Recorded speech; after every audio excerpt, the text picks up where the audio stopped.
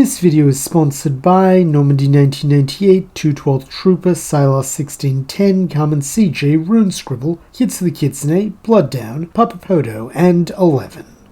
People are not born equal. This is a hard truth a subset of the population have been forced to accept ever since a bioluminescent baby was born in China several decades ago. Since then, more and more people have been popping up with extraordinary abilities, so that soon the extraordinary became the ordinary, and the ordinary became inferior. At present, roughly 80% of the population possess a power or quirk, and for the longest time, it was believed that only those with quirks could attain the world's most desirable and prestigious position, hero. However, that all changed 10 years ago when a new hero by the name of Batman appeared seemingly out of nowhere and began fighting crime despite apparently possessing no quirk. At first he was deemed a vigilante, and hunted as just another breed of criminal, though when this became deleterious to his work, Batman simply submitted to the American Hero Association and requested the opportunity to earn his license. At the time it was something of a minor scandal, though this is nothing to the media circus that erupted when, with seemingly no difficulty at all, Batman passed every test laid before him and became the first officially recognized quirkless hero. Since then, Batman has continued his crusade, not just in America but around the world, confronting villains of all kinds under the aegis of the World Heroes Association, and during this time has earned himself quite a reputation courtesy of his propensity to rely on fear as a weapon, as well as the fact that he is known for being rather ruthless with the villains he fights, stopping them by any means necessary short of killing them. Subsequently, he is a divisive figure to say the least, as some see him as a paragon of justice doing what's necessary to be a hero without a quirk, while others view him as a thug with an axe to grind against people more naturally blessed than himself, who use the title of hero as a shield for his actions. However, love him or hate him, one thing that cannot be denied is that he is successful, having risen to the rank of number 2 hero in America under only Star and Stripe herself, while also operating both a successful hero agency called Batman Incorporated, which is in the process of opening branches in every major city around the world, as well as a company known as Wayne Tech, which manufactures and sells hero gear, often designed by Batman himself, thriving off the fact that rather than needing to hide his identity, Batman's public persona Bruce Wayne can openly be the face of both. Naturally, this has made Bruce Wayne an obscenely wealthy man, though having little interest in self-indulgence, much of his money has been funneled into several philanthropic associations, such as a group who work in prisons to reduce recidivism and maximize rehabilitation among villains, as well as his personal pet project, the Barry Allen Memorial Scholarship, an international fund which helps foster the next generation of heroes, whether they have a quirk or not.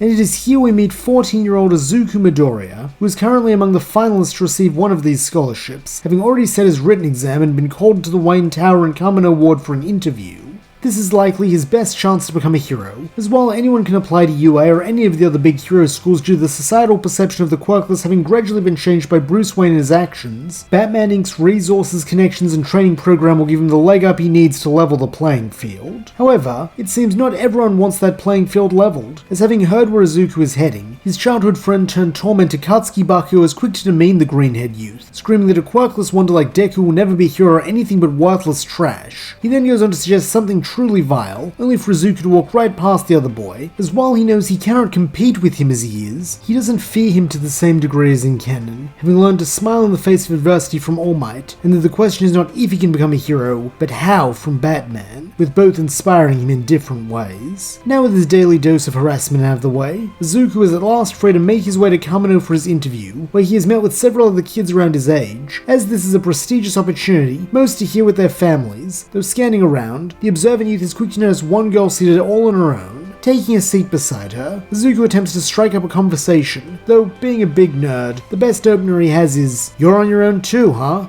While not exactly Shakespeare, it does the trick as the girl nods, saying neither of her parents can afford to take the time off work to come down here with her, while Izuku nods that his dad's overseas, so his mum's always busy with work and home stuff trying to manage on her own. This small moment of connection earns a smile from the girl as she introduces herself as Ochaco Uraraka, and in turn states that it's nice to meet him upon learning his name.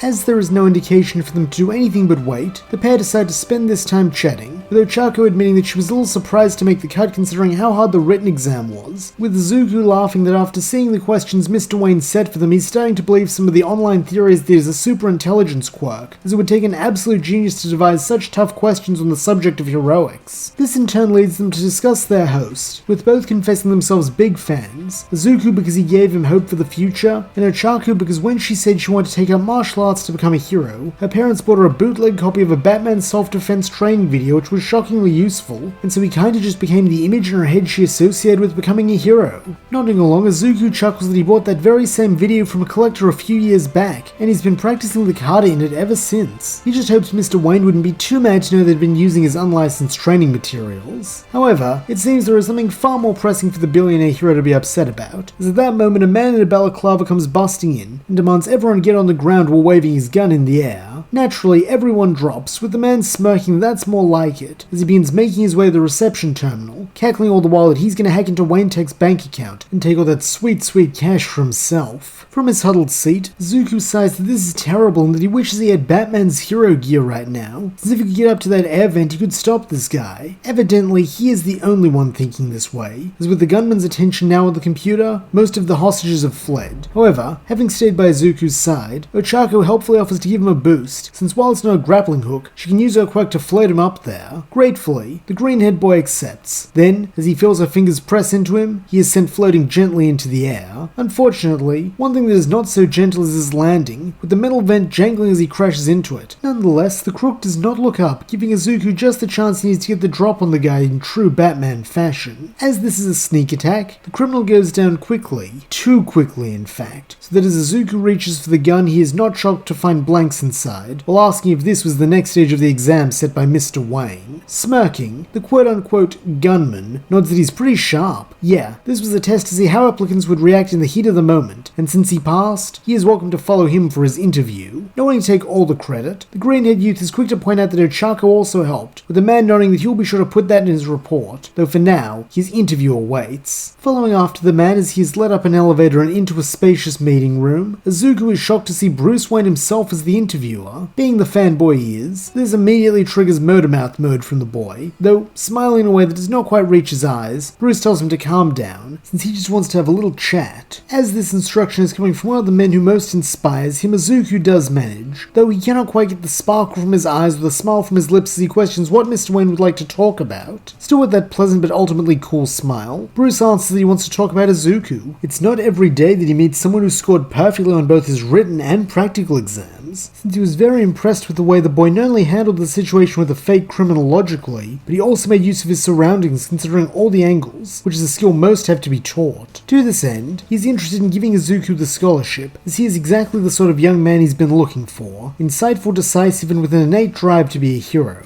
Unfortunately, perhaps Izuku was a little too insightful, as passing over the compliment, he instead questions what exactly Mr. Wayne has been looking for, as evidently he can't be to receive his scholarship, as dozens before him have filled that criteria. Now at last something seems to change in the man's eyes. Perhaps it is amusement, or genuine interest, as he replies that he's right. He is looking for a partner, someone he can entrust the mantle of Batman to, since try though he might, he cannot be everywhere, so his dream and the true function of Batman Incorporated as a multinational agency is to one day have a Batman in every country, dispensing justice and protecting those in need. Naturally, Izuku is left speechless by this, having never imagined Mr. Wayne's ambitions from ever stem beyond being a wealthy benefactor, though when the black-haired billionaire asks what he thinks, the boy nods so vigorously it is practically a series of bows. Noting that it's settled then, Bruce then begins explaining the benefits and responsibilities that come with such an arrangement. Should he agree to become the first in his new line of regional Batmen, he will be provided with personal instruction, a hero suit equipped with hero gear, and any other Wayne Tech or Batman Inc. resources he may require. In exchange, he will be required to conduct all hero business under the company banner, meaning should he gain entrance to the hero school of his choice, his internship and work study will be conducted here, as well as sidekicking after graduation, and most importantly, he will be required to take the hero name Batman.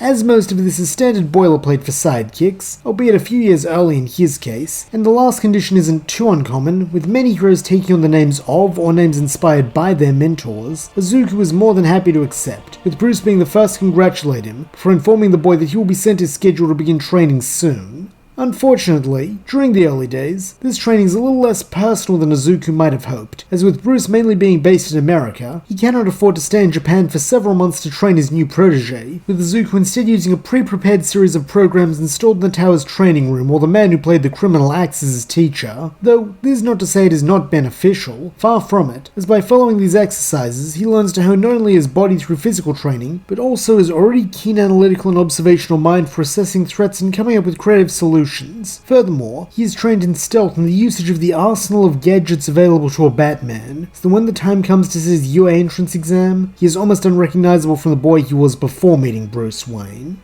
As a recipient of the scholarship, he is entered in the recommendation exams alongside a boy with red and white hair, a young woman with wild black hair, and Ochaco, who it turns out got a scholarship for assisting in the fake heist. Like in canon, the applicants all set their written test, but after the brain twister of a test Bruce set for his applicants, this is practically child's play, though the challenge comes when the race begins, as while in a simple sprint Izuku would have no trouble having trained his body for much more laborious tasks, the obstacle course aspect makes it somewhat challenging, especially since he has none of his hero gear, as Batman Inc. had not requested special dispensation, likely to see if he could make it in the big leagues without all his fancy toys. While Bruce had not said anything about his offer being revoked if he would have failed to get into UA, Izuku does not want to chance it, nor does he want to let down the man who is giving him this opportunity, so when the starter pistol sounds, he takes off at top speed. Here the results of his training pay off, as in the initial stretch he is able to gain a decent lead, though unfortunately it is not sustainable, as when the others start using their quirks, two of the other applicants pull ahead, the boy with two-toned hair who glides on ice, and a big unit riding the wind. As a result, Izuku ends his heat in third place, a respectable showing all things considered, but not all he had hoped for either. However, due to his perfect score on the written exam, bronze is more than enough to earn him a place in UA's hero course, though unlike in canon, instead of receiving his letter from All Might, he is called to Wayne Tower, where Bruce personally congratulates him while unveiling his very own hero suit. It is a sleek black design with the iconic horned mask and silver bat symbol of Batman, though with one minor augmentation to separate his suit from his benefactor's, a respirator in the shape of a grin which serves as a homage to All Might that Bruce was more than happy to include, having great respect for the symbol of peace, as he reminds him of someone he once knew.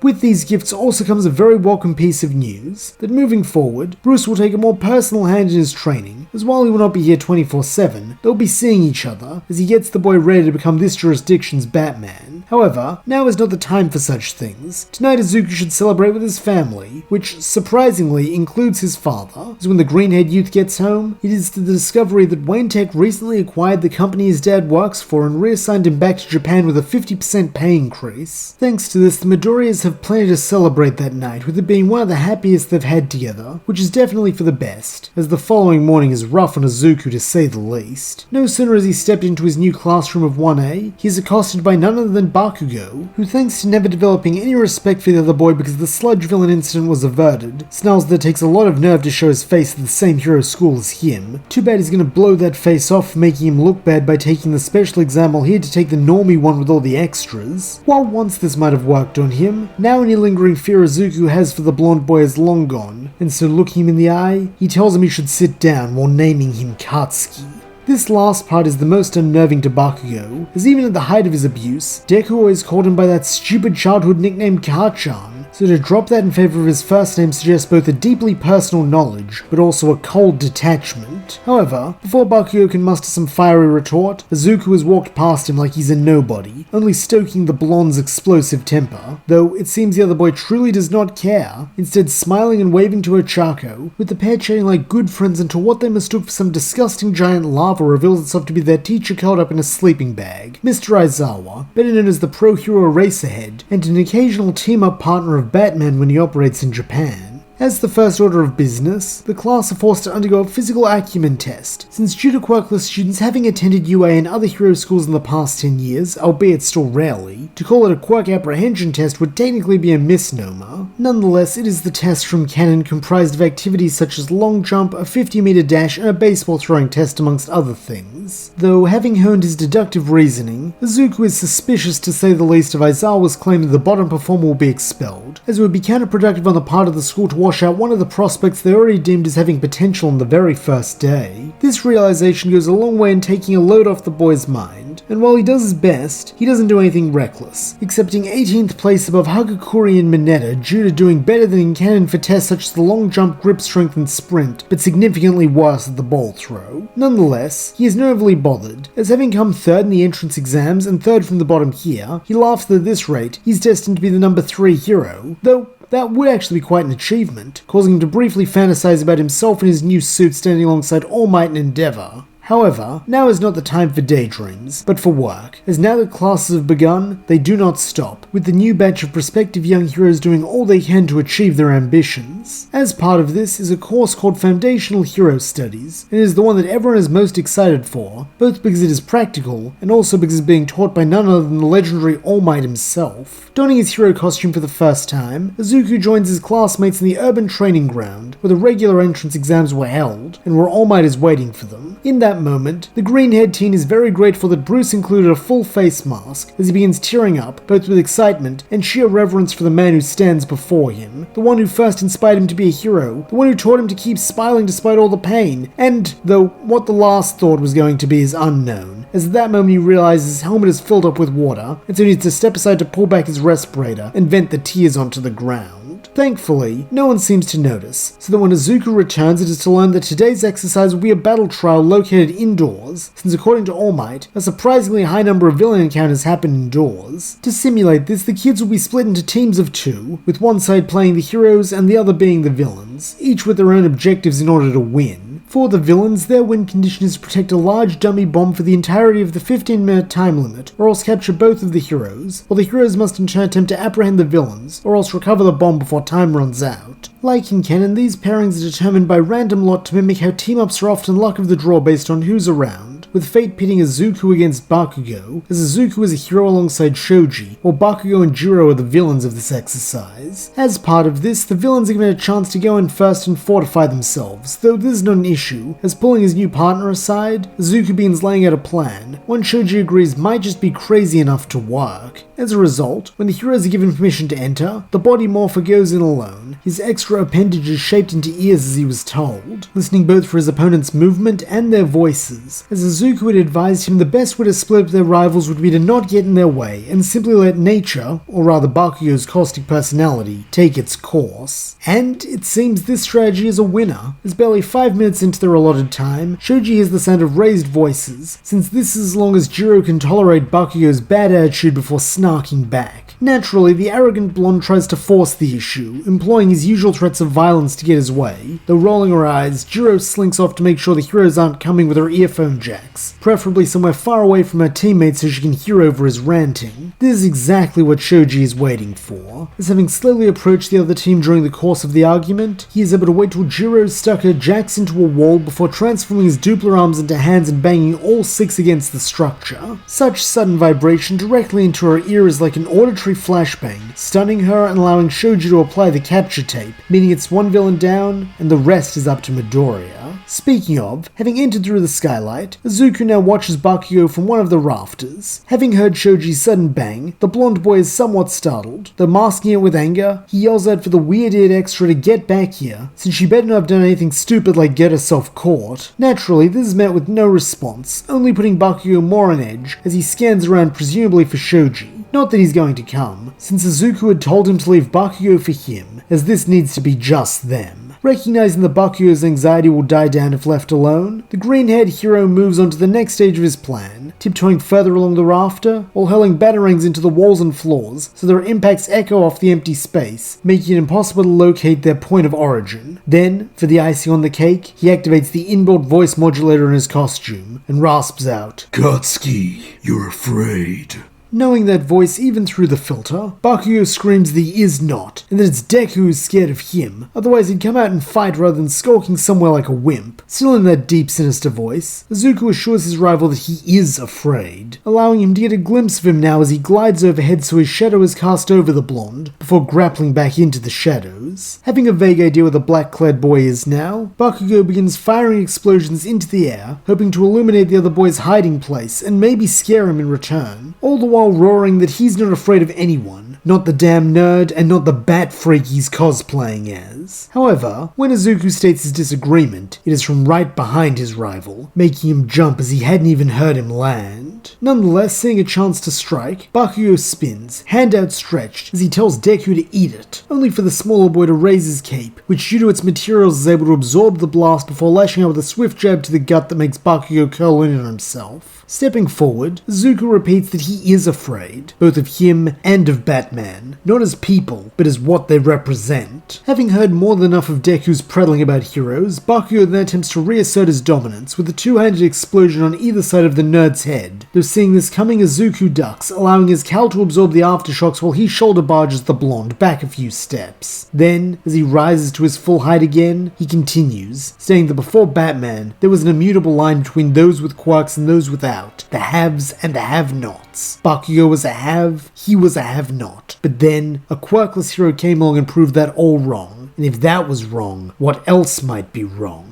At these words, Bakugo screams for his rival to shut up, firing another explosion that Izuku uses, this time retreating as the sudden flash will temporarily impede the blonde's night vision, before appearing behind him again and continuing his little speech. If the absolute value of a quirk could be wrong, then maybe the same people could be wrong when they said Bakugo and his quirk was special, superior. But if he's not special, if he's not the best, then what is he? Just another of those so-called extras he treats with such disdain. And that idea terrifies him, doesn't it? By now, Bakugo is in a frenzy beyond words, simply bellowing as he spins to lunge at Izuku again. Though, it seems the boy in black is done, as pulling out the capture tape, he sidesteps the attack and binds the blonde, causing him to crash to the ground. While looking down at him, Izuku reasserts that yes, he is afraid. However, he doesn't have to be. These words are said not through the modulated voice of Batman, but Izuku's own. As lowering his respirator and pulling off his cowl, the green-haired youth adds that other people's gain is not his loss, and that in fact if they work together, they can all make each other better, just like maybe he can help Bakugo get over some of the stuff that's going on in his head, which is clearly hurting him too, and they can be friends again like when they were kids. Kachan and Deku, remember?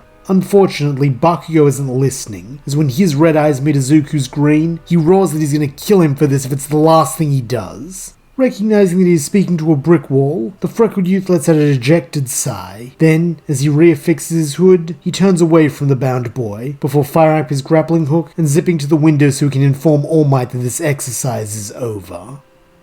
We pick back up with Izuku, Midoriya and his classmates not long after the battle trial. After the explosive finish of his and Bakugo's showdown, none had been quite as memorable, though now they are locked in a new competition, that of an election for their class rep. Like in canon, Izuku is the popular choice due to his work ethic and kind nature, though unlike canon, here he has the self-confidence to accept, with Momo serving as vice rep. This painless process frees the students up to prepare for their next Hero Studies class, this time a session on rescues at the USJ, Unforeseen Simulation Joint, which has all the kids excited. Like the battle trial, they all get kitted out in their hero costumes, with Izuku actually being able to do so in this timeline due to his not being destroyed in said trial, before boarding the bus which ferries them to the USJ. Here they are met by the space hero 13, though it seems All Might will not be joining them until later, which 13 explains to Aizawa is because he is close to his limit. While no one is quite sure what to make of this, both Izuku and Bakugo as All Might fanboys tuck this piece of information away, before listening up as 13 explains the students will be practicing in different biomes of the USJ to simulate different types of rescue, though this is all she gets to say, as at that moment a misty black portal opens up and a group of uninvited guests step through. Angrily, Aizawa demands to know who these people think they are, while 13 muses on the more troubling fact that they must have disabled the intruder alarms to get in here undetected like they have. This poses a very serious problem, as it means they must have knowledge of the school, though this is only half as shocking as the group's declaration that they are the League of Villains, and they are here to kill All Might. Though, since he's not here, they'll start with these kids, and maybe their death shrieks will get him to come quicker. Recognizing the danger they are all now in, Aizawa declares his intent to fight off the intruders while 13 gets the students to safety. In a tone of worry for his teacher, Izuku protests that he can't take on a group like this, since his style is all about stealth and carefully picking off enemies, though giving something like a confident smirk, the hero Eraserhead replies that Batman would be disappointed to hear Midoriya say this, and that no pro worth their salt is a one-trick pony, so the green-haired youth and the other kids should just focus on getting to safety, and leave the villains to him. Unfortunately, this may be easier said than done, as when Aizawa descends to begin fighting the horde of goons, Kurogiri, the villain responsible for the Misty Portal, appears by the entrance and begins pulling students into the void, splitting them up and sending them to the various biomes where more of his cohorts are waiting. Thankfully, due to having learned from Batman to hang back and assess the situation, Izuku is not one of them, being among the small group near 13 who managed to remain in the atrium. Seeing that escape isn't possible for all of them now, the space hero changes plans, instructing Ida to use his super speed to go fetch All Might and the other teachers, since if ever they need their heroes, it's now. Due to not being class rep, Ida does not protest, as in his mind his highest responsibility is to obey his teachers. Unfortunately, Kurogiri does still attempt to stop him by releasing more of that teleporting mist, though spotting the source of this is the strange man's body, Izuku has a bright idea. A blindingly bright idea, in fact, as he yells for Ida to close his eyes before deploying a flashbang. As he had hoped, this catches the villain off guard and allows his classmate to escape to safety, though now the question is what to do next, as he has no intention of sitting back and being a hostage, just like he refused to be one at the scholarship exam. Also, side note here, I do need to make one small retcon from part 1, as after making the video I realized it should be the Wally West Memorial Scholarship, so I'll be addressing it as such moving forward. Returning to the story, Izuku begins scanning around for the best way he can help, quite literally in this case, as using the lenses built into his batsuit, he's able to get a decent view of the whole facility. From the looks of things, his classmates are handling their own villains rather well, with it seeming the real threats are the shaggy guy with pale blue hair who declared his intent to kill All Might, likely making him the ringleader, and a big bird-faced monster with an exposed brain, who looks to be the muscle of the team. Figuring he can probably take out the big brute with a sneak attack in true Batman fashion, freeing Aizawa up to handle the boss, Izuku grapples up to a higher vantage point. Then, as he did against Bakugo, he descends, allowing his shadow to fall menacingly over his opponent. Then, before it can respond, he drops a two-footed kick down onto its head with all his might. In response, the creature does nothing, not even blinking, as with a sneer, the blue-haired leader states that what he just kicked is called a Nomu, an artificial creature with multiple quirks, one of which is shock absorption, meaning all the little kicks in the world won't do jack squat. This revelation comes as something of a shock to Izuku, having never imagined such a creature could exist. Though thinking smart, he draws 2 batarangs and hurls them, one at each of the villains, hoping this will buy him time to grapple away and make a new plan. Unfortunately, it does not, as reaching out, the leader need only touch the batarang thrown at him to turn it to dust, while the Nomu just allows the second projectile to pierce its chest, evidently unafraid of a little scratch. Or maybe anything else, since it doesn't seem to have a mind of its own with which to fear. Instead, it simply follows its boss's orders to prevent the Bat Brat from escaping, as when the boy fires his grappling gun, the abomination wraps a hand around his leg, stopping him in place with its super strength. However, this is not all it does, as between the crushing force of its grip and the sudden jerking stop, Izuku lets out a scream of pain, as his leg is snapped in 2 places. Understandably, this pain is enough to force the boy to release his grip on the grappler, falling back to the ground with a Nomu looms over him, though, thankfully before it can go in for the kill, Aizawa's capture scarf wraps around it, pulling the monster away from the man's student. Though this does come at the cost of bringing Aizawa into the Nomu's range, as still being under orders to kill, the scientific abomination attempts to carry this out on the teacher, beating him bloody with the only thing that saves him from a premature grave being the earlier arrival of All Might. Grinning evilly, the leader instructs his Nomu to forget Eraser and kill the symbol, though this may be easier said than done, as leaping into action with the declaration that he is here, All Might begins laying into the monster. As expected, the hero's punches are ineffective due to the beast shock absorption quirk, though they are not the only thing All Might has at his disposal, as spotting the batarang still lodged in the Nomu's chest which has managed to break the skin while his punches cannot, the number 1 hero changes tack, pulling out the projectile and wrapping his fists around it like a brass knuckle, as the bladed tail and bottom of the wings poke out between his fingers. Suddenly, All Might's hits start doing damage, as each one leaves several stab wounds in its place, and while Nomu's second quirk, Super Regeneration, is able to heal them, this requires energy, meaning each hit does a little more damage than the last. Recognizing this, and there is still a way to save everyone, All Might smiles for the first time since arriving, a sight so inspiring that for a moment Izuku forgets his pain, instead cheering on the symbol of peace he lays into Nomu again and again, faster and faster like a jackhammer until finally his fist bursts through the other side, before opening to drop the worn down and broken fragments of the batarang. At once, those among the villains still active understand the true power of their enemy, with this being truest for Kurogiri, who, remembering his master's orders, deploys another warp gate, commanding the League, and especially their leader Tomura Shigaraki, to retreat. Knowing better than to stay around and fight All Might after he's just punched a hole through their Nomu, the villains flee, though as they do, the blue-haired boss assures the symbol of peace that he can see how much he's slowed down, so next time they meet, he's dead. Naturally, such a chilling declaration has everyone in earshot rattled, and as the other teachers begin filing in to check on the students or else capture the Nomu who is already regenerating from what should have been a death blow, All Might approaches the still down Izuku with a smile, stating that he's grateful for his assistance. Stammering a little at the idea that he in some way helped one of his heroes, the green-haired boy protests that he just got in the way, and that All Might saved them. But shaking his head, the symbol of peace retorts that he couldn't have done it without that batarang showing him Nomu's weakness, so he's grateful to young Midoriya, and to his mentor. For the rest of the day, these words stay with Izuku, leaving him with a warm glow inside, though that might be the endorphins trying to compensate for his broken leg. However, in truth, the pain of that wound is far less than the burning shame he feels for his arrogance and foolishness at thinking he could confront the Nomu and Shigaraki on his own. While he may have Batman's tech and know many of his moves, he is still inexperienced and will need to be mindful of his own abilities moving forward. Thankfully, there is no lasting injury, with Recovery Girl fixing him right up, which is good since next on the agenda is the UA Sports Festival, a national event in which young heroes in training show what they're capable of and introduce themselves to the world. While Izuku does not need this quite as much since the main function is to secure the attention of heroes to work under one day, which he already has, he does still use the next 2 weeks to train, being able to do so under Bruce directly now, since he's already in Japan to watch the festival. Wanting to make the most of this, the youth uses their time together not only to train physically, but to broaden his mind, debriefing with his mentor about the USJ incident and how he could have handled that better, as well as discussing the repeated recent mentions of All Might's diminished capacity and what that might mean. While Bruce isn't exactly warm in his demeanor, he does welcome his students' attempts to better himself, and so does not lambast him too much for his inactions, since he, Bruce, has certainly made his share of mistakes and needed to be taught patently obvious lessons the hard way. And as for All Might's condition, he doesn't say much at all, though Izuku is smart enough to see that the man knows more than he is letting on, with this likely being yet another test of his reasoning and problem solving.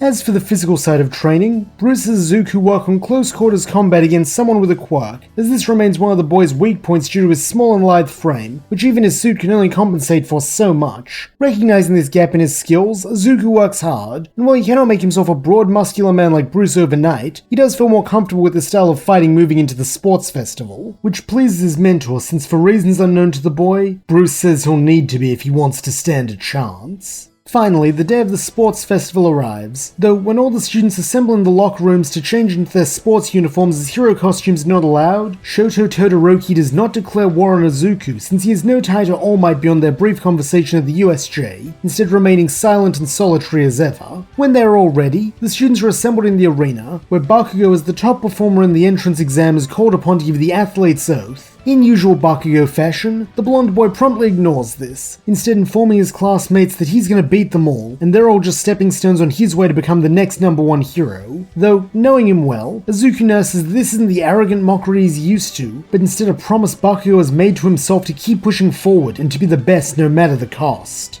With this out of the way, the first event begins, and it is the obstacle race, in which students will have to sprint along a 4-kilometer obstacle course. Like in canon, Todoroki takes an early lead, as by using his ice powers he's able to glide at high speeds while also taking care of several of the giant robots who are their first obstacle. Refusing to be bested, Bakugo takes second position, flying over the bots' heads with his explosion, while Izuku, who got special dispensation to use his utility belt and some gadgets, is able to grapple onto the head of the biggest one alongside Tokiyami and Sero, from which he can then grapple down, giving him a spot in the top 5 as they pass the first obstacle. Likewise, his grappling gun serves him incredibly well for the second challenge known as the Fall, in which students must cross a large canyon with a narrow tightrope, since he can just grapple across at its speed. Evidently, he is not the only one with this plan, as a young woman with pink hair does the same, firing a grappling hook from her stomach and whizzing across, all the while complimenting Izuku's cute mini baby, whatever that means. Nonetheless, one thing the boy does know the meaning of is the fact that he's still in the top 10 moving into the home stretch in the final obstacle.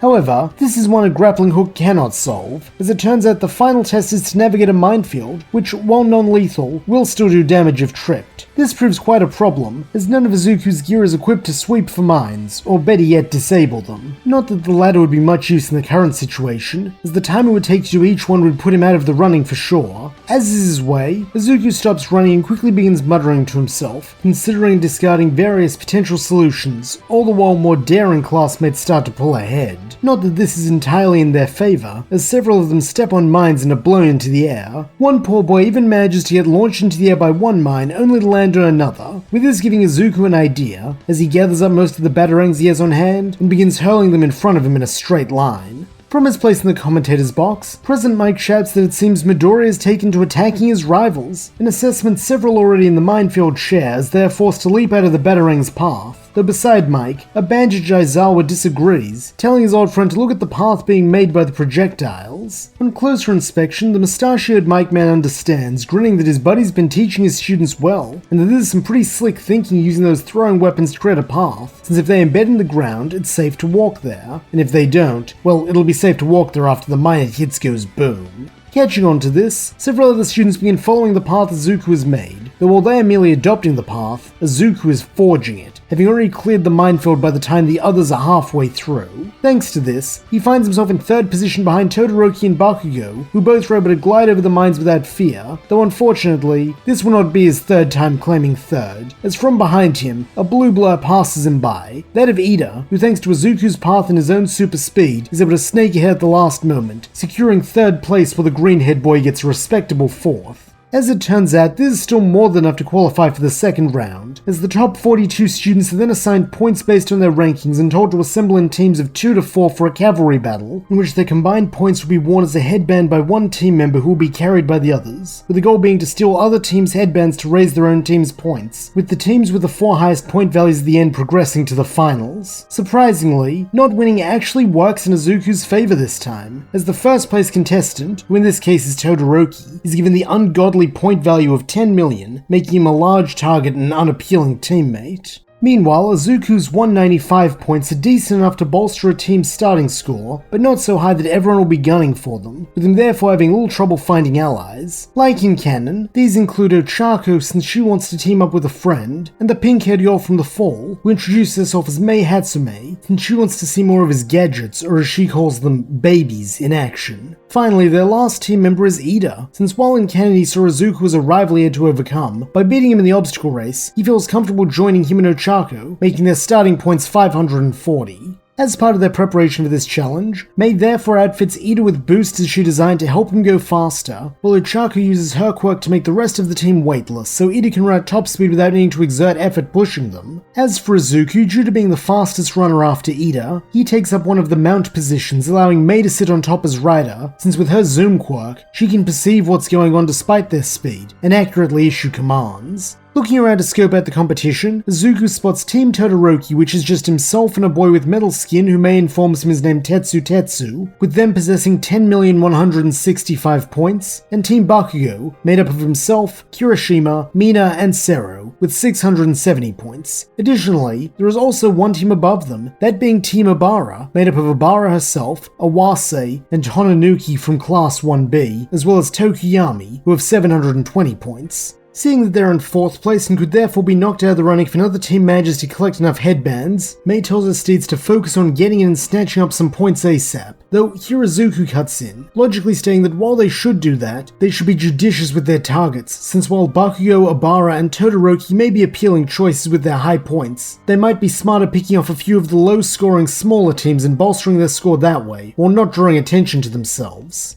Liking the sound of that since the only attention she wants is from the spectators and she can get that in the finals, Mei has her team take off at Ida's top speed, with this allowing them to quickly pass by Team Pony and Team Rin, while casually swiping their headbands barely a minute after the event is called to begin. Naturally, this incenses the two teams who attempt to give chase, though this is where Ochaco comes in, as on her call, she, Izuku, and Ida all jump in unison, propelling them into the air where they float comfortably, since now with 735 points they have been rocketed up to 2nd place, meaning if they want they can simply hang here till time runs out while being safely out of their rivals' reach. Or at least that would be the case if not for Bakugo, as well up until this point he has been focused on Todoroki as the only one who might actually be his equal. At the sight of Deku literally holding his higher position over him, he changes targets, blasting upwards and taking a swipe at the green-haired nerd for daring to make him look bad by both beating him in the battle trial and competing against him here like they're somehow in the same league. Unfortunately for Izuku, this sneak attack is successful, and without a bat suit to shield him he takes the full force of the explosion and is sent crashing back to the ground. Meanwhile, before Bakugo can attack again, he is grabbed and restrained by his teammates, who remind him that maliciously attacking another competitor is grounds for disqualification, and they don't want their chances to impress the pros to be thrown away because the damn hothead's trying to settle a childhood grudge. However, in contrast, it seems Mei does want that, as directing Ochaco and Ida to land and regroup with Izuku, she tells the three horses to stay in the blonde's line of sight, since when he goes for the green-haired boy again, he can use his grappling hook to snatch the band right off his head. Not to mention, if they're really lucky, the splody jerk will get his team DQ'd for that, so there'll be no one to come after them for vengeance. Figuring this will probably work, Izuku reluctantly agrees to be bait, with it not taking long at all for Bakugo to break free of his team and go on the attack once again. However, here is where the plan goes wrong, as when Izuku fires his grappler at Bakugo's head, the other boy demonstrates his incredible reflexes grabbing the hook in midair and blowing it up, thus stripping Izuku of one of his main tools.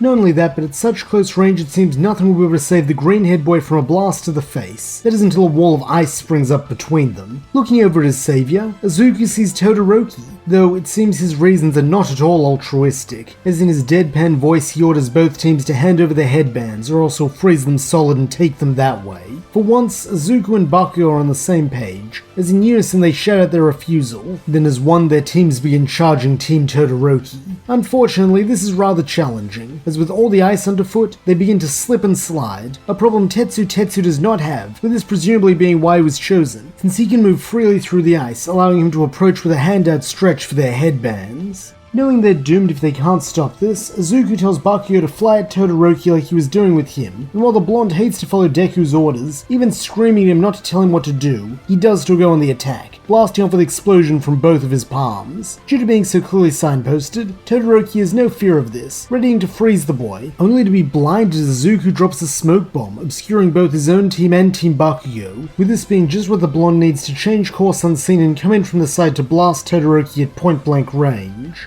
As expected, this blows Todoroki and Tetsu back, forcing them to retreat, while Bakugo bellows for them not to bother running, since when the smoke clears, he's gonna find them and beat the crap out of them. Overhearing this, Mei suggests that they could try to take Bakugo's band while he's lost in the smoke, though Izuku counsels against it, since while Bakugo can be a jerk sometimes, they couldn't have beaten Todoroki without him, so it'd be pretty unheroic to pull a double cross now. Conceding this, Mei has the others cut a retreat as well, though they don't have to run for long, as soon the timer sounds ending the cavalry battle and revealing the winning teams. Unsurprisingly, at the top is Team Todoroki, with 10,860 points, as it seems they'd already jumped a few teams such as Team Shinzo and Team Hagakure and taken their bands before coming across Izuku and Bakugo's. Next up is Team Obari, with 1,140 points, since they used Iwase's ward to ensure their band couldn't be taken from Ibara's head. Then, when Team Mineta tried to take theirs, they stole the Grape Boy's headband instead, much to Obara's regret, as it was a deceitful, wicked tactic. Though she supposes it was somewhat justified considering what a sinful young man their victim is. Following this in third place is Team Hatsume, with 735 points. And finally, Team Bakugo are the last team to be admitted to the finals, still having their starting number of 670, since Bakugo's focus on his grudges prevented them from acquiring any new points.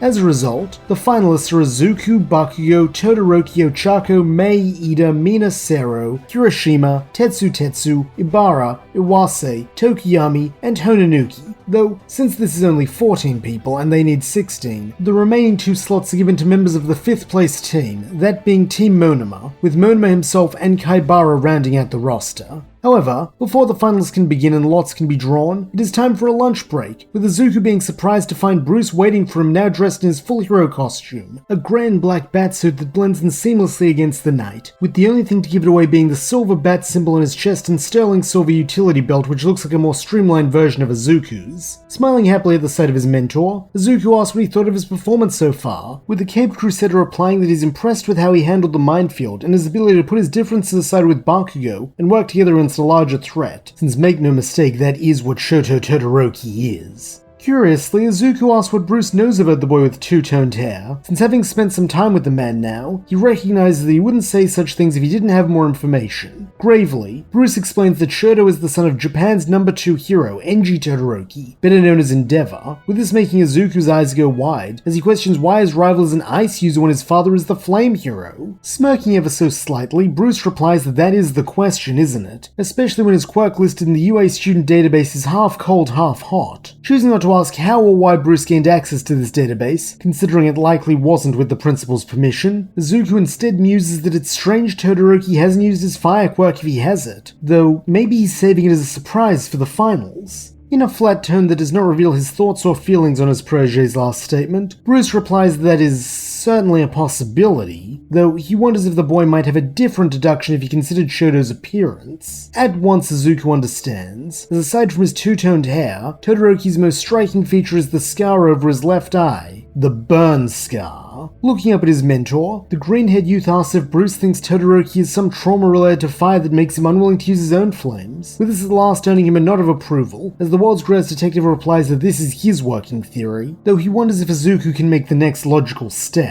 Sighing, the young hero replies that he can, since it doesn't take a Bruce Wayne-level intellect to spot the correlation between the burned boy with the aversion to fire and the father whose quirk is Hellflame. Nodding gravely, Bruce sighs that parents can be a powerful motivator both for good and for bad, since the worst mistake he ever made was a misguided attempt to ensure that no child ever had to lose their parents as he lost his. This declaration comes as something of a shock to Izuku, as his family has always been a subject Bruce has avoided discussing both publicly and privately, with there even being some question if Bruce Wayne is a pseudonym, considering there are no records of such a person existing before the appearance of Batman. However, now is not the time to pry into such personal matters, since there is something more pressing to discuss, as he queries what their theory means for the finals, with Bruce remarking that he can't imagine it'll be anything good for him or for Bakugo, since that stunt they pulled at the end of the Cavalry battle where they drove heat, light, and smoke into Shoto's face will have likely resurfaced some old feelings, and if the boy is anything like his father, his response will be as brutal as it is effective, so Izuku should watch himself out there.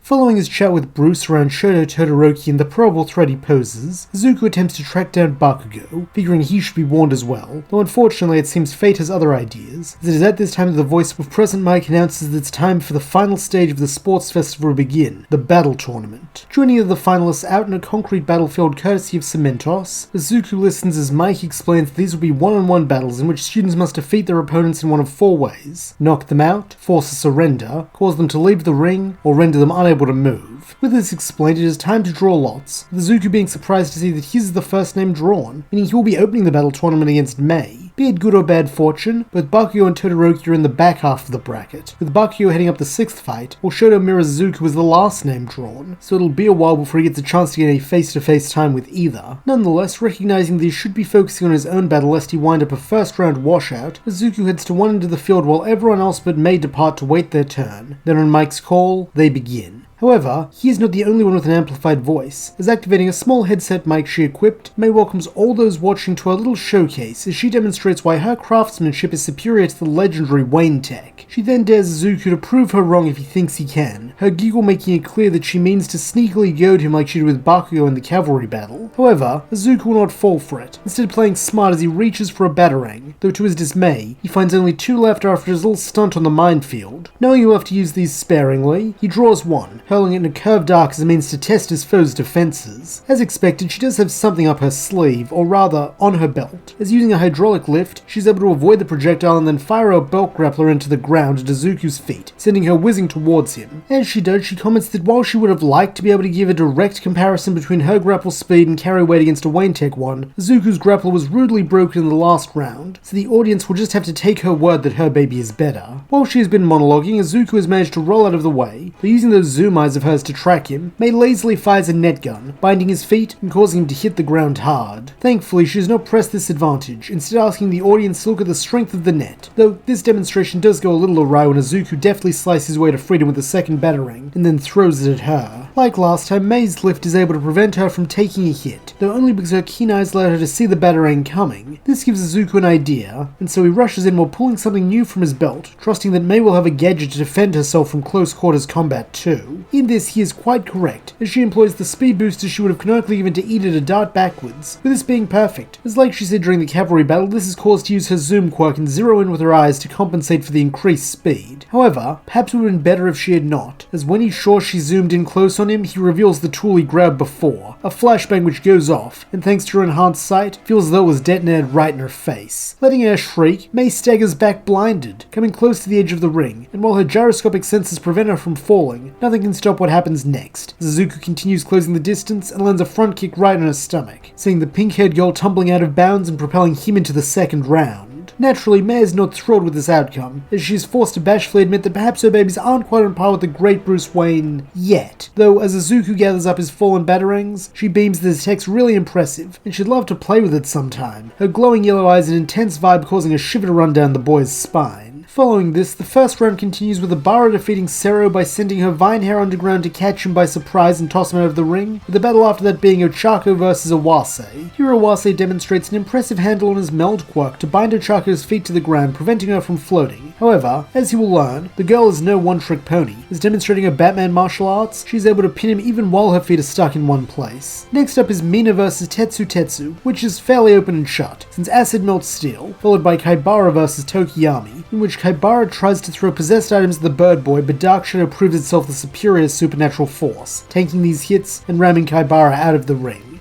Now at last comes Bakugo's fight, and it is similarly brief, as when Hononuki tries to soften the ground to trap his foe, Bakugo simply flies over it, and blasts him point blank for a ruthless KO that reminds everyone why he is one of the top dogs in terms of power. Sadly, the next match between 1A and 1B students does not go so well, as when Monoma offers Kirishima what appears to be a manly handshake, the red-haired boy accepts, only for the blonde to immediately harden his own hand and gutshot Kirishima, sending him flying into the barrier and out of bounds. Then there is the final match, Ida versus Todoroki. And while Izuku readies himself, preparing to make mental notes of what power Shadow has been holding back, he does not get much of a chance, as when Ida runs at him, Todoroki simply makes an ice slick, causing the speedster to slip and tumble off the ring for a rather ignoble end to his sports festival run and the first round. And so the second round begins, this time pitting Izuku against Class 1B's Abara, whose plant hair already eliminated one unwary foe right off the bat. Refusing to be the second casualty of this tactic, Izuku waits until Abara burrows her hair underground, at which point he lets off a smoke bomb, obscuring his position and stepping back, as he figures that Abara will assume he's using cover to close in an attacker like he did May.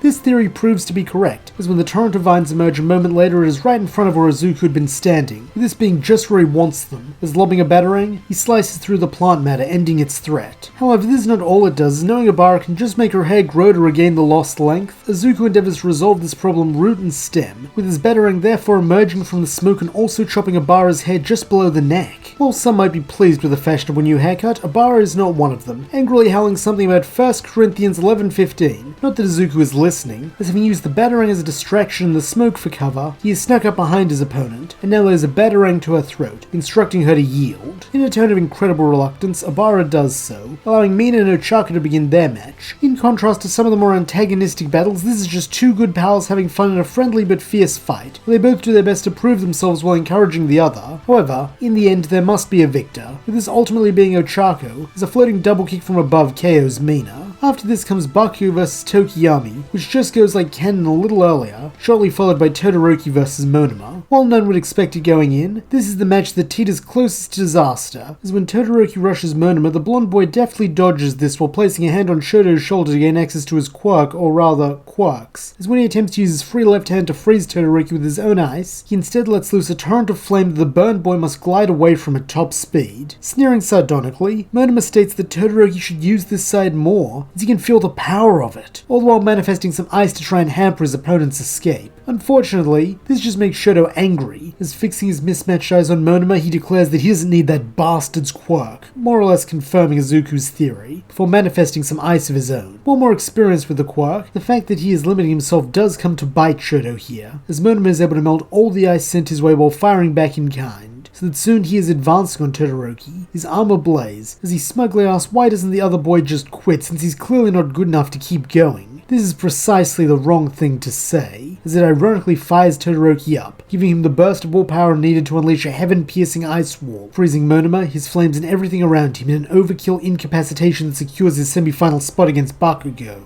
As for Izuku, his semi's opponent is none other than Ochaco, with the two friends smiling at each other as they are called to face off. Curiously, Ochaco asks if Izuku would be open to the idea of using this fight to showcase their Batman martial arts, making the boy laugh as he remembers their first meeting and nods. Tossing aside his utility belt for the time being, the green-haired youth takes his stance, and as the call is given to start, the duo rush one another. Figuring the first step is to assess his opponent's abilities, Izuku starts proceedings off with a hook kick. Though demonstrating that she's no slouch, Ochaco uses her arm to block this before stepping in for a body blow that capitalizes on his more unstable footing, and then a second to knock him prone. However, this is not enough to keep the Dark Knight in training down, as rolling backwards, he pushes up with his feet into a standing position, then rapidly closes the distance for a flurry of blows. While Ochaco is able to block some of these, she cannot stop them all, and for each hit that connects she grows a little more punch-drunk and sore, weakening her guard and allowing more to get in. As a result, it seems that she will soon be knocked out or pushed back over the edge, though this latter point is in fact a feint, as when Izuku comes in for what is meant to be a finishing blow, Ochaco pivots, locking one arm around his wrist and the other under his arm as she attempts to throw him out of bounds instead. Thankfully, Izuku is not out of tricks, as rather than fighting the throw, he allows himself to be lifted, only to stomp both feet into one of Ochaco's knees, causing it to buckle and forcing her to drop him. As they go down, the freckled boy asks if his friend is alright, though smiling confidently, the brunette nods that this is exactly what she wanted. Then, before he can recover, Ochaco pounces, going for a pin.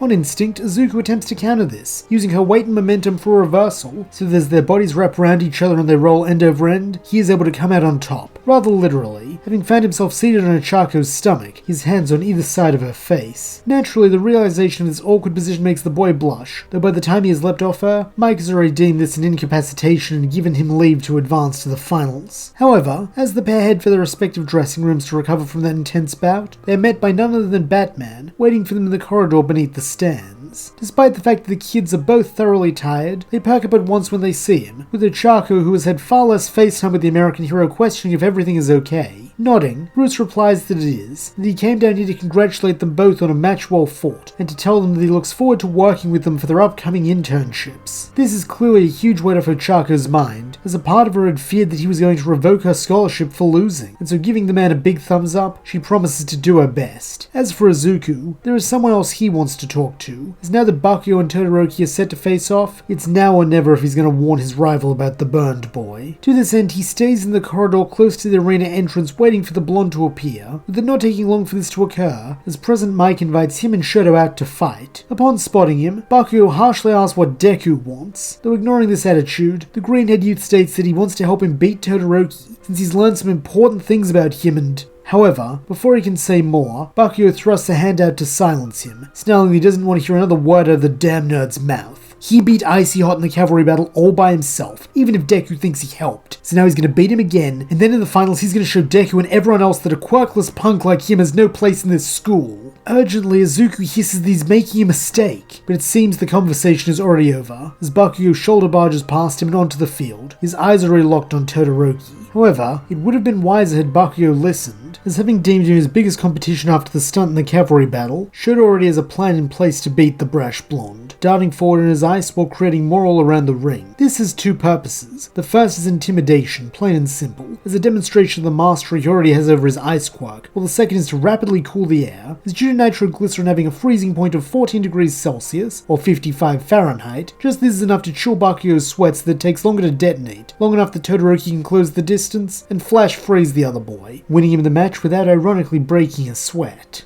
From the sidelines, Izuku grimaces, as it is plain to see that between the ending of the Cavalry battle and Monoma's stunt with his fire quirk, Shoto is riled up and has stopped pulling his punches, not that he was pulling them all that much beforehand. Nonetheless, when called, the green-haired boy joins his scarred rival on the pitch, where he attempts to give him a similar pep talk as in canon, about giving it his all and accepting the fire side of his quirk as his own rather than his father's. While Shoto is somewhat shocked, having never spoken to the other boy about Endeavor, and how he was raised as a weapon against All Might, this is a double-edged sword, as without Izuku's own clear ties to the symbol of peace, he has no reason to believe the green-haired boy can understand him, nor does he care about what he's saying, and so simply attempts to freeze him with a jet of ice. Having seen this coming, Izuku is able to dive out of the way, though unfortunately by gliding on his ice, Shoto is faster, closing the distance between him and his foe, and blasting him point blank. In an instant, Izuku is frozen solid like Bakugo and Monoma were, with it seeming this is another open and shut immobilization. That is until a flash of light erupts from inside the ice, sending shrapnel raining everywhere while an injured Izuku hobbles forward. Looking stunned, Todoroki demands to know how this is possible, to which Izuku answers that he knew Shoto was going to try and get in close and freeze him when long range didn't work, and he also knew he wouldn't be able to outrun him, so instead he used that split second to pull the pins of as many of his flashbangs as he could, trusting that concussive force and the chain reaction of them all going off in close range would be enough to break the ice. Still bewildered, Shoto next asks why, since he was the only one who took damage from that move, and he used up all his resources, meaning he could only do it once. Though smiling weakly as he moves close towards his rival, Izuku retorts that he only needed to do it once to prove that sometimes his ice isn't enough. Then, with that said, he passes out, ending their match, and with it the sports festival.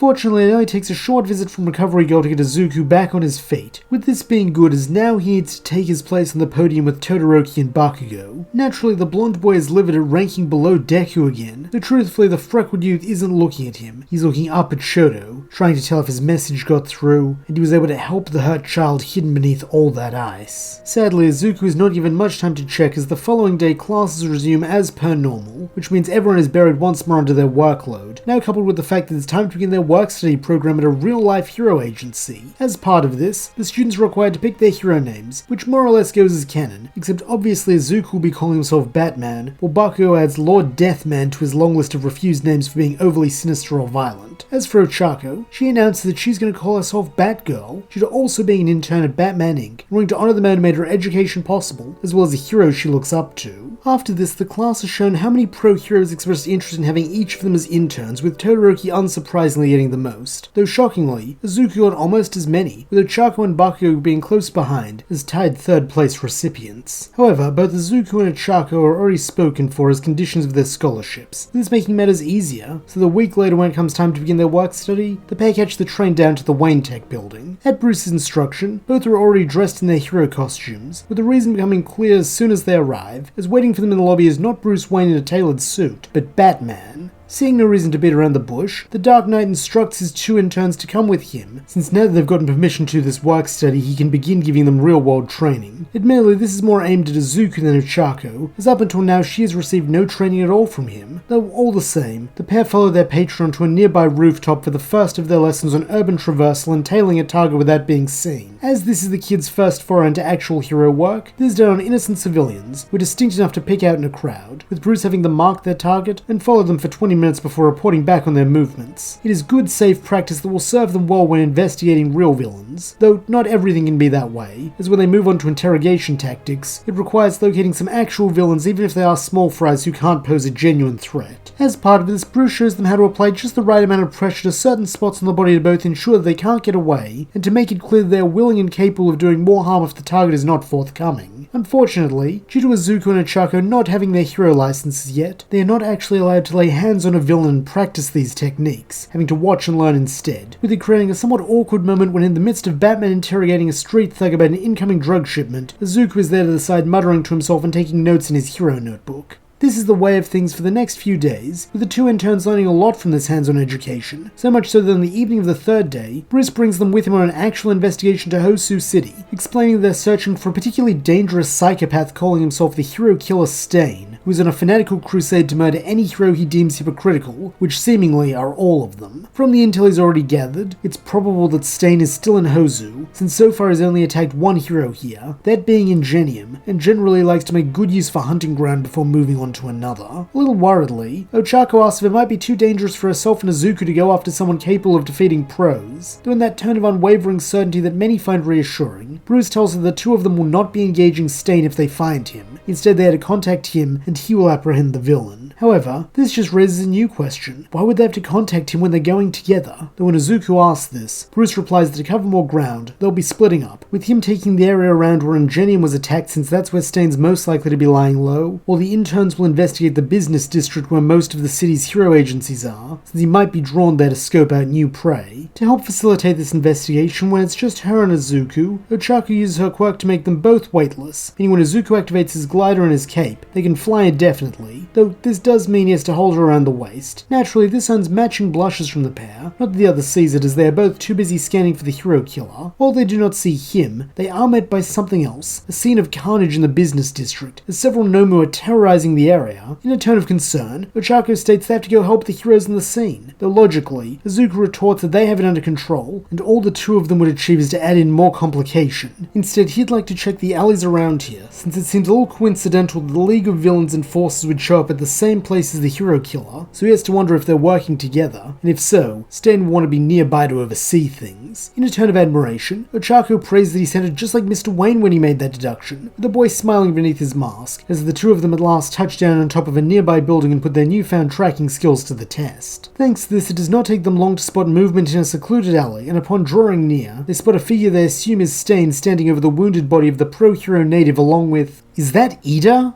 Activating his helmet's inbuilt comm, Izuku quickly contacts Bruce, relaying where they are and that they have the hero killer in their sights. Proudly, the Caped Crusader tells them to stay where they are and wait for his arrival, though this may come too late, as it seems that Stain has decided to kill Ida. Briefly, the pair discuss what it means to be a hero and the path of vengeance Ida has been on ever since the hero killer crippled his brother, though this is just delaying the inevitable, as after proclaiming that Ida will be a necessary casualty on the road to a better world, Stain draws a blade and prepares to strike. However, just before the steel can pierce Ida's back, a batarang whooshes out of the darkness, colliding with the blade and sending it off course. Looking around for the interloper, Stain demands to know who goes there, but the only answer he receives is a pair of glowing white eyes that emerge from the darkness. Recognizing his classmate's costume, Ida attempts to tell Izuku to leave, since this is his fight, though in that deep modulated voice that adds a sinister tone to his words, Izuku replies that as All Might always says, giving help even when not asked is the essence of a true hero. He then charges at Stain, figuring that since he has a long blade, the best course of action is to get in close and neutralize that advantage, a tactic the villain recognizes and even praises, though this does not mean he will spare the Bat Brat as he swings for his neck. However, as Stain will learn, taking away his advantage is not the only reason Izuku has gotten up close and personal, as this is where his fighting style thrives, with him raising a gauntlet to catch the sword in one of its side blades, before bringing the other in for a punch that would have broken the hero killer's nose if he still had it. Following up on this, Izuku next steps in for a body blow which Stain has to block with the flat of his blade, with the same being true of the elbow to the jaw the boy attempts to chain off this, and while both these hits are ultimately unsuccessful, the hero killer recognizes that he has been forced on the defensive, something that rarely happens against the usual false heroes. Once again, this leaves Stain feeling at least somewhat impressed, though since this kid is standing in the way of his righteous justice, he still has to die, a fate the villain attempts to bestow with one of his little throwing knives aimed at Izuku's femoral artery, only to be met by disappointment when he cannot cut all the way through the material of his batsuit in a single slice. For this dirty trick, Stain is rewarded with a powerful front kick that sends him toppling into the alley wall,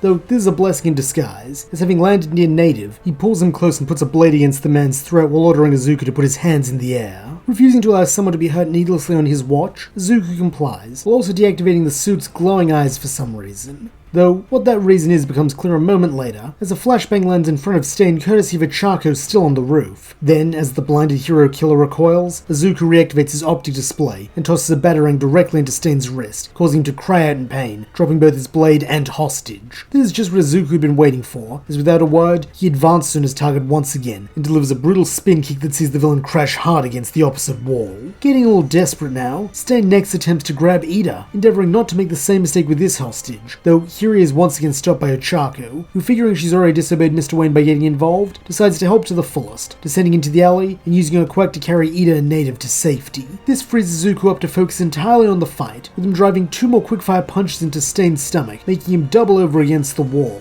Figuring the man is beaten, Izuku steps forth to capture him, only to be met by a sudden impact as half of his optical display goes out, revealing that Stain had attempted to stab him in the eye, hoping this might be a weak point in the suit. Unfortunately for the hero killer, Izuku's batsuit has no weak points, a fact he makes clear as he slams his face into Stain's for a painful headbutt that puts him on the ground. In his raspy voice, the villainous vigilante asks just who is this kid, and glaring down at him through his one glowing eye, Izuku replies, "I am vengeance, I am the night, I am Batman." From behind him, a new voice then grunts in dry amusement, and recognizing his mentor even from this minute sound, Izuku informs him that the hero killer has been neutralized. In a flat tone, Bruce replies that he can see that, before adding that a couple of pros are on the way, so they can take Stain into custody from there. To his credit, even in the face of 2 Batmen and the prospect of a very long incarceration, Stain does not plead or try to flee, instead simply looking Bruce squarely in the eye and stating in no uncertain terms that he is a hypocrite. For one sometimes called the symbol of vengeance, he only exacts vengeance on those society has deemed villains, where if he were a true hero, he'd apply his wrath equally between friend and foe.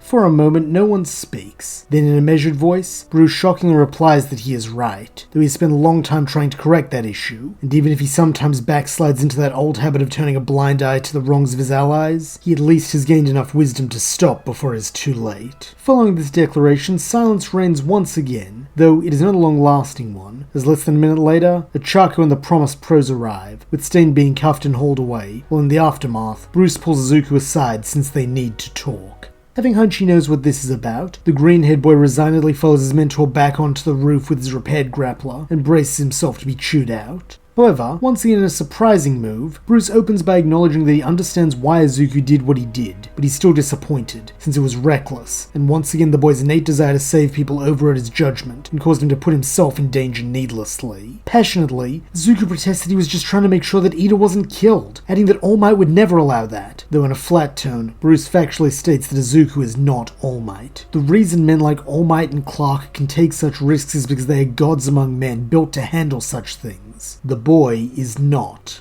Letting out a remorseful sigh, Izuku accepts the logic of this and apologizes, causing Bruce to give a nod and say that he's forgiven. Though before the two Batmen can return to the crime scene to give their statement, Izuku does have one question for his teacher. Who's Clark?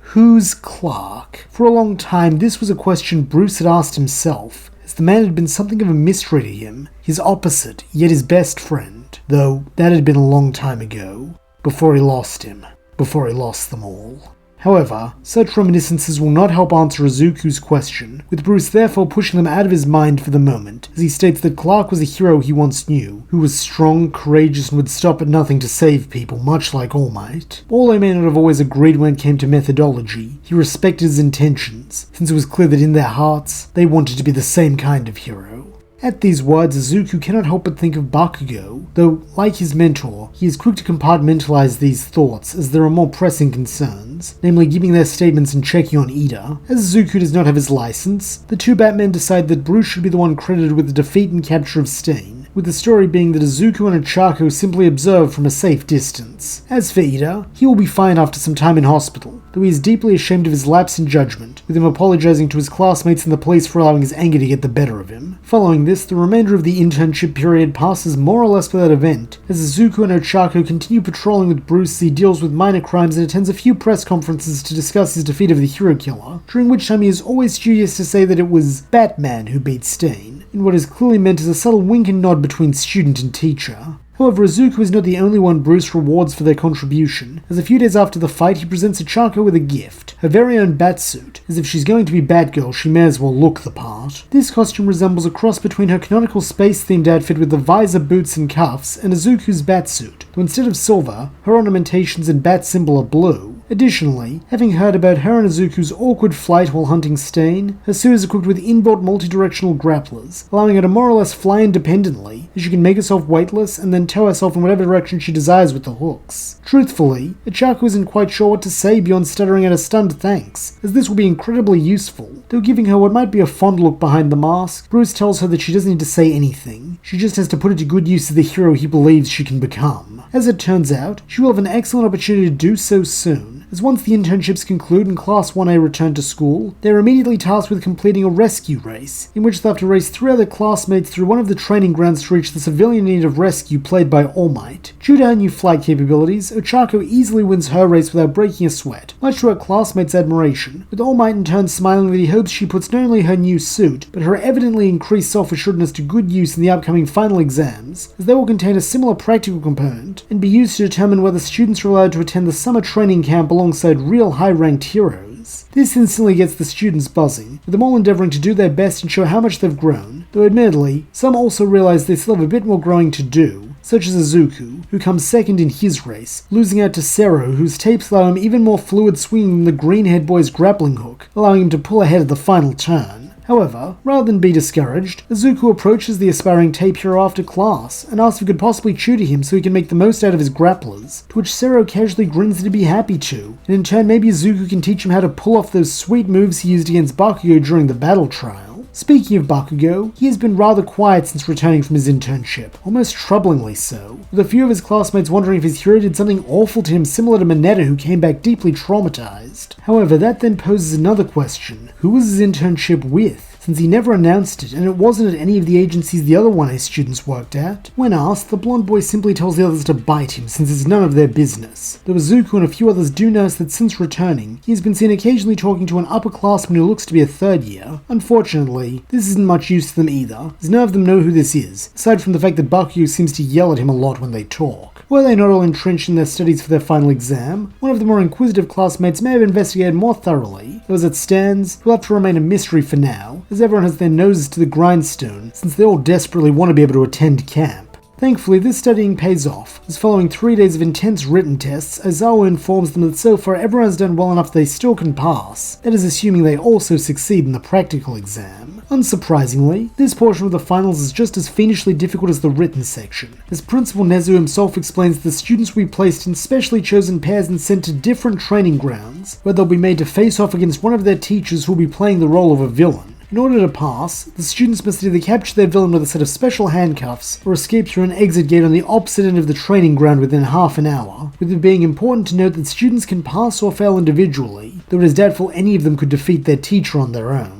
With this said, the pairs are revealed, with Izuku gulping a little when he learns that he'll be facing Mr. Aizawa himself in the 4th match. This is probably so the scruffy teacher can test how well he's adopted Batman's skills and techniques as a frequent ally of his, though the green-haired boy does have to question why in the world he was paired with Bakugo of all people. Evidently, the hot-headed blonde is equally as unhappy with this arrangement, snapping at Nezu, who he calls a literal rat bastard, to find him another damn partner right now, since he's not working with Deku. However, this is just met with a titter, as the principal replies that he's afraid all pairings are final, so they'll need to work it out if they want to have any chance of passing their exams. Thankfully, here at least Izuku believes there is a glimmer of hope, since Bakugo was willing to work with him against Todoroki during the Cavalry battle, so maybe the threat of losing to Aizawa and missing out on the camp will be enough to make him see sense. Unfortunately, such ideas might have worked if not for the fact that the freckled boy outshone his rival at the sports festival, as due to feeling that Deku is now looking down on him despite being quirkless, he flatly refuses when the other boy attempts to speak with him, as they make their way to the training grounds to await Aizawa. As it turns out, this time they'll be fighting on a suburban battlefield, which while beneficial to Bakugo as it gives him lots of room to maneuver through the air, is less than ideal for Izuku, as the collection of model single-story houses won't be much good for grappling, and the fact that it is outdoors in the middle of the day largely negates any chance of a stealth advantage, or rather it negates any chance of a stealth advantage for him.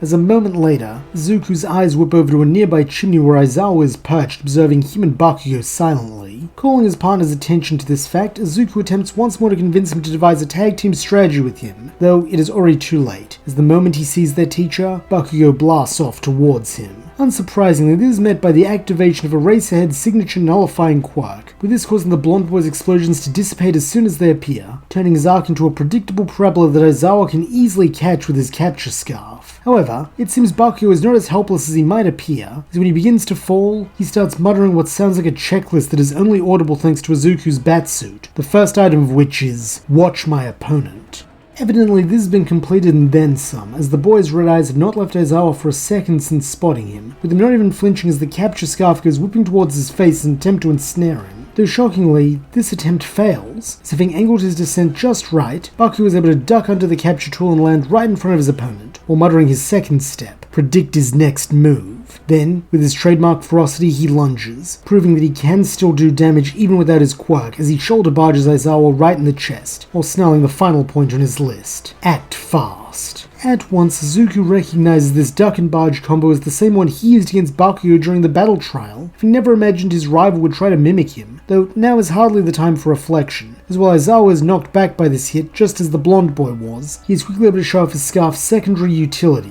wrapping it around a nearby lamppost and using that to hoist himself back up, before tossing a series of caltrops all around Bakugo that he cannot get away from while his quirk is still erased. In his usual bored voice, the Erasure hero comments that while the boy is a prodigious fighter, he simply does not have what it takes to defeat him alone, which is why he was assigned a partner, but it seems the boys simply couldn't work together, so it looks like they're going to fail together instead. However, this assessment is not entirely correct, as when Aizawa goes to tie Bakugo up so he can turn his attention to dispatching Izuku, he feels a heavy boot collide with his ribs. Turning his head in the direction of the hit, he sees the young Batman who has evidently not been slacking in his training with Zero, as he was able to deftly hook his way onto the same lamppost as his teacher and swing over with greater speed than the scruffy man had anticipated. Like the last one, this hit is enough to stagger Aizawa momentarily, though this is not the only benefit, as having taken his eyes off Bakugo, the blonde boy is able to use his quirk again, blasting into the air and blowing away the caltrops. Seeing that his partner is free, Izuku then enacts the second part of his plan, dropping a smoke bomb to ensure Aizawa cannot re-establish line of sight, before yelling at Bakugo to fall back with him. Unsurprisingly, this is met with a trademark call for the damn nerd not to give him orders, though all the same, when the smoke clears the boys are gone, as Bakugo is smart enough to recognize that his teacher was telling the truth when he said he couldn't take him alone. Unfortunately, this does nothing to lessen the anger he feels at that fact, nor the bitter knowledge that he was rescued by Deku of all people, with this causing him to let out furious, shuddering breaths as he and his unwilling partner take cover inside one of the houses. Knowing that Bakugo will just be a liability if he goes flying off the handle again, Izuku attempts to calm him down by repeating the combat checklist from before and asking where he learned that. Tersely, the hot-headed blonde replies that it was something Sir taught him, with Izuku's eyes going wide as he asks if he means Sir Night-Eye, All Might's former sidekick. Jetting at his chin in what's clearly meant to be a nod, Bakugo grunts that's who he did his internship with, since when All Might turned him down saying he wasn't taking on students, he went with the next best thing, the number one's number two guy. Genuine curiosity in his voice, Izuku asks how it was working at the Night-Eye agency, to which Bakugo bluntly answers that it was intense, since Sir's an absolute perfectionist, but he also learned all kinds of things he never would have figured out on his own, stuff that will help him become the new number one hero, so it was all worth it. As a massive All Might fanboy, Izuku obviously wants to ask more, but when Bakugo tells him to shut up and focus on the battle, he nods, agreeing that by now Mr. Aizawa will be tracking them, and is probably pretty close. However, this also gives him an idea, and so turning the glowing eyes of his helmet to meet Bakugo's, he tells him that he may have a plan to win this, though he needs the other boy to follow his lead.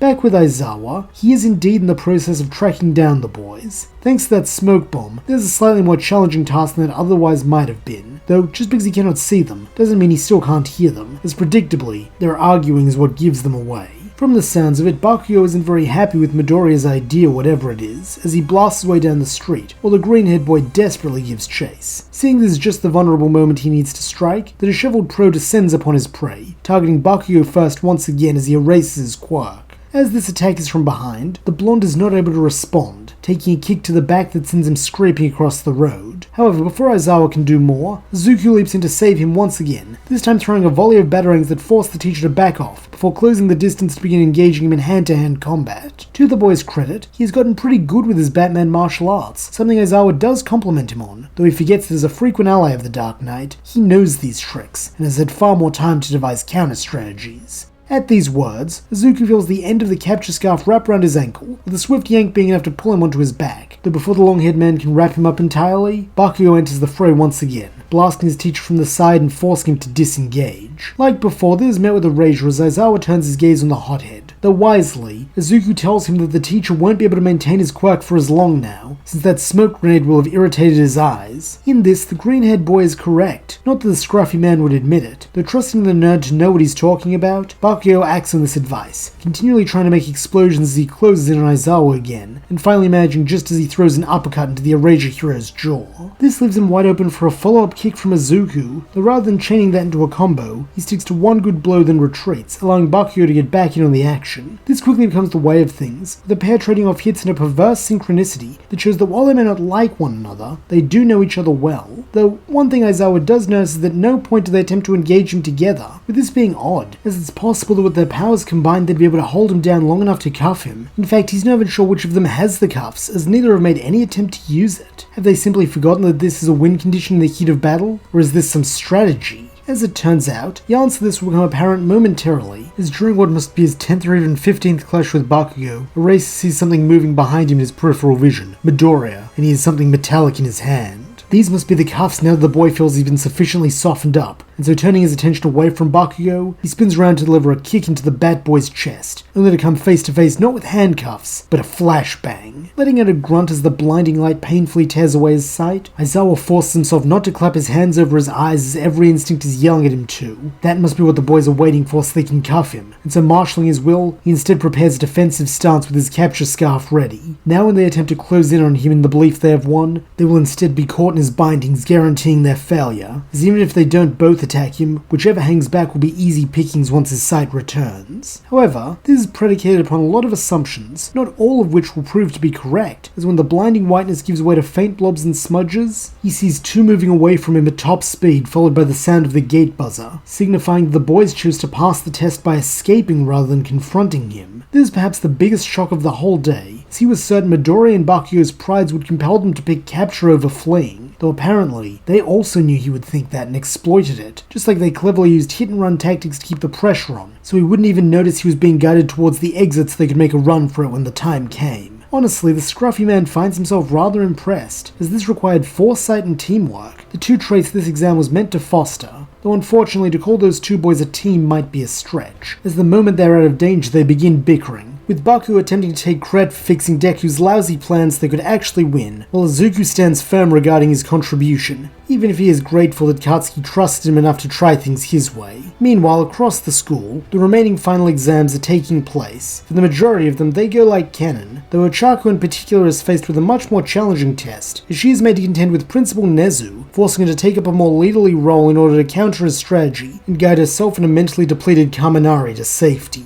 For the successful completion of their exams, Bruce invites both Izuku and Ochaco to join him at the upcoming Expo on Island, a technological wonderland with bleeding-edge hero tech. Eager to see what the pros are going to be using, both happily accept, with the trio making their way to the island via Bruce's private jet as soon as their schooling is concluded. To their surprise, the pair are also instructed to bring their hero costumes, since with Wayne Tech having a pavilion at the expo, it would be a great opportunity to show off their bat suits through some practical demonstrations. Having no objections to this, Ochaco agrees to do the morning demonstration, while Izuku is rostered on for the afternoon, with this meaning he has plenty of time to explore the island at his leisure as part of the early access group. For the most part, the people here are American pro-heroes, or else investors looking to funnel their capital into the hero trade in exchange for a handsome profit. Though while checking out a booth advertising gauntlets with inbuilt 3D printers which will allow him to have an infinite supply of batarangs, Izuku comes across a girl roughly the same age as him. Eager to meet a foreign peer, the boy happily introduces himself and in turn learns the girl's name is Melissa Shield, with the pair quickly hitting it off, as they soon discover they are both big admirers of tech, as well as quirkless heroes in training. However, one sticking point does come up when Izuku reveals who he is training with, as Melissa admits to having mixed feelings about her country's number 2 hero, since while she appreciates all he's doing to help quirkless people realize they can be heroes, his reputation for ruthlessness has created a bit of a stigma around quirkless heroes, at least here in the States. Remembering Bakugo and others' frequent reference to Bruce as that bat freak, Izuku assures her that it's not just an American problem, that that's one of the issues he'll work to overcome as both a hero and a Batman, showing he can be a symbol of hope just as much as vengeance. Smiling, Melissa replies that she would very much like to see that happen, though she's afraid they'll have to discuss it later, as now she's needed for a demonstration of her dad's newest hero suit. Laughing that he is too, Izuku promises to catch up afterwards, though it seems they'll be catching up much sooner,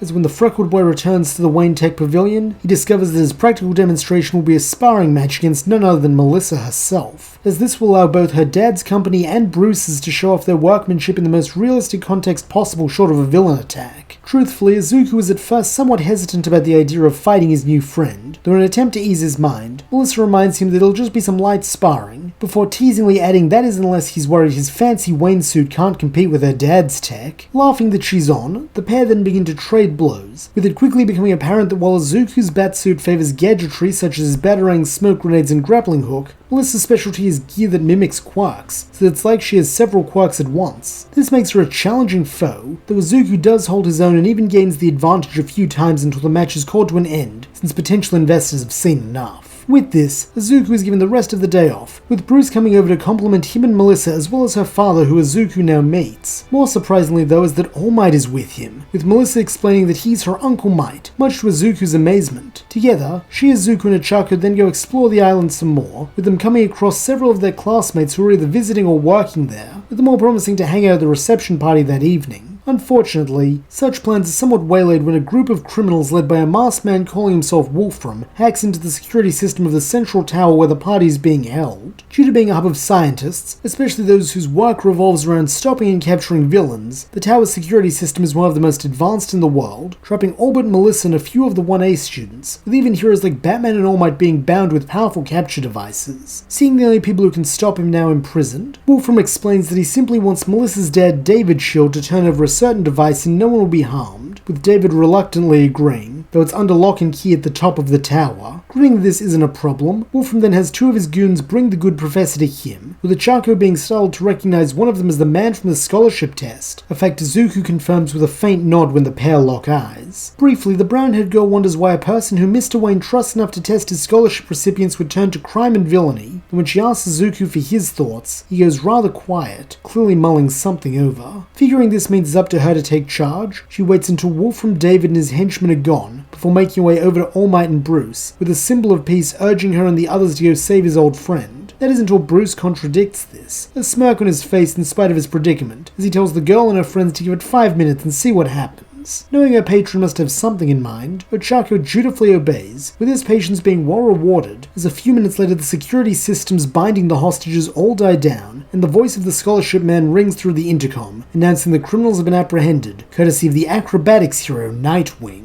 Good to his word, the man now identified as Nightwing returns to the ballroom, bringing with him the group of rather battered criminals, though to the surprise of many, David Shield does not return as a rescued victim, but as one of the prisoners, with All Might demanding to know what the meaning of this is. Coolly, Bruce states that he can explain that. The entire heist was a setup, so Professor Shield could steal back one of his own devices that was deemed too dangerous for usage, so he had Nightwing infiltrate the group and apprehend the villains once they are away from the hostages. In a heartbroken tone, Melissa pleads with her father to tell her this isn't true, though being a man of honor, he does not, admitting that it was foolish of him to try and pull the wool over the eyes of the world's greatest detective, though he wants it known he wasn't stealing that device for selfish reasons. He did it for All Might, since it would amplify his quirk and allow the symbol of peace to remain strong for years to come. Sighing sadly, All Might calls David a kind-hearted, foolish man, professing that he wishes his old friend had talked to him first, so he would have told him none of that was necessary. Though far less sympathetically, Bruce growls that Toshinori is being far too forgiving like always. While he understands the professor's intentions were good, even a well-intentioned evil act is still an evil act, with this being all he says as the police at last breach the building and haul David away with the other criminals. This sight, along with Melissa's distraught sobs and screams that Batman is a heartless bastard as her father is led away in cuffs, is enough to crush any lingering desire to party left in the UA students, with them instead deciding to head back to their rooms. That is aside from Izuku and Ochaco, as approaching the man who was his teacher for several months in the lead up to the entrance exam, the green-haired boy greets Dick with a reciprocated smile, while Ochaco shakes his hand, happy to formally meet him as this is only their second encounter. Joining them, Bruce takes a moment to explain that in his youth Dick was a student and sidekick of his before striking out on his own, though from time to time they do still work together, with this being one such case. This news comes as something of a surprise to Izuku, as while he knew Dick was proficient in Batman martial arts and a number of the Dark Knight's tactics, he never imagined the black-haired man was Bruce's student from years past. For a moment he wonders if this means Dick knew the mysterious Clark who Bruce was so tight-lipped about, though unfortunately he will not get a chance to ask, as business requires Nightwing be elsewhere almost immediately.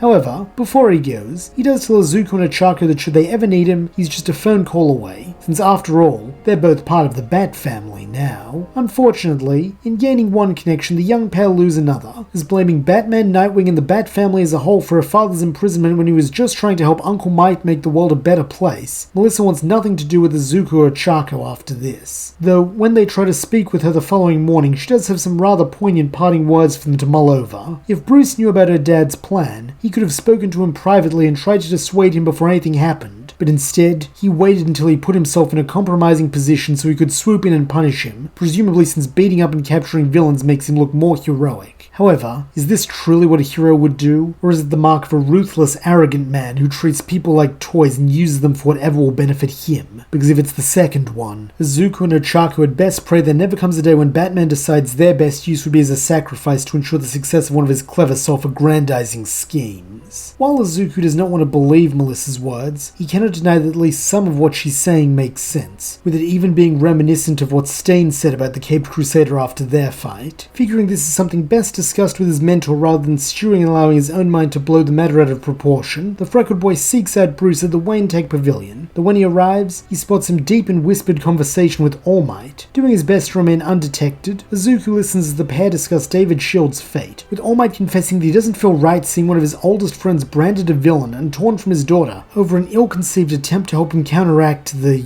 you-know-what issue. Evidently, Bruce knows what issue the man is referring to as he does not query this, though nor does he budge, as in a flat tone he states that as the mastermind behind the scheme, the professor has to serve time, otherwise it will erode the very trust in the symbol of peace that David was trying to preserve. Not only that, but had he not seen through the plot and dispatched Dick, innocent people could have been hurt either trying to rescue him or by the device he was trying to recover. However, just because he is unwilling to shield David Shield from the consequences consequences of his actions does not mean he won't try to help him, as when the professor's trial rolls around, he will advocate for a lighter sentence due to no one actually being hurt, and see if he can pull some strings so the man is incarcerated at a regular prison rather than a supervillain facility, ideally one close to his daughter so she can visit him regularly, as he's not in the business of tearing children from their parents. Gratefully, All Might calls the American hero a good friend, though Bruce shrugs this off, claiming that he's just trying to see justice carried out. Then with a slight hint of wry amusement to his tone, he asks Izuku isn't that right, revealing he knew of his presence all along. Bashfully, the green-haired boy attempts to apologize to the pair of heroes for eavesdropping as he approaches them. Though shaking his head, Bruce commends his improved stealth skills, calling them almost good enough to escape his notice, so perhaps after a bit more work at the upcoming training camp, he'll actually be able to sneak up on him. Speaking of which, it's high time the two of them and Ochaco begin making their way back to Japan, since he has no doubt there will be plenty of trouble waiting for them there. Though he does not know it, these words are more prophetic than even the Dark Knight could imagine, as at the back of a bar hidden neatly in Kamino Ward, the League of Villains, now with several new additions all galvanized by the will of the hero killer, plot their next move, with it seeming clear to all of them what they should strike first if they want to topple the pillars of this hero society.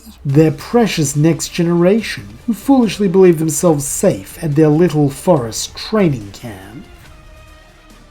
We resume our story midway into the forest training camp, which for the most part has gone as canon for the students of Class 1A, with the sole exception being Izuku, as due to not having a quirk to train, he instead simply practices with a new upgrade to his bat suit, stun gauntlets. These had been added by Bruce following the Island incident, as they function similar to Nightwing's Screamer sticks, with their primary function being to send a paralyzing electric jolt through an opponent, allowing for a quicker takedown, or reducing the risk of being interrupted. In order to avoid being stunned as well, these gauntlets are more thickly insulated than Izuku's previous ones. Not to mention they also now house machinery to create and channel the electrical shock, resulting in them being a bit heavier than what the boy is used to. Due to all the time and effort he has put into his physical training, this is not much of an issue, at least not in short fights, though the same cannot be said for protracted engagements, as the extra weight leads to fatiguing slightly faster, with this strain compounding the longer the fight goes on. Subsequently, Izuku's goal is to acquire endurance with these new gauntlets, with Aizawa suggesting the best way to do so is simply to practice his moves while wearing them over and over again, until he simply cannot keep his arms up. Then once he has established his limit, begin again, and focus on enduring just that little bit longer. Even if the growth is incremental, it is still progress, with each improvement being worthwhile. Taking this to heart, and having that unrelenting drive to be the best hero he can be, Izuku works as hard as he can, with his determination only being matched by Bakugo, who is even more motivated than in canon, due to this now being a matter of pride to him, and a chance to prove the empirical superiority of quirks over tech, since quirks can grow with effort while tech can't change. As a result, both boys practically break themselves, with Bakugo demanding hotter and hotter water to submerge his hands in to expand his sweat glands, while Izuku keeps up his relentless shadowboxing, with this informing him of a secondary weakness the gauntlets possess. Overusing the shock function will run the risk of causing the device to overload, as it's only designed for short bursts. Nonetheless, both feel as though they've made significant improvements when the wild pussycats call a halt to the day's training, so they can start making dinner. Even then, Izuku does not take a break from his hero work, as having seen Kota slinking away with a dark look on his face, he rushes to catch up with him, while bringing a plate of curry in case the boy is hungry. Unfortunately, this is met by the same flat refusal as canon, with Kota explaining his hatred for quirks and heroes, though here Izuku is not able to reach him as effectively, as his story is less analogous to the boys, so all he can do is leave the curry and return to his friends. From here, the next day goes as canon too, all the way into the evening when the Vanguard Action Squad attacks during the test of courage with their black smoke. Here Izuku proves invaluable, as due to being the only quirkless student, and thus the only one allowed to wear his hero suit, he is able to pass through the poisonous gas courtesy of his suit's respirator. This also allows him to reach Kota slightly faster than in canon and protect him from the villain who murdered his parents, Muscular, though in doing so, he gives the big brute a new target, and one he will find much more enjoyment in fighting. Recognizing this cannot be ended peacefully, Izuku urges Kota to run while he looks for a way to use the environment to his advantage. Due to being on a wide open cliff face, hiding and attacking from the shadows isn't really an option, though we can at least gain some height for a dropkick, something he is quick to do, only for the villain to manifest muscle fibers along his arms and block the blow with ease, while smirking that it heard the bat was better than that. Seeing this is not a foe who can be easily intimidated, Izuku instead attempts to press him, both physically as he closes in for a leg sweep, and mentally, by asking what he's doing here, to which Muscular obligingly explains that he's here with the League of Villains, though while they're trying to capture some target, he's just here to have a fun fight. Unfortunately, it seems this really is the criminal's main objective, and one he will not be deterred from, as before the leg sweep can connect, Muscular exhibits surprising speed as he darts back before leering it'll take more than that bush league level of skill to defeat him. Showing that he can walk the talk, the large villain then dashes back in, his arms growing even thicker with muscle fibers before bringing them down on Izuku's head in a way that would surely prove fatal if not for his helmet. Nonetheless, it is still enough to daze him, allowing Muscular to land a punch to the boy's ribs that sends him crashing into the rocky cliff wall with enough force to leave a crater. Thankfully, before the bulky bruiser can step in to finish the job, Koda distracts him with a burst of water from his quirk that sprays him in the face, and allows Izuku to get back up and drive an electrified gut shot into the villain. It is here that something interesting happens, as when Muscular is sent skidding back, there is an almost comical element to it, as he maintains the exact same position he was in when he got struck. However, this is not simple silliness on the villain's part, but instead a weakness, and one Izuku can exploit, as using his knack for quirk analysis, he concludes this must be the drawback to Musculars. But like any muscle fiber, these ones contract when shocked, and since the brute has covered himself in them to amplify his power, he has built his own cage, meaning all Izuku has to do is lock the door, and he will be completely immobilized until one of the pros can arrive to apprehend him.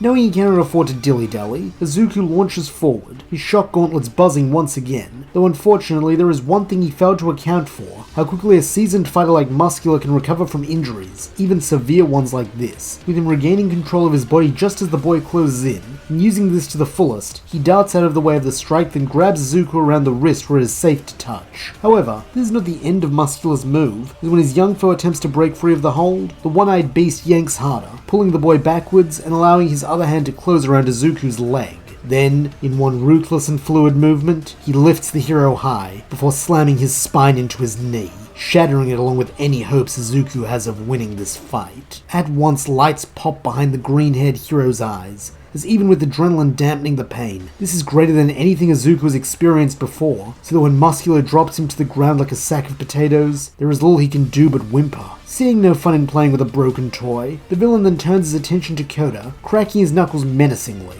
Even in the midst of all his pain, Izuku cannot fail to see the look of terror on Koda's face at this, and refusing to let down someone who's counting on him, he does the only thing he can, reaching out with his hands and clamping them both shut around Muscular's ankle. Looking down at the bothersome little bug, the massive muscles prepares to stomp on his head and end his annoyance for good, though before he can, a more powerful shock than before courses through his body, freezing him in place. Seeing this, Izuku smiles weakly beneath the mask, though having no time to congratulate himself, he instead screams for Koda to blast the bad guy once more with his water then run and get help, something the younger boy is reluctant to do after finally meeting a hero worth believing in. Though putting his trust in the Batman, he does as he's told, causing Muscular to take even more damage thanks to the water's conductivity. Unfortunately, even this is not enough to down him, with instead becoming something of a stalemate, as Muscular's paralysis locks him in place while Izuku's broken back prevents him from landing any further hits. Meanwhile, the shock gauntlets growing increasingly hot against the boy's hands and wrists as they inch closer and closer to overloading, with the young hero in training recognizing this will be the make or break moment, as the power surge will either be what he needs to finally knock this big brute out, or it will fizzle, freeing Muscular up to kill him and then wreak havoc upon his classmates. Having faith in Bruce's tech, Izuku does not fear,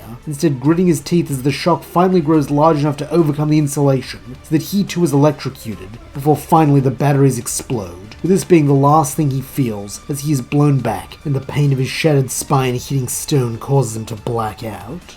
An unknown amount of time later, Izuku awakens somewhere warm and soft, while an unfamiliar old man in a crisp suit stands over him. A little startled by the presence of this stranger, the boy jumps slightly, though this just earns him a touch from the man who calls him Young Master Izuku, and lightly scolds that Master Bruce would not be pleased if he re-injured his back so soon after Miss Shuzenji used her quirk to repair it. At the mention of Bruce, Izuku quickly calms down, instead asking who the man is, to which he is informed that he is Alfred Pennyworth, Master Bruce's personal butler, confidant, surgeon, and on occasion, bodyguard, which is the capacity he is here in now. Like the mention of his mentor, this triggers something in Izuku's brain, with the boy questioning if Koda and the others got to safety, with Alfred replying that they most certainly did, and that the ruffian known as Muscular was rounded up along with several other villains, while aside from young Master Izuku now sporting a pair of fetching burn scars on his wrist from the destruction of the shock gauntlets, there were no casualties or lasting injuries among the trainee heroes. Having studied under the frequently cryptic Batman, Izuku can tell there is something Alfred is not saying, and so fixing him with a look that is half shrewd, half pleading, asks outright what Bruce has instructed the butler not to tell him, saying that he supposes analytical insight is just as much a hallmark of being Batman as the scars he and Master Bruce seem intent on collecting. Alfred admits that the victory was not as absolute as he first made it seem. While it is true there were no deaths or lasting injuries, a member of the Wild Pussycats is missing, and young Master Todoroki was kidnapped. Figuring this must have been the target Muscular mentioned, Izuku protests that he has to go rescue him. Though giving the boy a stern look, Alfred retorts that he will do no such thing. Master Bruce has charged him with ensuring he gets the proper bed rest he requires, as while Recovery Girl was able to mend his injuries, his body still needs to recover from the shock and trauma, which means for now, he will be hanging up the cowl whether he likes it or not. Recognizing the truth in the older man's words, Izuku reluctantly agrees, though seeing the distress his inactivity is causing the young hero, Alfred does give him the slightest of smiles as he assures him that he need not worry, since the reason Master Bruce is not watching over him personally is because at present he along with All Might have joined Endeavor's task force to rescue his son, so he has every confidence that by this time tomorrow, Shoto Todoroki will be returned safe and sound. Speaking of, over in Kamino Ward, Bruce stands alongside All Might, Endeavor, Edgeshot, and Kamui Woods as they survey the League of Villains' hideout. While all of them are seasoned pros, each of them still feels a tightness in their stomach as they consider the enormity of what victory here will mean, as well as the catastrophic cost of failure. That is aside from Endeavor, who is pacing in clear agitation, an understandable reaction as it is his child who was abducted, with the fire-faced man snarling that Best Genus team is taking too long to radio in from the other hideout. Knowing better than to try and reason with a man like Enji Todoroki, Bruce instead looks to All Might, questioning if his old friend is okay, as it will be the first time the pair have worked together since Island. Never one to hold a grudge, especially when he knows Bruce was simply upholding his view of justice, All Might nods that he stands ready to fight alongside him as they have done many times before. Though not much of a smiler, there is a warmth to the bat-clad man's tone as he replies that there's no one he'd rather have watching his back. Then, as the radio sounds signaling that it's time to begin, both men fall silent. As Endeavor is the lead here rather than All Might, he does not bother with the Pizza Man deception, instead channeling his flames and bursting through the bar wall like a big burning Kool-Aid man. However, in spite of all the heat around him, his blood runs cold as he sees what awaits him inside. Shoto bound in a chair, while in front of him stands the burned man from the Pussycats report. Darby, he believes they called him, though while the report listed him as having black hair, here it is white as snow, and as he turns to face the intruder, Endeavor recognizes eyes he has not seen in years, eyes he thought had been closed forever, and so can do little more than croak out, "Toya?" Stitched lips twisting into a cruel mockery of a smile, the white-haired man responds with the strongest confirmation he can, a jet of blue flames that Endeavor must counter with his own orange ones. However, despite his best efforts, the flame hero simply cannot compete, with it seeming he will be incinerated by his son's blaze, only for a sudden gust of air to blow the two fires out like birthday candles, as All Might unleashes a Texas smash to announce that he and the other pro heroes have joined the fight. In an instant, the tide is turned, as Kamui Woods uses his lacquered chain prison to incapacitate the villains, while Edgeshot makes short work of Kurogiri, truly making it seem as though it's game over for the League of Villains. However, it seems fate, or more accurately, All for One, has other plans, as before Endeavor can approach his two sons, foul black liquid bursts from the mouths of all the villains in Shoto, engulfing them and immediately teleporting them to the master villain's side. Unsurprisingly, this second abduction, just when he was about to show Shoto why his way is best and get answers as to how Toya survived, enrages Endeavor, with the man barely noticing as a swarm of Nomu replace the villains and begin bearing down on him and the other pros. Not having time for this, the flame-faced man instead takes off without a word, leaving the others to handle this while he makes a beeline for the other hideout, since if the Nomu from there are here now, then Shoto and Toya must be there.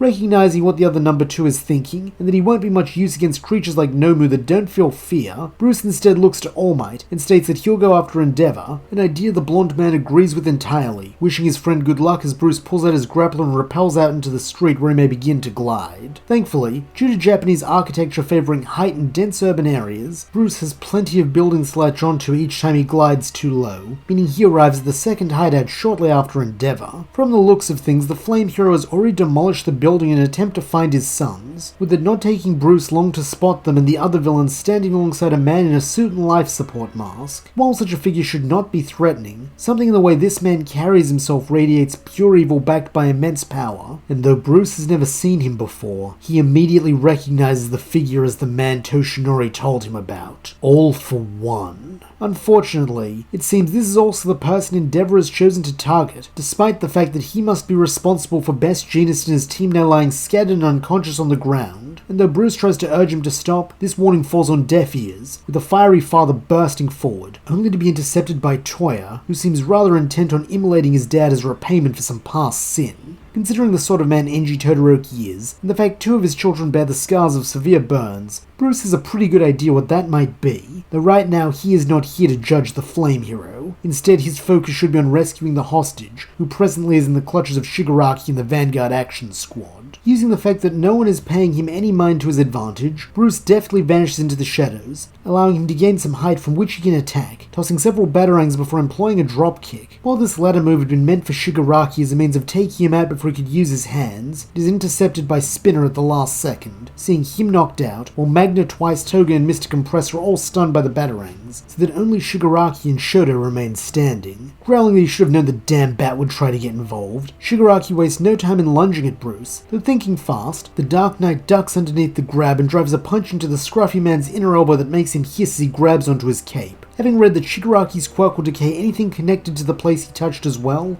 Bruce deftly detaches his cape, thus saving himself, though it does give his opponent another chance to strike, with Bats only narrowly sidestepping a grab that would have disintegrated his torso. Nonetheless, he does not fall back, instead baiting Shigaraki into trying to grab his throat this time, only to drive a batarang into his palm, damaging it enough that he won't have to worry about decay from that hand anymore. While Shigaraki does still have his other hand, it is his non-dominant one, meaning his use of it is more sloppy, easily allowing Bruce to strike a pressure point in his armpit then another in his shoulder, temporarily immobilizing that arm too. Unfortunately, before Bruce can place the villain under arrest, All for One steps in to rescue his protege, employing an air cannon that shreds the back of Bruce's batsuit and brings him to his knees. In an almost approving voice, All for One commends that very few heroes have managed to weather one of his blasts, though none have ever withstood 2, a claim he quickly proves the truth of as he lets loose a second burst of air. In an attempt to shield his back, Bruce weakly rolls into a sitting position, though this is not much better, as now it is the front of his suit that is destroyed, while several of his ribs snap, with one plunging through his lung. Wheezing and coughing up blood, the caped crusader collapses onto his back, with All for One calling this a pitiful sight, though not an unexpected one. In the end, the only thing that matters is the power of one's quirk, and since Mr. Wayne does not have one, he also has no value, not even being worth the effort of a quick death. Instead, he will leave him to die in the gutter like so much other quirkless trash during his reign. Unable to move, Bruce can do little as the faceless man then commands Tomura to take his allies and the Todoroki boy and flee, employing his forced quirk activation to summon one last portal from the unconscious Kurogiri as a means of escape. Eager to regroup and begin reaping destruction once again, Shigaraki obeys, having his subordinates head through the portal, while he begins to lug the bound Shoto behind him, though here at last one bright patch appears. One blindingly bright patch in the form of All Might, as he at last arrives, descending on the battlefield with a slam that blasts Shigaraki through the portal, while also shattering Todoroki's restraints. Gruffly, Bruce grunts that his old friend took his sweet time getting here, though flashing that dazzling grin of his, All Might replies that he had to help the others defeat the Nomu first. Then, with just as warm a smile, he looks down at the youngest Todoroki and instructs him to get to safety, since he's been very brave, but now it is time for the pros to show the next generation they are still worth looking up to. Nodding his understanding, Shoto wastes no time in using his eyes to glide away, while All Might turns his attention to Endeavor and the 2 remaining villains. Reluctant though he is to accept his rival's help, the Flame Hero is sensible enough to see that this could work to his advantage, as he barks at All Might to incapacitate Toya if he can, while he handles the masked villain.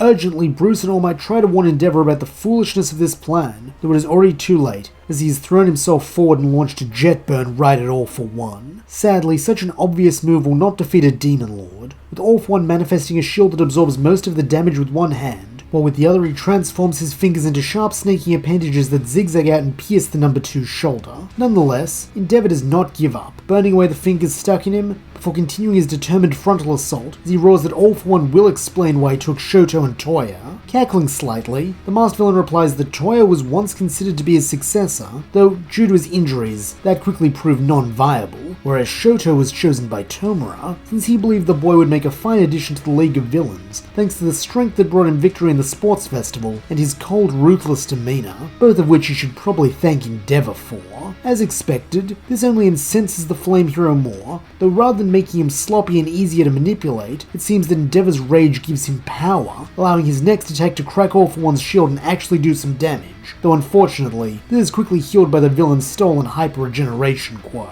Nonetheless, this is a win for the heroes, and one All Might is eager to push even further, as he believes that if he and Endeavor could attack All For One together with their strongest ultimate moves, they may be able to overcome his regeneration and defeat him once and for all. Though to do so, the number 1 hero will first need to get past Toya, who is seemingly just as keen on the idea of incinerating him as he is his father. To this end, the white-haired man continues launching blue variants of Endeavor's own attacks at All Might, in what is clearly meant as psychological warfare, forcing him to dissipate them with powerful gusts of wind from his punches, each of which reduces the amount of stamina he has left to maintain his muscle form. No doubt this is why All For One allowed the scarred youth to stick around, in the hope that he will wear him out and expose his frail true form to the world, damaging the image of the symbol of peace. Knowing that he cannot allow this to happen, All Might makes a difficult decision, and so readies a Detroit smash which he must perform with the utmost care not to kill Toya, as he sincerely wants to see the young man reunited with his family, and given the psychological help he needs, so that someday he may smile again without it being marred by murderous rage.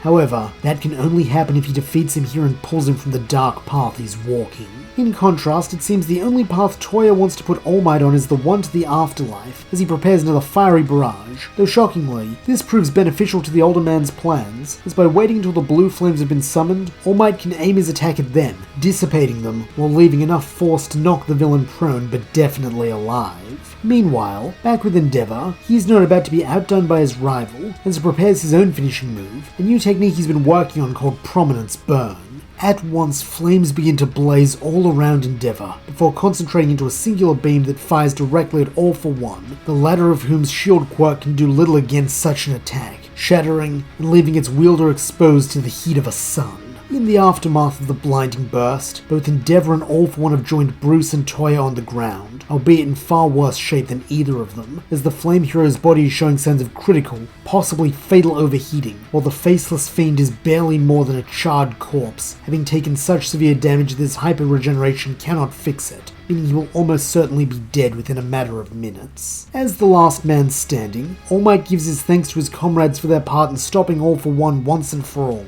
though this just earns the number 1 hero a raspy chuckle torn from his nemesis' scorched throat, as he wryly states that this is not the end for him. Far from it, though it will be for the heroes gathered here, won't it, Toya? At this question, Toya's, or rather Darby's, mad cackles begin to mingle with All For One's, as he jeers that it was over the moment his dad busted into the bar, since he's been compressing thermal energy inside himself ever since, turning himself into a nuclear bomb. And right now, he's got enough power stored up to create a 1-kilometer blast radius. More than enough to finish off Endeavor. Though, really, his pops ought to be proud of him, since he's about to surpass and destroy All Might, just like his dad always wanted him to. Evidently, this thought is so hilarious to Darby that he cannot stop himself from descending into a fit of screaming laughter that reminds Bruce all too much of an old enemy. However, in his present state, he is too hurt to do anything that might stop the insane pyromaniac, with it being plain to see that Endeavor and the other heroes are in the same boat. That is, aside from All Might, who in spite of the dire situation hitches that trademark smile onto his face, as he declares that Darby will not harm his friends or the civilians of Kamino Ward, not so long as he is here.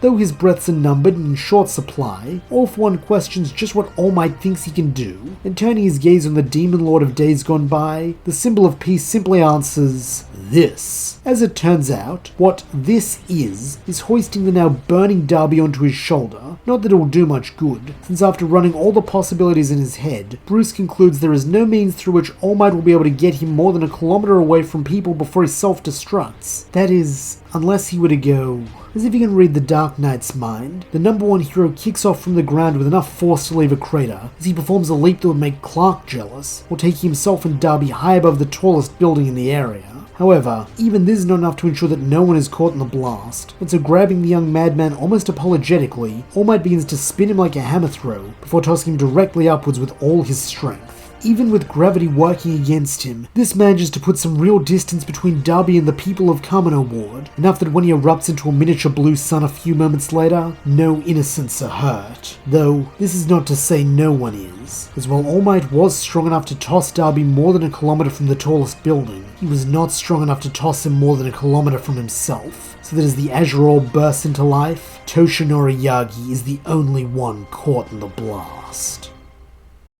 Knowing his time is short, All Might crawls over to Bruce and offers him one of his few hairs that was not burned away in the explosion. However, Bruce refuses, citing they both know what happens when he acquires power, how it clouds his judgment and leads him to create terrible injustices while believing he's doing good. Undeterred, All Might protests that he's changed since then. He's a better, wiser man now. Though holding firm, Bruce replies that it is through that wisdom that he knows how easily he might backslide, so for the sake of himself and everyone else, it is best that he not be trusted with power. Sighing deeply, All Might relents, stating that he knows he won't be able to outdebate one of the smartest and most stubborn men he's ever met, though he hopes someday will find it in himself to let go of the painful past and look to the future instead. In an attempt to comfort his dying friend, Bruce insists that he's doing both. That's why he started Batman Inc., though in a slightly stern tone, All Might rebukes that's contingency planning. It's not the same, since what he hopes for is that his friend envisions a future that can make even the Batman smile. Earnestly, Bruce objects that he does. He has faith in, though, before he can finish the sentence, he realizes that All Might has died, having not gotten a chance to hear his declaration of hope. As a token of respect, Bruce closes the fallen hero's eyes, though it does little to improve the situation, not when he can hear All for One's triumphant chuckles a small distance away. Fortunately, these are not long-lasting, as the Demon Lord expires mere moments later, though the fact that he went to his grave knowing he had killed All Might makes Bruce's blood boil. Refusing to let All for One have the last laugh, the American hero forces himself to stand in spite of the damage to his body, pure willpower keeping him upright where muscle and sinew fail. The villain may have ended his friend's life, but All Might was more than a man. He was a symbol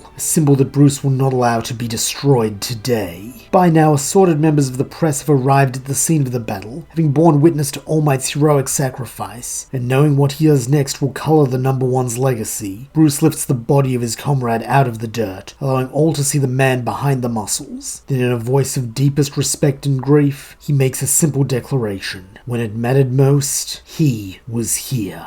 These are not the only words said of All Might in the days that follow. Far from it, as every television network is quick to produce a special covering the life and heroics of the symbol of peace, while a state funeral is organized, which draws the attendance of countless famous heroes from around the globe, such as the American number one Star and Stripe. Despite their injuries, both Bruce and Endeavor also make an appearance, the former somewhat reluctantly as he's always struggled with loss, though perhaps the biggest surprise of all is Sir Night-Eye, who despite his estrangement with All Might comes to pay his respect, his usual grey business suit swapped out for black to mark the passing of his mentor.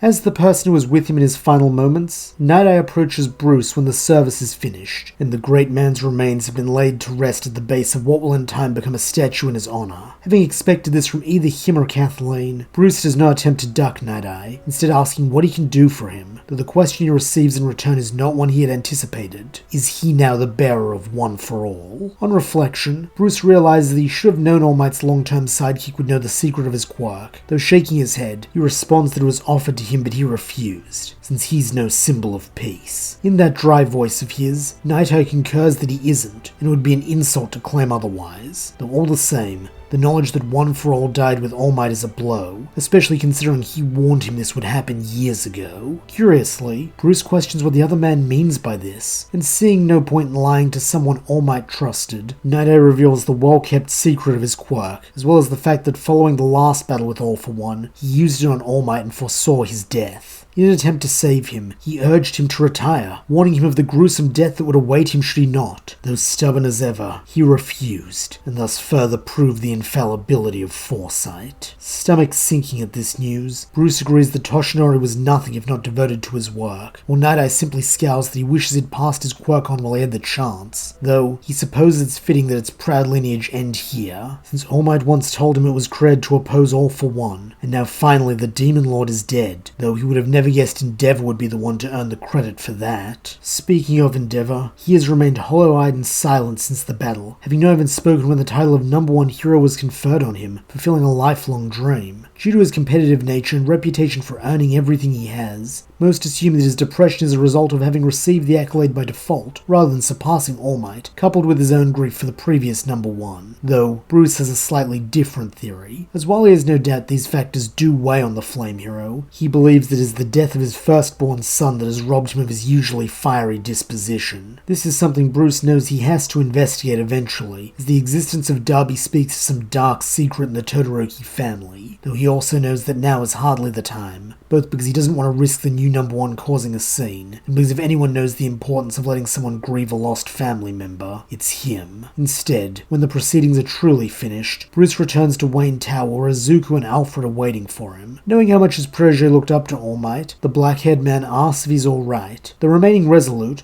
Izuku replies that he really ought to be asking Bruce that, considering how long he and All Might were friends, not to mention the injuries he took in the Kamino Ward fight. Shaking his head fondly, the Dark Knight muses that in spite of all the upheaval, Izuku's still the same as ever, always putting others' well-being ahead of his own, though the boy shouldn't worry since he's fine too, both physically and emotionally, since while it is true he will miss All Might, he's no stranger to loss. At these words, an unmistakable pain fills Bruce's eyes that promptly brings the conversation to an end, and figuring his master needs some time to himself, Alfred instructs young Master Izuku to resume his physiotherapy, since the new term at UA will be starting soon, and he knows the young man wants to be as prepared as possible to continue his hero studies. Grateful for the out, Bruce takes this chance to step away, climbing into an elevator and descending to the underground lab only he and a few close allies have access to. While not as expansive as the Batcave back home, it suffices while he's in Japan, and in some regards it is better, as no one would think he'd have certain key items and prototypes here. Specifically, it is in this lab that he has stored the hair All Might offered him, hermetically sealed and kept on ice so it does not decay. In all honesty, he does not know if the fallen hero's quirk factor truly has died with him like Night Eye said, though either way, he'll hold on to it until he knows what to do with it. However, right now he isn't here to look at a dead man's hair. Instead, he is intent on returning to work, though to do so he'll need better tools, as the battle the other night taught him that the caliber of villain is rising, and so he must rise to meet them. To this end, he sits down at the Bat computer and begins digging through his old files, looking for one he has not touched in over 10 years, one that at the time had seemed impossible, but with the booming hero gear industry may now be attainable, albeit with a bit of work and some modifications. Finally, after several minutes of searching, he finds it, and as the various schematics blossom into life on the screen before him, he feels something like a smile curling the corner of his lips. The time has come to make Project Beyond a reality.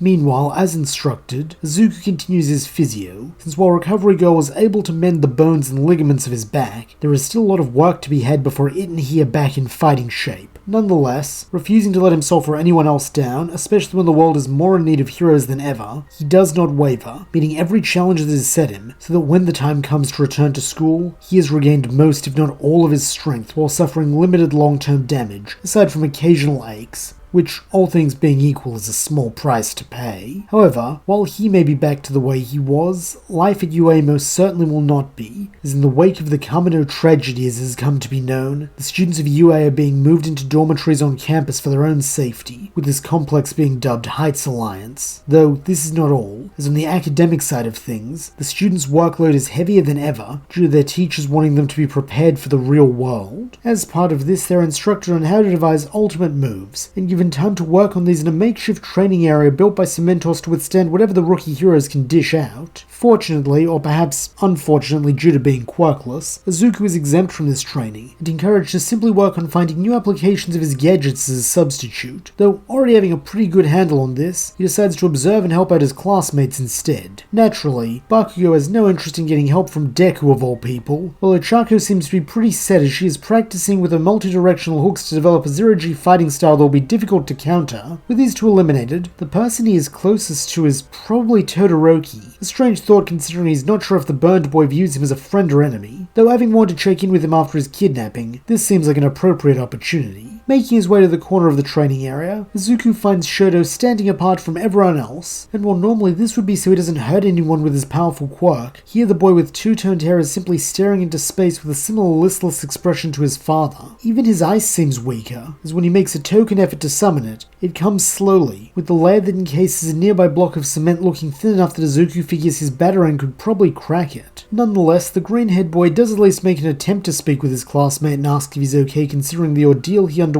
with the League of Villains, though it seems all of Todoroki's ice has got into his tone, as before Izuku can fully get the question out, he is silenced, as Shoto flatly states that he has no desire to talk about what happened in Kamino, he just wants to be left alone. For a moment, a flicker of hurt forms on Midoriya's face at the harshness of this rebuke, though, respecting the other boy's boundaries, he nods and turns to go, though not before saying that should Todoroki ever want to talk, he's here. In his broody way, Shoto does not respond, though as he watches Midoriya's retreating back, he cannot help but feel a small pang of guilt for lashing out, as it's what Toya or Endeavor would have done. In the weeks since the Kamino tragedy, he has spent a lot of time thinking about his father and eldest brother, as while he didn't know Toya all that well, he wishes he had gotten the chance. From their conversation at the League hideout, it was clear that the two of them had more in common than one might think at first, as Toya had recounted his history as their father's tool, and the anguish he had felt when he had been cast aside in favor of Shoto. At the time, the firstborn had hated his little brother, but since they had come to realize they are both victims of Endeavor, and both bear the internal and external scars brought on by his fire, he had then offered Shoto a chance to join him, so that together they might burn the bastard's unearned accolades to the ground,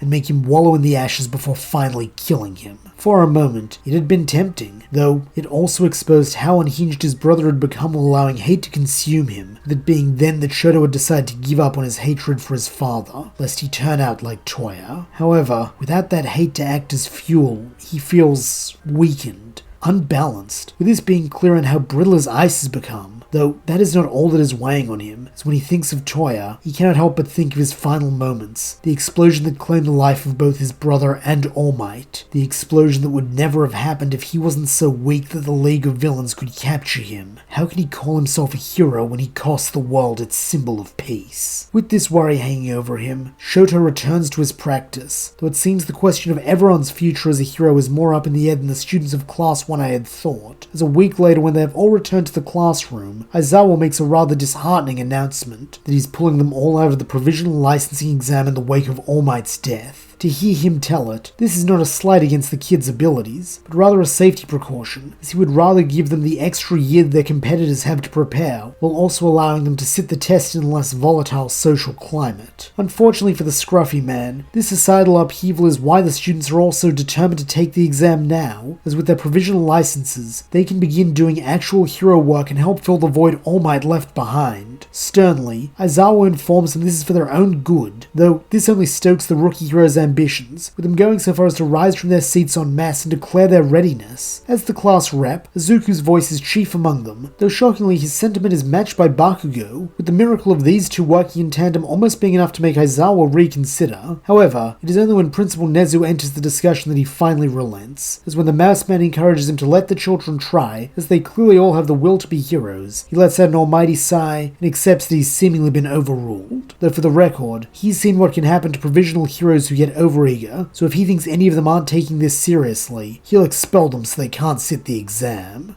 And so it is that before long, the day of the Provisional Hero License exam rolls around, with Class 1A joining other aspiring heroes from all around the country at Takaba National Stadium for the chance to start doing actual hero work. However, to do so, they must first pass a pair of grueling trials, the first of which will whittle them down from more than 1,500 applicants to a mere 100. To do this, each participant is given 3 targets that they must affix to their body, as well as 6 balls, with the rules being that if all 3 of their targets are hit, they are eliminated, while if they can eliminate 2 other students, they pass to the next round. With this, they are told to begin, as their meeting area gives way to a spacious mock battlefield, and recognizing they can't afford to be last off the mark, the UA students prepare for battle, However, as Izuku points out, there is no rule saying they have to fight alone, and in fact it would benefit them if they were to work together, considering the fact that unlike the other hero schools, their actions at the sports festival were nationally televised, meaning their opponents have the advantage of knowing their moves and styles in advance, though what wasn't televised was the final exam, and their subsequent ultimate move training, meaning their greatest strength is in their combo moves and teamwork. For the most part, the other 1A students agree, as unlike Ken and Izuku is their class rep, making them more inclined to follow his plan.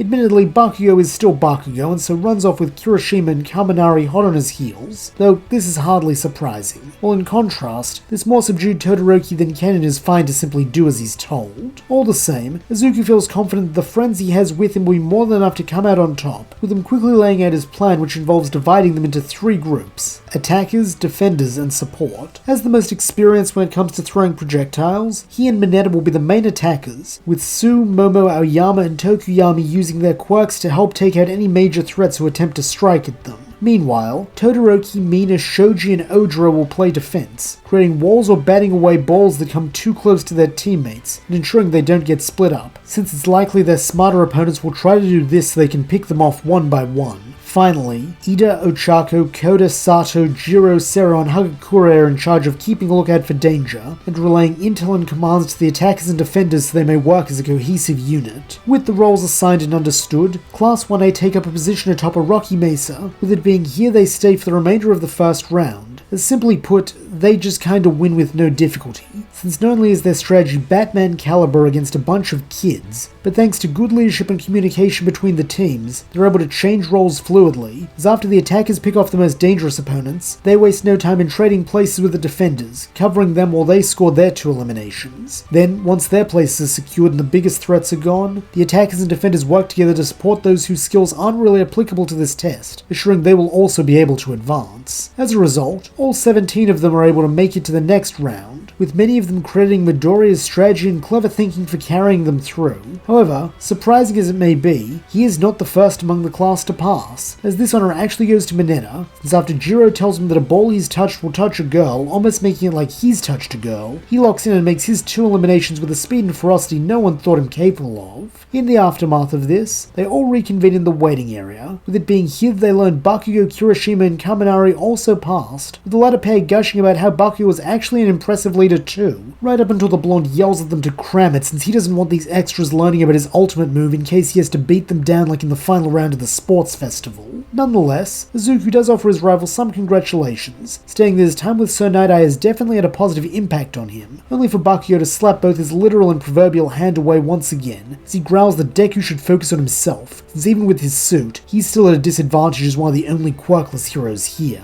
Meanwhile, another applicant from Shiketsu High makes his way over to join them, with Izuku and Momo instantly recognizing him from the UA recommendation exam as the guy who rode the wind, Anasa Yorashi if memory serves. However, as it turns out, he's not here to speak to them. Instead, he's got a message for Todoroki, that he makes him sick. As one, several of the burned boy's classmates prepare to jump to his defense, though having shown no reaction to this scorn, Shoto simply asks why that is, with Anasa explaining that he has not forgiven him for his rudeness at the entrance exam, though that's not what's filling him with disgust. It's Todoroki's eyes. Once he had the same cold, hateful eyes as Endeavor, who he also despises, but now he looks even worse. He looks broken, with nothing hot-blooded about him, and if he doesn't have that, he has no business continuing down the road to be a hero. Surprisingly, even this does not get a rise out of Shoto, with the two-toned youth sighing that perhaps he's right, though this just makes Anasa angrier, as he scowls that he better hurry up and figure out if he has the conviction or not, since what the world needs now is more heroes like All Might, not half-assed chumps like Endeavor who lose their nerve when things get hard. Luckily for the aspiring wind hero, it is here the second round is announced, forcing everyone to turn their attention away from him and over to the proctor, as it's explained that the next test will be a rescue. Specifically, the 100 young heroes' job is to act as first responders and save as many children and elderly people from the aftermath of a simulated terrorist attack on a city. Based on their actions, they will receive point deductions for any shortcomings the examiners find, and should they fall below 50% of their starting total, they will be disqualified. With this rather grim pronouncement, the second round begins, with Izuku and Ochaco leading the rescue effort this time, since their detect division gives them a somewhat unfair advantage, as they're able to see trapped civilians and structural weak points. Wisely, Momo makes them walkie-talkies so they can give orders to the other applicants, even the ones not from UA, since things will go smoother if they all work together. To this end, Izuku takes up the position of on-the-ground leader, while Ochaco uses her suit and fruits of her recent training to zip around the arena, while having a bird's-eye vantage point that allows her to relay information her green-haired friend could not know. This does wonders for the combined rescue effort, with the civilians who are also the examiners having few criticisms, despite being fairly harsh markers. One person who is surprisingly useful is Bakugo, as thanks to his work study, he is able to apply the analysis he was taught to find weaknesses in the collapsed buildings that he can blow away with his quirk, saving civilians trapped within. Admittedly, these are weak points Izuku or Ochaco would have pointed out had he accepted a walkie-talkie like the others, though he has no desire to listen to Deku or Mochi Cheeks anyway. Nonetheless, the examiners are impressed with his natural aptitude for demolition and proactivity, even if his attitude leaves something to be desired. Subsequently, there are fewer civilians left to be rescued when Gang Orca busts in playing the terrorist leader for the second leg of the test, with it falling to the prospective heroes to keep him from doing more harm to those they're here to save. Like in canon, Anasa decides to challenge him to a fight, figuring this is the best way to keep him occupied while the others find the final people in need of help, though as he will learn, he may be the one most in need of it, as despite his impressive quirk and red-hot fighting spirit, he alone is no match for the 10th best hero in Japan. Fortunately, he is not alone for long, as just when it seems Gang Orca will put him down for the count, Todoroki steps in to assist. At first, Anasa is none too happy to see him, claiming he has no need for someone with no passion who will only slow his wins, though this is met by a resolute look as Shoto asks what about an ally who's found his convictions and wishes to repay his debt. Eyes blazing at such a manly answer, Anasa questions what the other boy has in mind, and meeting his gaze with eyes that are still stony cold, Todoroki answers that a combined attack might be enough to stop the Aqua hero in his tracks. Due to there being no bickering unlike the main timeline, the pair are able to move directly into this combo, though it is not the flame vortex that would dry Gang Orca out. Instead, the pair combine Shoto's ice with Anasa's wind to create a blizzard localized entirely around the pro. As the gusty youth had said, this does slow his air currents by making them denser, though this is by design, as it subsequently makes them harder for Gang Orca to move through, while being buffeted by ice and snow whipped up by the winds. In a commending tone, the number 10 hero praises that under such conditions a regular villain would give up, though he is hardly regular, with this being followed by an ultrasonic blast that dissipates much of the blizzard. However, it seems this distraction is sufficient, as at that moment the buzzer sounds, signifying the end of the exam thanks to the better coordination by all parties. Making their way back to the assembly area, the young heroes are informed that in a rare showing, 91 of them passed despite the stricter marking system this year, with the members of Class 1A being delighted to see they all passed, including Bakugo and Todoroki, thanks to the former's more analytical approach and the latter's ability to work as part of a team.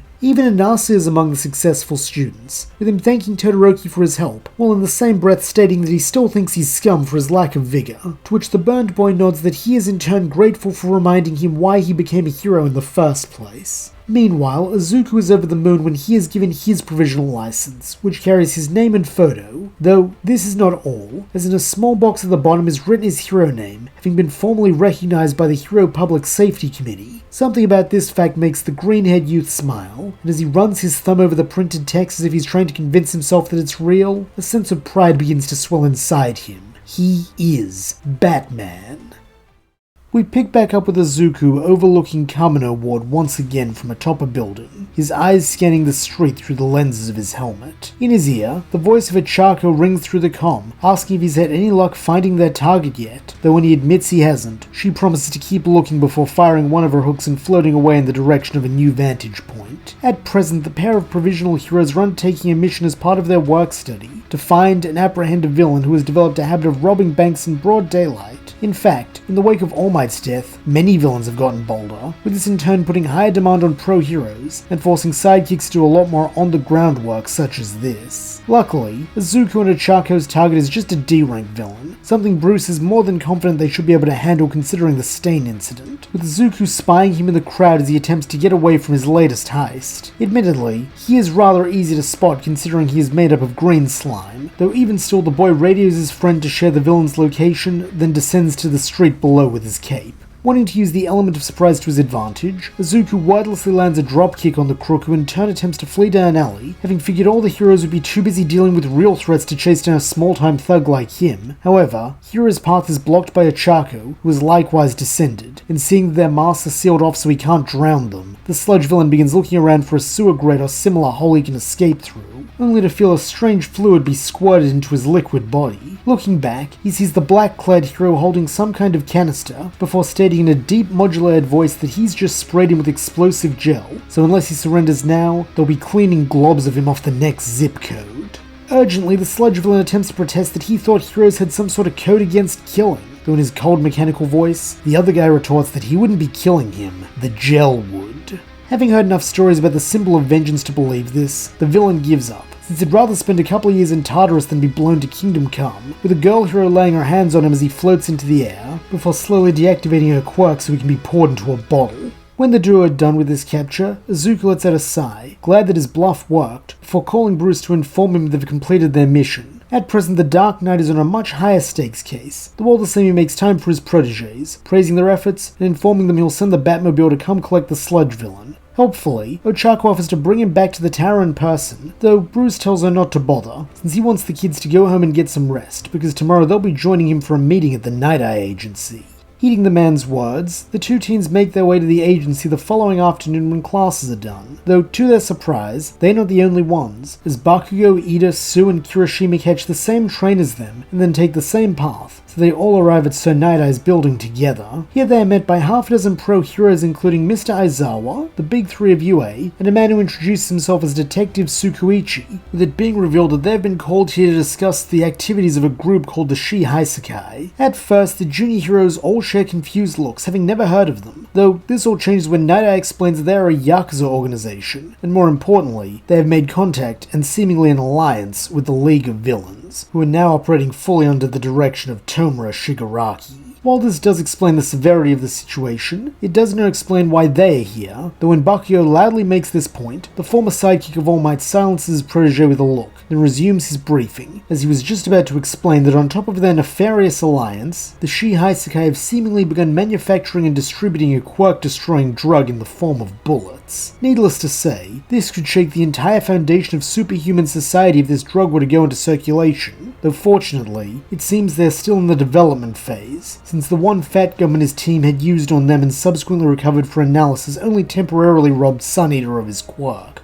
Nonetheless, this leaves them with a serious problem, since their best chance to gain information on the League and also stop the spread of this dangerous drug is to strike now. But if the Heist group have already made advancements on the version they've given to the public, then by launching a raid on their hideout, they run the risk of losing their quirks permanently, and costing Japan many of its premier heroes during a time when they're needed more than ever. Rising from his seat, Bruce speaks up, factually stating the most logical solution is to send him then, since as a quirkless hero, he can sneak in and handle the Heist with minimal risk. While most do see the sense in this plan, some of the more outspoken heroes like Rocklock are loath to leave such a pivotal mission to a foreign hero, and understanding where they're coming from, Bruce agrees to a compromise. The rest of them will be on standby, and should he fail to return within an hour, or should something go wrong, they can launch a frontal assault as Plan B. Deeming this acceptable, the discussion quickly turns to logistics, with this taking up the majority of the meeting, as the various hero agencies present share the various pieces of information they've gathered about the villains and their operation, which individually are not worth much, but together begin to paint a clearer and more troubling picture. Having nothing to contribute to this, Izuku instead uses this time to begin thinking up ways to convince Bruce to let him join on this stealth mission despite the danger, with the boy actually managing to formulate several strong arguments, so that when the meeting ends and he approaches his mentor, he's sure he'll be able to win him over even if it won't be easy. Only for Bruce to blindside him by agreeing immediately, commenting that he's grown to a capable hero, and it'll help to have someone he can trust watching his back. With this settled, Izuku and the others leave to prepare for the big day, all aside from Bruce himself, who stays behind to talk with Tsukuichi, since following the funeral, he had asked Night Eye who else All Might had confided the secret of One for All to, and having learned the policeman was on that short list, he now wishes to hear his thoughts on how things ended. Upon hearing of All Might's final request, Tsukuichi's face darkens, though when Bruce asks if the detective feels he was wrong to refuse him, he shakes his head, since there'll only ever be one All Might, and to try and replace him so unceremoniously would be disrespectful to the symbol of peace's legacy. Glad to see they're of the same mind, the Dark Knight then proposes a partnership similar to the one Tsukuichi had with All Might, since if he's going to be operating in Japan more often while the surge of villainy is going on, it'll help to have a trustworthy friend in the police department. Nodding, the detective agrees to those terms, since in spite of what people say, he can tell the Batman isn't such a bad guy after all, and while Bruce isn't entirely sure he agrees with that assessment, he shakes the other man's hand all the same. A few days later, the attack on the Shi-Haisekai begins, with Izuku meeting Bruce atop a building near their compound shortly before sunrise. To the boy's surprise, he sees that his mentor has upgraded his batsuit into something more combat-orientated and armored, with this seeming a little odd considering this is a sneaking mission. As if you can see his raised eyebrows through the mask, the American number 2 explains that following his fight with All for One, he's been integrating some new functionality into the suit, and while this is far from the end product, it should at least give him a tactical advantage when the time comes to capture members of the Haisekai group, since from his past dealings with organized crime, they won't go down without a fight. Nonetheless, since the goal is stealth, when Tsukuichi radios in to give them the go-ahead, the pair slip into the compound through a window on the upper level, with it appearing to all the world that this is an average office building. However, Detective Vision promptly strips away this illusion, as by activating it, the two Batmen quickly find the secret passage underground, and the switch they need to get in. As they make their way down, the dynamic duo go over the plan one last time. Thanks to Night Eye's briefing, they know that the leader of the group is named Kai Chisaki, that he has a daughter named Eri with no records, and that she was bandaged when Mirio and Bakugo encountered her while out on patrol. Additionally, they know that the quirk-destroying bullet they recovered has human cells in it. When coupled with Chisaki's quirk being a breakdown and reconstruction ability called Overhaul, the rather disquieting working theory is that Chisaki is hiding his daughter in her quirk and using her as a base for the bullets. As a result, Izuku's mission is to track down the kid while Bruce searches for the lab, since if they can recover the civilian and the bullets, then they can call in the rest of the heroes to help arrest Chisaki and his goons without risk of collateral damage or being depowered. Wanting to make his teacher proud, the green-haired boy reaffirms that he'll do his best as he prepares to split off from Bruce. Though, before he can, one of Chisaki's lieutenants, Tabe, rounds a corner and spots them, since it is rather difficult to employ stealth in a flat concrete tunnel with even lighting throughout. Seeing no alternative, the pair of heroes go on the attack, with Izuku already making a battle plan in his head for how to take this guy down before he can raise an alarm. However, it seems Bruce already has a solution. Hit him really hard. Troublingly so, in fact, with the younger Batman being a little concerned since he's never seen his mentor let loose quite like this before. And what's more, his helmet's display indicates that Bruce's heart rate and perspiration have spiked far more than they should have for such a short fight. In a tone of concern, Izuku asks if he's alright, and letting out a deep sigh, the world's greatest detective admits that for a second he mistook this villain's sack mask for an old enemy of his, and it may have affected him more than he'd expected.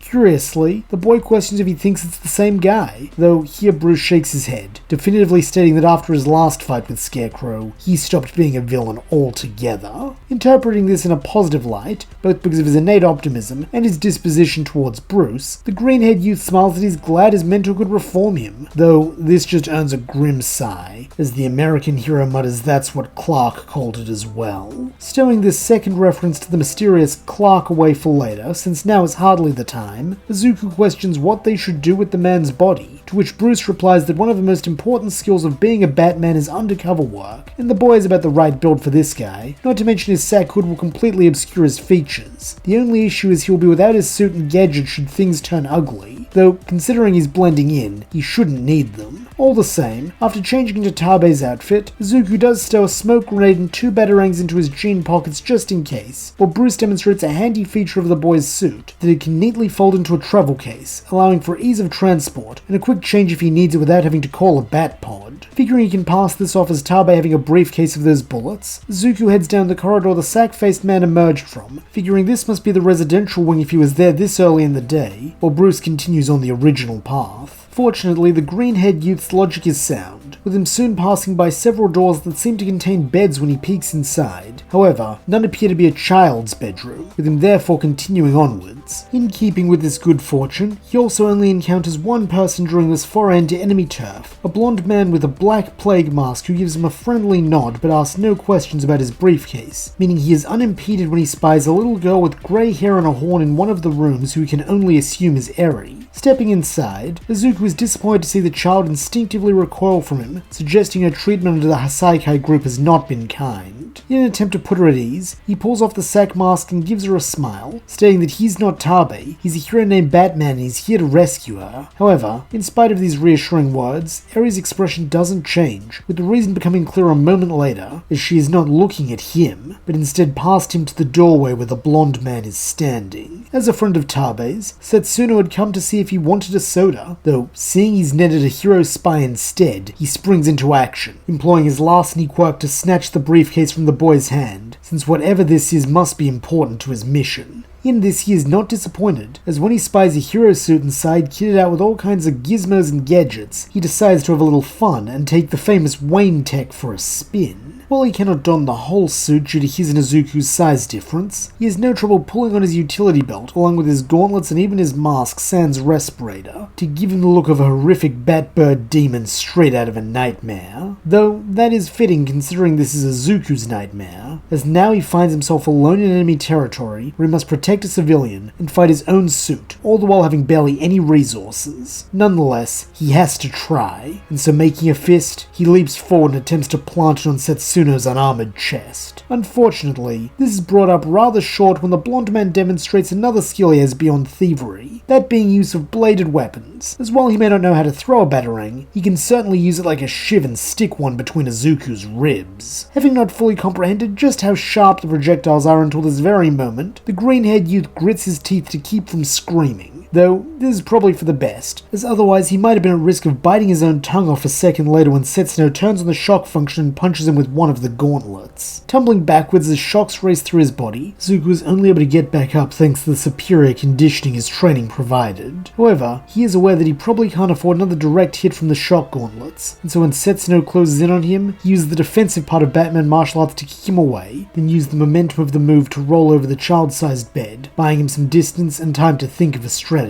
Unfortunately, this also reminds the villain of Eri standing a few feet away, and knowing every hero's fatal flaw, he jeers that he's going to cover up with these boomerang thingies before tossing a handful of them at her. Seeing the man isn't bluffing, Izuku ignores the pain in his side as he dives across the room and shields the kid, even if this means taking several deep scratches across his back. However, for some reason these only hurt for a second, though putting this down to adrenaline, Izuku moves, carrying Eri in his arms as he kicks several of her toys at Setsuno. This is a delaying tactic at best, something the villain knows well, since he's blocking the only exit, so there's nowhere this hero brat can run, with him saying as much as part of a torrent of taunts now that he feels his victory is assured. However, it seems that Izuku has other plans, deploying his one and only smoke bomb so that thick gas fills the room and obscures the two children from sight. Figuring this is so Batboy can make an escape since there's no way he and Eri can hold their breath long enough for the smoke to dissipate in a windowless room, Setsuno stands on guard, ready for the brat to rush him. Though this is a misapprehension, as the smoke bomb was actually a misdirect so that Izuku could throw his two batarangs in wide arcs that circle round the blonde from both sides and strike the gauntlet's batteries, causing them to short out and give him a nasty shock. While it is a shame to see them damaged so soon after they were repaired in the wake of the Muscular fight, Izuku also knows from that fight how much damage he has inflicted on Setsuno, and so refusing to squander this, he puts Eri down and charges in at last for a flurry of Batman martial arts that takes the villain out of commission, and proves once and for all that it is the person, not the gear, that makes the hero. However, even this cannot be a simple matter, as when it becomes clear that he is going to lose, Setsuno stops defending himself, instead putting his focus into screaming there's an intruder in the base. Since as worthless trash, it is his duty not to think of himself, but instead the young boss who must be protected, since if there's one hero, then there might be more. Like the lighting of a signal fire, raised voices ring out down the corridor, with Izuku grimacing as he really messed up this time, though knowing he doesn't have time for self-pity, he instead starts putting his suit back on. As he does so, something strange catches his eye. The place where Setsuno stabbed him is completely healed, like he was never attacked at all. Making a mental note to get to the bottom of that later, the green-haired boy then holds a hand out to Eri, promising that he'll get her to safety, since there are more heroes above ground. However, to his shock, the girl recoils, with Izuku having to assume this is a result of Chisaki's abuse, a fact which only makes his blood boil, though when it becomes clear that he is not about to strike her, she reluctantly takes his hand and allows him to lead her back the way he came. By now, a dozen or so goons have filled the corridor in an attempt to block their way, though refusing to let them have Eri, Izuku makes use of his re-equipped utility belt, tossing a volley of batarangs into the nearest criminals before lifting the girl onto his back and urging her to shut her eyes tight as he deploys a flashbang.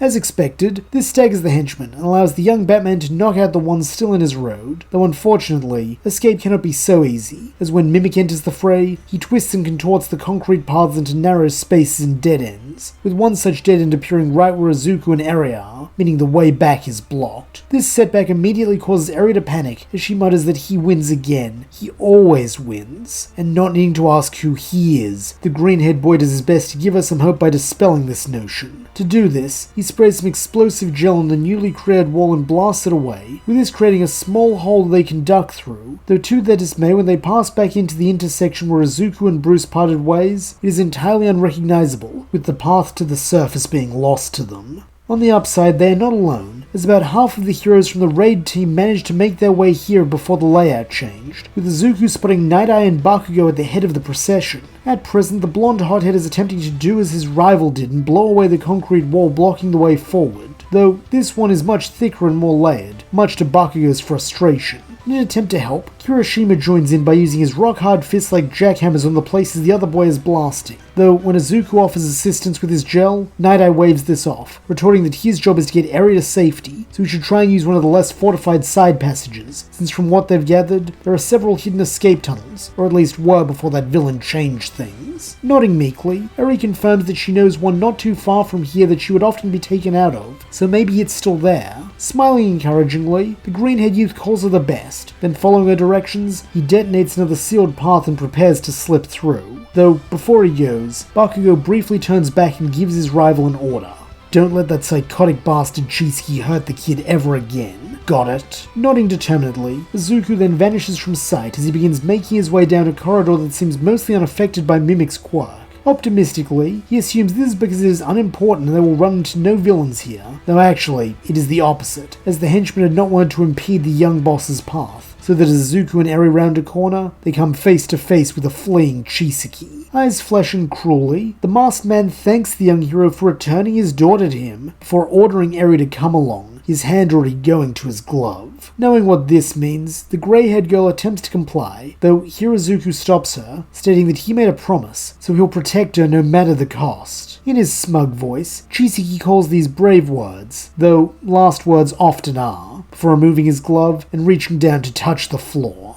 At once, the walls around Izuku turn to spikes, forcing him to dodge and weave while his cape is torn to shreds, showing just how close to calamity he is. Luckily, Eri is unharmed, though it seems Chisaki has not given up on her, as he dives towards the younger pair with his hand outstretched. Bracing for another painful death and reconstruction, the horned girl closes her eyes, though for once it doesn't come, as instead she hears Chisaki howl in pain. Opening her eye just a crack, she sees one of those boomerangs lodged in her tormentor's hand, though she didn't feel Mr. Batman move to throw one. That is because he didn't, with another more heavily armored Batman entering the scene a second later as he swing kicks Chisaki in the chest and sends him crashing into a wall. In a serious tone, Bruce then asks if his apprentice is alright and whether the villain managed to touch him, though shaking his head, Izuku confirms that he and Eri are fine and that he's on the way to get her out of here, though it seems this will have to wait, as recovering from his injury, Chisaki makes another attempt to seize Eri, proving the green-haired boy will need to fight if he wants to get past. Knowing he can do this better unencumbered, he deposits the girl a small way back and tells her to wait for him here. Then, as the eyes of his suit flash menacingly, he charges. Like with Setsuno, Izuku supplements this with a smoke bomb, forcing Chisaki to shield his eyes while he and Bruce use detective vision to close in and begin laying into the man. However, even in a bad position, the young boss of the Yakuza is no slouch, laying his hand on the wall and causing a violent volley of spikes to burst out, with several slashing at the Bat heroes and even piercing their suits in places. Fortunately, none of them strike any vital areas, meaning they keep pressing on, with Izuku using a spike for leverage to land a two-footed kick to the face, while Bruce displays his marksmanship by hitting him in the chest again with a follow-up batarang as he falls. Unsurprisingly, this only angers Chisaki more, though despite Bruce having ripped his expensive suit, it is Izuku he targets, growling something about the schoolboy's filth, as he reconstructs the passage around him into a pillar that slams him into the back wall in an attempt to crush him. Luckily, the Batsuit's reinforcements save him from this rather grisly death, though he still feels about half of his bones fracture while fresh blood spurts from his cuts, leaving him feeling rather worn out all of a sudden. Meanwhile, Bruce continues the fight alone, employing his grappling hook and a batarang barrage to counter the villain's spikes, though on his own, it is rather difficult to close the distance between them when Chisaki has total control of the battlefield. As a result, it is not long before a lucky concrete spike pierces the American's leg, trapping him in place and leaving the gangster free to reclaim area and make his escape. That is, unless Bakugo has anything to say about it, as screaming for Chisaki to keep his damn hands to himself, the blonde hero unleashes a howitzer impact that shatters the spikes into rubble, while also pushing the villain back, having apparently completed his task of opening up the main path. A second later, that upperclassman Bakugo seemingly befriended in the wake of the initial internship pops up from under the ground to uppercut Chisaki, only compounding the damage, though when Izuku tries to warn him about being in touch range, the older blonde just grins as the enemy's hand passes through him, courtesy of his intangibility quirk.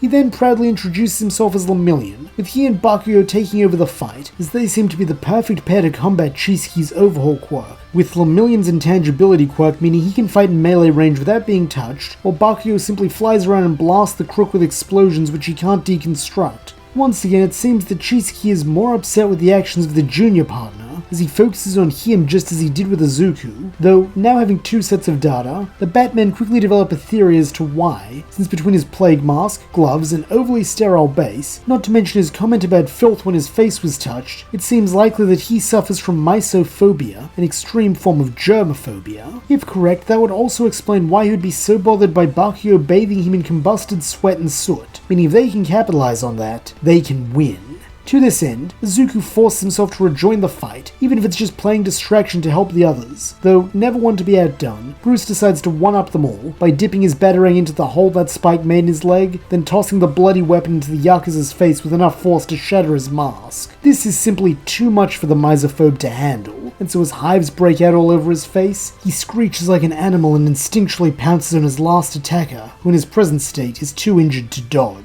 In that moment, Chisaki doesn't care about the fight or his plans, he just needs to make this disgusting dirty man die. He will purify him down to the smallest atom, with him starting with the chest plate as he lays his hands upon it and deconstructs into nothing. Now, it is time for the man. It will only take a second, and then he will be gone forever. However, when he tries to deconstruct him, something happens that has never happened before. From an outside perspective, it looks as though Chisaki's been burned or shocked, as one second he is atop Bruce while the others all cry out for him, and then the next, he recoils with a horrified gasp as he claims that the Batman is not normal, not right. He is alien down to the very matter that makes him up. Though seemingly paying no mind to the ravings of a madman, Bruce glibly states that he's one of a kind alright, before socking Chisaki with the shock gauntlets and taking him down at last. And just like that, the fight is over, though the question remains as to how they're supposed to keep this criminal secured, since anything he can touch he can overhaul, meaning he'll free himself once he wakes up. Still feeling a deep anger for how he treated Eri, Izuku suggests using one of those quirk-destroying bullets, though here Bruce interjects, stating the bullets were all destroyed by the time he reached the lab, so he was unable to recover them. Cheerily, Lemillion grins that at least that means they can't be used on anyone else, with Izuku agreeing that this is probably for the best, while Bruce nods, before saying that in regards to Chisaki, the police will probably just need to keep him sedated once he's given over to them. Speaking of, the two blondes reveal that most of the other She Heist members are being rounded up as they speak, with the two of them having gone ahead to try and stop Chisaki from escaping, so now that this is done, they should probably bring him in and get back to Sir. Having no objections, Bruce and Izuku surrender custody of the criminal to them, though this time it is the green-haired boy's turn to give his rival some parting words, thanking him for coming to back them up.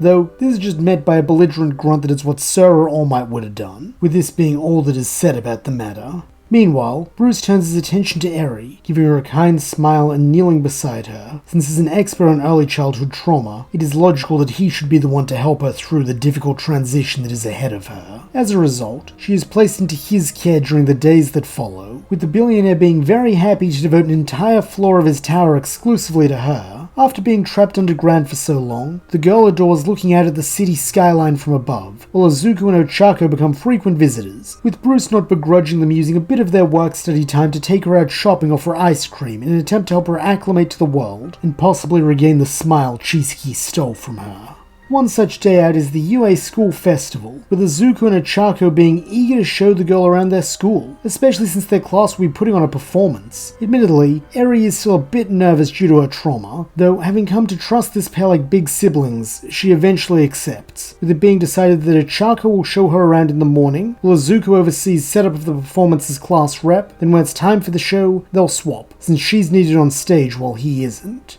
Finally, the big day arrives, though here we see one fairly large divergence from canon, that being Izuku's role, as while normally he would be the one to go and get the last minute supplies, here he is unable to as the class rep and director. To this end, he dispatches Ida as the fastest, with the boy being so quick and focused on his duty that he never encounters Gentle or Labrava as they begin making their way to UA to pull off their heist. Not that they'll get very far, as they are easily apprehended by a pro before they can cause much trouble, since on reflection, it's a really bad idea to try and pull a heist at a high-security hero school on a day even more pros are present and on high alert. Fortunately, while the two bumbling crooks are having a rather bad time being carted off to Tartarus, Eri is having a lovely day, as those among Class 1A who have not met her yet are quick to dote on the sweet girl, with even Bakugo gruffly asking if she's holding up alright when she attempts to hug him as thanks for the part he played in her rescue. Now knowing who it is that will be watching them, Class 1A are more devoted than ever to putting on the best show they can, with everyone putting their all into the performance, whether they're on stage or backstage, while in the crowd, Izuku and Eri watch, with the excitement being palpable. After all the hard work his friends have put in, the green-haired boy is happy to see it all pay off, though this is nothing to the joy he feels when he spots Eri smiling on his shoulder, as perhaps now her road to healing can begin. Meanwhile, down in his underground laboratory, Bruce sets to work on a much grimmer task, as from a hidden compartment, he pulls out one of the Quirk-destroying bullets he stole from the Heisekai hideout. While he does feel a little bad about lying to Izuku, he knows the honest boy would feel honor-bound to report it to the Hero Commission, but considering the current state of affairs, he doesn't trust them or any governing authority with the power to take away parts of those who defy them, since he's seen firsthand what that can lead to.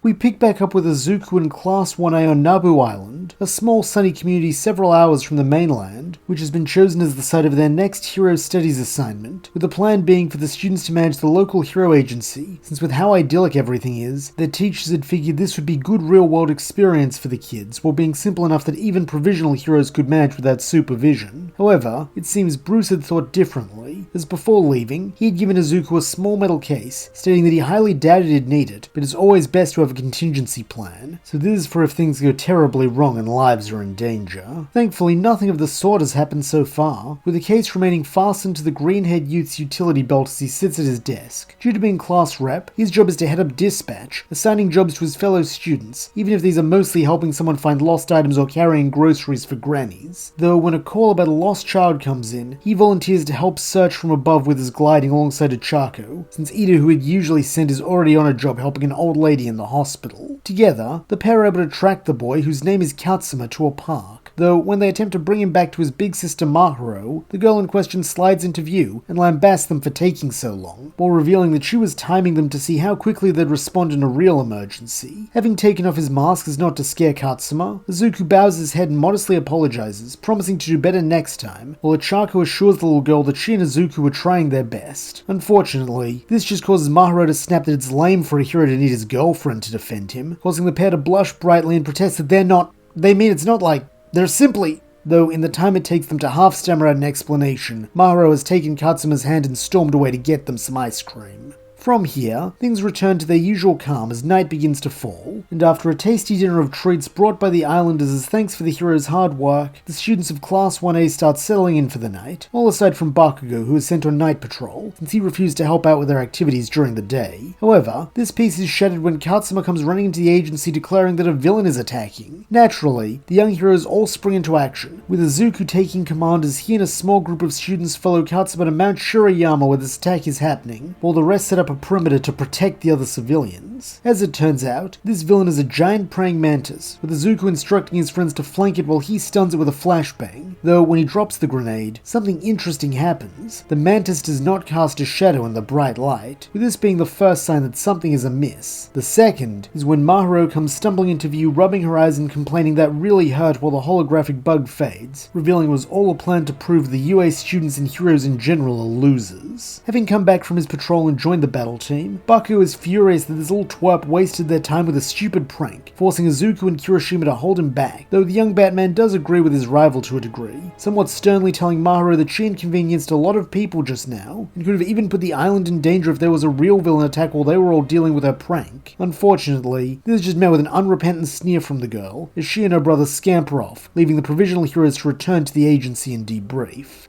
Evidently feeling bad for his part in his sister's actions, Katsuma approaches Izuku the following morning to apologize. Though bearing the kids no ill will, the green-haired youth chats casually with him, even commenting on his edge-shot pin, and learning that Katsuma wishes to be a hero, even if his quirk, cell activation, isn't really equipped for heroics. Encouragingly, Izuku mentions how he's quirkless and he's still able to be a hero, so it's more about the will to save people than anything else. With this inspiring the young boys, he vows to become a hero in spite of his quirk. However, it seems not everyone thinks so lowly of this ability, as that evening a quartet of villains led by the mysterious Nine arrive on Naboo Island, having come to steal cell activation, since unlike the version they stole from the boy's father last night, this one is compatible with Nine's blood type, meaning he'll be able to use his copied version of All for One without overtaxing his body as it currently does, to the point where he is forced to use a mobile life support system that pumps quirk-enhancing drugs into his body. As part of their arrival, the villains crash a ferry into the harbour, with Slice sinking all the other boats so no one can flee and warn the pro-heroes, while Chimera targets the communication systems to prevent the same via telephone. With their blackout now in place, they next turn their attention to causing chaos so that Nine can hunt down his target in the confusion. Meanwhile, back at the hero agency, Izuku and Bakugo receive a call from Mahiro, who claims that villains are attacking. Though having been fooled once, the blonde tells her to cram it, right before the phone line suddenly goes dead. While he has to agree that it's probably another hoax, Izuku is unwilling to risk the kids getting hurt when he can save them, and so sets off on his own while the others try to diagnose their sudden telecom problem, as they've lost contact with all their classmates out on patrol. Unfortunately, it is around this time that a man on a moped arrives and frantically informs them of attacks going on across the island, and with their class rep off on a job in Incommunicado, it falls to Momo as vice rep to take the lead and plan their strategy. Being a pragmatic young woman, she has her classmates split into groups to handle these threats, as well as try and get their absent friends up to speed, with it falling to Ochaco to find Izuku, since right now, his leadership and tactical thinking might be just what they need. And speaking of the young Batman, he finally arrives at Katsuma and Mahiro's house, only to find it a smoldering ruin, while a villain with silver hair declares his intent to take the small boy's quirk to complete himself. Though in this timeline he has never seen All for One, Izuku is aware from Batman Inc.'s files that he was renowned for stealing quirks, and so quickly concludes that this man must have a similar power, and therefore be a similar threat. Consequently, his body moves before he even has time to think, with him dropping a flashbang and then using the resultant confusion to grab the kids and grapple to a nearby forest, since this should provide them cover. Unfortunately, here Nine makes use of one of his quirks, scanning, which acts like infrared vision and allows him to hone in on Katsuma easily. As a result, it is not long before he is in range to begin firing bullet lasers at the heroes, which begin penetrating his back armor, though in turn fail to do enough damage to incapacitate him. Recognizing that this advantage will not last forever, as sooner or later Nine will hit him in a place he's already burned away, Izuku makes the only choice he can: fight back, with him hurling a string of batarangs at the man that are meant to make him retreat or at least temporarily back off his pursuit. However, Nine has another idea in mind, using his air wall to simply repel them before continuing the chase. Now feeling all flustered, Izuku barely notices that he has left the forest and arrived at a field until Mahiro yells at him to look out. Turning back to see what she's talking about, the green-haired youth is shocked to see Nine manifest an indigo dragon's head and neck from his back, which snakes out before coming in to clamp its jaws around Izuku. Thinking fast, the boy does manage to toss the younger kids out of harm's way, though at the cost of being grabbed, with several pieces of his suit beginning to crack under the pressure of the monster's bite as it attempts to crush him to death.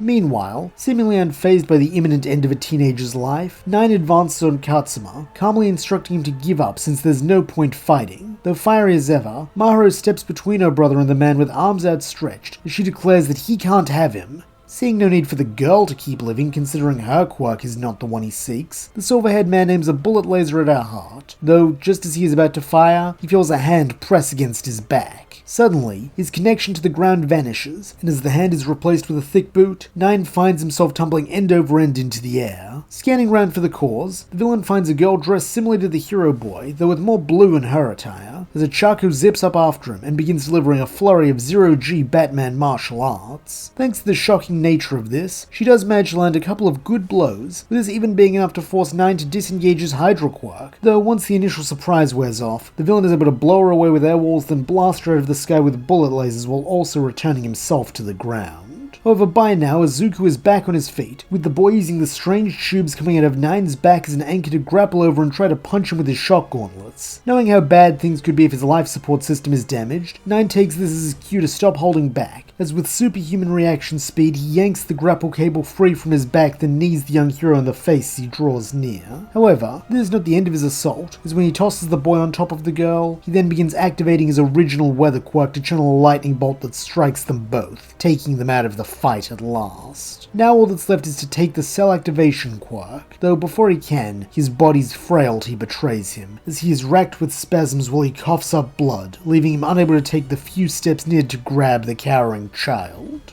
Spotting this, Slice bursts from the tree line and runs to her comrade's side, urging him to lean on her, since together they can capture this brat, though before the villains can bring this plan to fruition, several other members of Class 1A who'd been tailing her arrive, with them driving Slice and Nine off, while Katsuma and Maharu rush to check on the dynamic duo. Thankfully, they are not dead, though they are both pretty badly injured, with their costumes showing signs of major damage. Nonetheless, their classmates are able to carry them to safety, with them all holding up in a large factory where the other heroes have already evacuated the civilians to. However, in spite of the island's doctor doing his best, there is little he can do for Izuku and Ochaco, as their level of injuries requires care only a state-of-the-art hospital can provide. Or at least, that is what they think until Katsuma volunteers to help, as with his cell activation, he can speed up their body's healing process, allowing them to wake up and get back on their feet. Knowing they'll need all the heroes they can get, the doctor readily agrees, with the young boy applying his power, and as promised, causing the Bat Duo to open their eyes. At once, Ochaco panics, asking where Nine is, with Izuku being equally frightened, though when the others fill them in on the situation, they begin forming a plan. Simply put, they cannot stay here, as the factory is too exposed, though remembering Maharu's prank from last night, Izuku proposes they move everyone to the castle on top of Mount Shirayama, since it will force the villains to battle uphill if they wish to get to them, not to mention the small land bridge acts as a natural funnel point, meaning they'll be able to see them coming. However, having noticed how Nine's quirk seems to favour open spaces, particularly his devastating Hydra and weather quirks which only came into play when they left the forest, the green-haired youth does alter the plan a bit from canon, specifically who will be working with who and where Katsuma will be as the villain's target. Though this is not the only change she'll be making, as while the others set out for the castle, Izuku, Ochaco and the captured mummy instead head for the cave network inside the mountain, where the pair are quick to set up an impromptu bat cave of sorts, even if the lack of a functioning comms network and other resources mean they have to rely on rigging up some wired security cameras to one of the computers they were able to bring from the Hero Agency.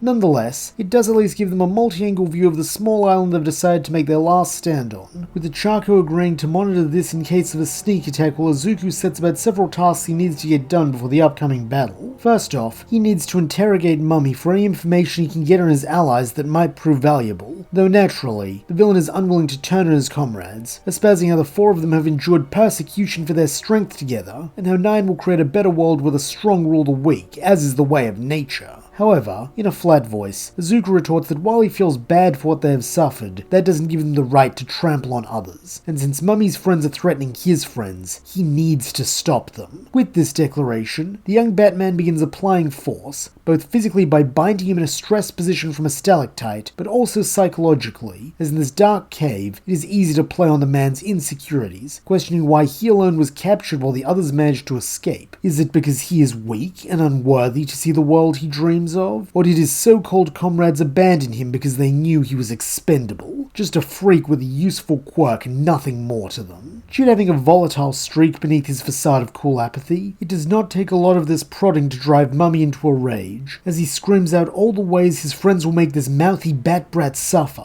with this being exactly what Izuku had been looking for, as these are insights on how the villains fight and think, all things he is quick to relay to Ochaco, who in turn shares them with the others. As for his second job, when his fellow bat escorts their prisoner back up to the castle and he is all alone in the cave, he opens the case Bruce had given him, as defending a castle full of innocents against three powerful villains seems to meet the criteria for things have gone terribly wrong. However, a moment later, he comes to sincerely wish he hadn't, as nestled inside it is a single quirk-destroying bullet, identical to the ones they'd been dispatched to retrieve from Chisaki. How is it that Bruce has one of these unless he lied about them being destroyed? But why would his mentor lie? And especially to him? Unfortunately, now it is Izuku's turn to feel the creeping darkness play on his mind, as a small unwelcome voice points out that it wouldn't be the first time, since he knows there are other things Bruce is hiding from him, so why not this? How much can he truly trust the Batman? Not wanting to think about such things, especially when he needs his resolve for the battle ahead, Izuku snaps the case shut and tosses it as far away as he can, unable to believe that the man he looks up to would have something so evil, and worse, would expect him to use it. Subsequently, it is a rather sleepless night for the green-haired boy, though eventually night ends and a new day dawns, and with it comes Nine, Slice, and Chimera, who as expected begin making their way across the land bridge, their mind made up that today they will acquire soul regeneration and bring about the world they desire. Though to do this, they will have to get through the heroes first, most of whom stand ready to face them on a terrace in front of the castle. As planned, when the villains come into view, the students split into 3 teams. The first, led by Bakugo and containing people like Kirishima, Ojiro, and Sato, make a beeline for Chimera, as the best way to combat him is through raw power, while Ochaco's team, which includes people such as Todoroki, Sero, and Mina, head for Slice, as their goal is to incapacitate her long enough to burn or melt away her hair, since that is her quirk factor. As for the rest, they hang back, with Momo leading them as they provide range support, with her created cannons and Jiro's sound waves being particularly useful at keeping the villains on their toes. However, this still leaves Nine mostly unimpeded, with the silver-haired villain concluding the children are too scared to confront him directly after what he did to their friends. How weak and pathetic. Nonetheless, he can use this, as looking around, he finds the boy he seeks clinging to his sister in the back line. Then, when they spot him, the girl orders her brother to run, with little Katsuma scampering off into a nearby cave. Foolish child. This will not protect him. A fact Nine intends to make clear as he breaks away from the battle and follows him into the cave. Though, who exactly is the fool is yet to be seen, as no sooner has Nine stepped inside than the image of Katsuma vanishes, revealing itself to be one of Maharo's holograms, while behind him, a bang is followed by heavy rumbling, as a line of explosive gel around the tunnel mouth detonates, creating a cave-in that traps him inside. Though this is not all it does, as it also renders the passage pitch black, something that would intimidate most people, though Nine is not most people, as he simply activates his scanning quirk, as this will illuminate whatever hero is waiting to ambush him. However, to his surprise, nothing shows up, so perhaps they are further in, or else their plan is to simply trap him inside rather than attack him. No matter, he will simply find another way. Ow! Suddenly, a sharp pain strikes the back of the villain's head, and bending down to grab whatever had hit him then clattered to the floor, the man feels a metal projectile in the shape of a bat. However, before he can piece this together, something moves out of the dark and strikes him in the face, causing him to bleed for the first time in a long time as he involuntarily staggers back.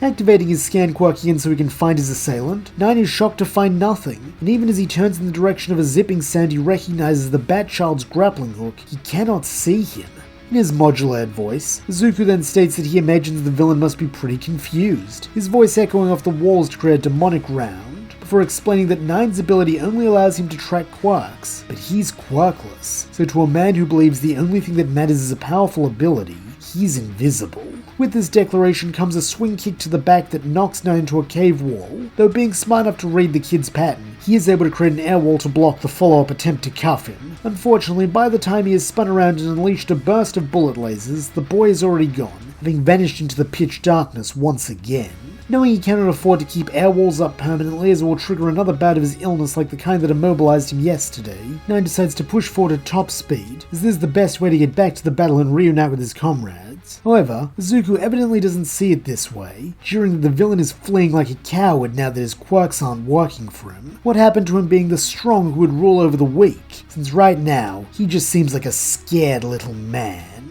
Furiously, Nine declares that he isn't scared of anything or anyone, though in doing so, he slows down long enough for Izuku to descend upon him from above, using his detective vision to see with perfect clarity as he slams Nine into the ground, and then delivers a punch with his shock gauntlets to the man's back. However, rather than being the finishing blow he had hoped, this only seems to empower the villain as his whole supply of quirk-enhancing drug goes coursing through his body, while glowing purple veins shine through the skin of his face. With this comes a massive boost in his quirk's potency, as he fires not one but 2 hydras up at Izuku, so the boy is sent crashing through the cave ceiling with a number of painful cracks. This sound also gives Nine an idea, as why look for an exit when he can just create one? Then he can call lightning down and kill this brat. it. To this end, he has his Hydra drop Izuku, as they instead begin tearing through the cave ceiling and walls, while down below, he attempts to speed up the excavation with some bullet lasers. Knowing exactly what must be going through the crazed villain's mind, Izuku implores him to stop as he hits the ground, crying that they're directly beneath the castle, and if 9 keeps going, it'll collapse and 1,000 people will die. Still in that state of mania, 9 roars back that he doesn't care. What good are 1,000 weak lives anyway? They should be honored to die for the enrichment of the strong. Such logic sickens Izuku to his stomach, though that might also partially be whatever he landed on when he fell, and rolling over to get off it, he is shocked to find the silver case with the Quirk-destroying bullet. This could end things here and now and save all those innocent lives, but to use it knowing how it was made would make him no better than Chisaki. Would Eri understand if he explained it to her, or would she hate him for using the product of her pain? Izuku doesn't know, though he does know he'd rather not find out. To this end, he tries reaching 9 one last time, warning him now to stop before he is made to stop, since he can still rejoin his friends and leave this cruel, selfish path behind. However, by now, the silver-haired man is too far gone to consider any other path, and knowing what he must do though it pains him, Izuku lunges forward. Through the glow of his lasers, 9 does see the boy coming, especially now that half his face is no longer hidden by his mask. Even more pathetic is the fact that he is crying, with the villain sneering that he'll give him something to cry about, though as he brings up an air wall to stop his approach, the young hero grapples to the side, dodging the wall, and then springing off the side of the tunnel to jab him in the throat with something he'd been clutching in his hand. At once, 9 feels his strength leave him as his Hydra dissipate and the wall he'd erected vanished. Not wanting to believe what his body is telling him, the mad villain next tries to shoot the boy through the heart with a bullet laser, since he's right there, though nothing comes. In a remorseful tone, Izuku explains to the man that he had no choice. He had to render him quirkless for the lives of everyone on the island. He's sorry. Only now does 9 understand why the boy is crying. He's crying for him and the suffering he has just knowingly inflicted on his enemy. Though, even Izuku does not fully understand what he has done, as when he attempts to cuff the villain again, 9 lets out a scream and declares that he refuses to live as weak, quirkless trash, before biting down on his tongue and ending his own life. There is nothing Izuku can do to save him, so that when he emerges from the cave carrying the man's body, it is with the sense that this was a very hollow victory. Even the sight of his friends safe while Slice and Chimera are bound does little to alleviate his guilt, with the green-haired boy barely uttering a word as he instructs the others to gather the civilians, since it's time to go home. A few hours later, several pro-heroes arrive on Naboo, having been alerted to the communications blackout, with Bruce being among them, and after checking that he is safe, he praises Izuku for his leadership during this ordeal, since from what Ochaco told him, it was his plan that managed to save everyone's lives. However, in his state of guilt and shame, not to mention the doubt he feels towards his mentor for even giving him that bullet, Izuku doesn't want to hear it, instead simply asking why he lied about not retrieving them from Overhaul's lab. Clearing his throat, the American hero prepares to answer, though it seems the boy is not done, as now that he's opened the floodgate he cannot stop himself, as he more heatedly starts demanding to know things like how can he look Eri in the eye when he uses and distributes the weapons made from her suffering? Who is this Clark he keeps skirting around mentioning? And what other lies has the Dark Knight told him? In spite of the anger with which his protege is looking at him, Bruce remains calm, as he sighs that from the moment they met, he knew that the kid would be smart enough to figure out something was off, so this conversation was inevitable. He just didn't think it would come so soon. Alright, if Izuku is willing to hear him out, he'll tell him everything right from the beginning. No more secrets, no more lies.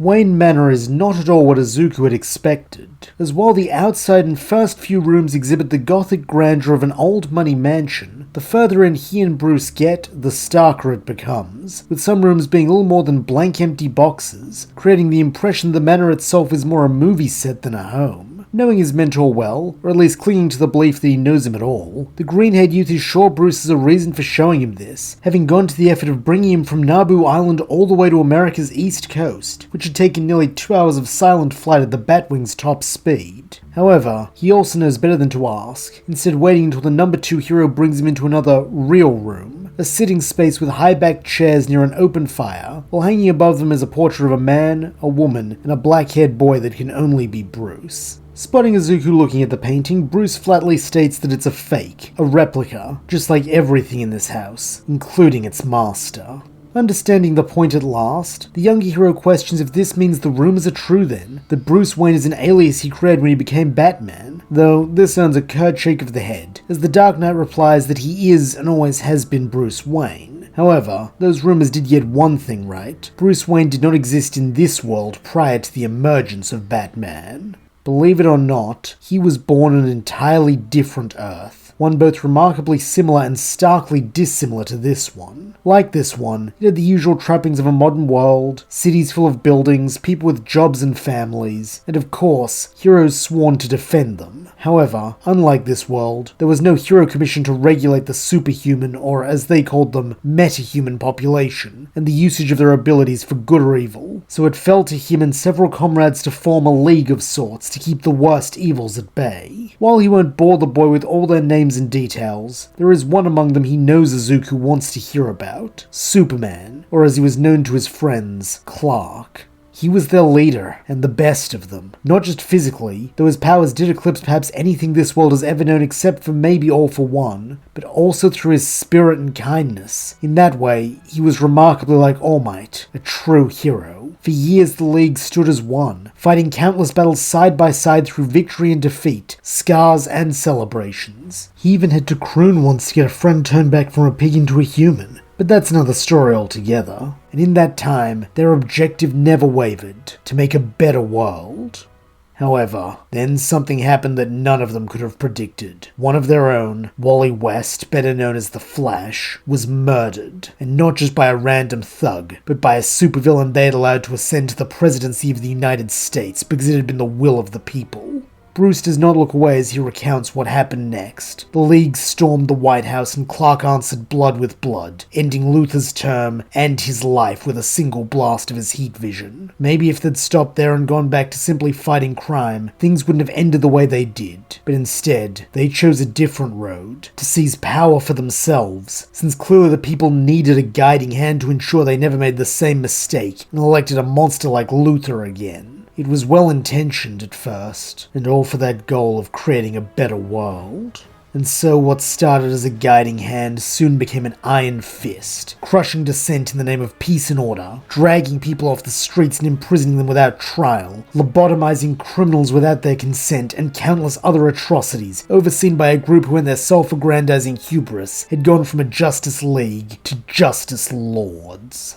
And the most shameful part is, he cannot claim ignorance of any of it, as in the new regime, his job was to keep the machine of oppression turning, to put his vast intellect to use ensuring that every act of cruelty was perfectly balanced as to not collapse in on itself, and any future threats to their hegemony were preempted and dealt with before they could become a problem. And, if you may eschew false modesty for a moment, he was remarkably effective at his job, since under his and his comrades' watchful eye, crime rates fell to almost nothing, wars became a thing of the past, and hospitals recorded fewer victims of violence. To the untrained eye, it looked like paradise, but beneath the tranquility there was suffocation. No protests in the streets, no debates in the halls of power, not a single word that was not sanctioned by the Justice Lords. And at the heart of it all stood Lord Batman, the perfect inquisitor except for the fact that he needed to constantly feed himself a diet of justifications that he was too smart to believe, but chose to anyway, because it was easier than asking the one question he could not bring himself to: am I still doing the right thing? Some of his most frequent lies were that freedom should be reserved for those who have the good judgment to use it wisely, that ruthlessness was mercy upon those hurt by their targets, and that by creating a climate of fear from above, no little boy would have to fear their parents being murdered in a back alley robbery gone wrong. A better world indeed. As he says this, Bruce's eyes flick to the portrait above them, and while this gesture is almost imperceptible, Izuku's Batman observation training allows him to see it, though he does not comment, instead questioning what changed, since it's clear Bruce came to regret his actions. Sighing deeply, the man explains how it started when he and the Justice Lords found a way to cross into another universe. There they found heroes who bore their names and faces, but had refused the path of tyranny, choosing to endure chaos rather than sacrifice their principles, and accept never-ending service rather than declare themselves sovereigns. Their very existence was an indictment upon the Lords, though at the time they had seen this choice as foolishness, and so attempted to paternalistically force their help upon this other universe, imprisoning their league and crossing over to impersonate them. That is aside from him, who stayed behind so his comrades could return to their world. And he is grateful that he did, since it was during this time that he encountered his other self, a Batman unbent, scarred but unbroken, who looked at him not with hatred but with recognition and disappointment.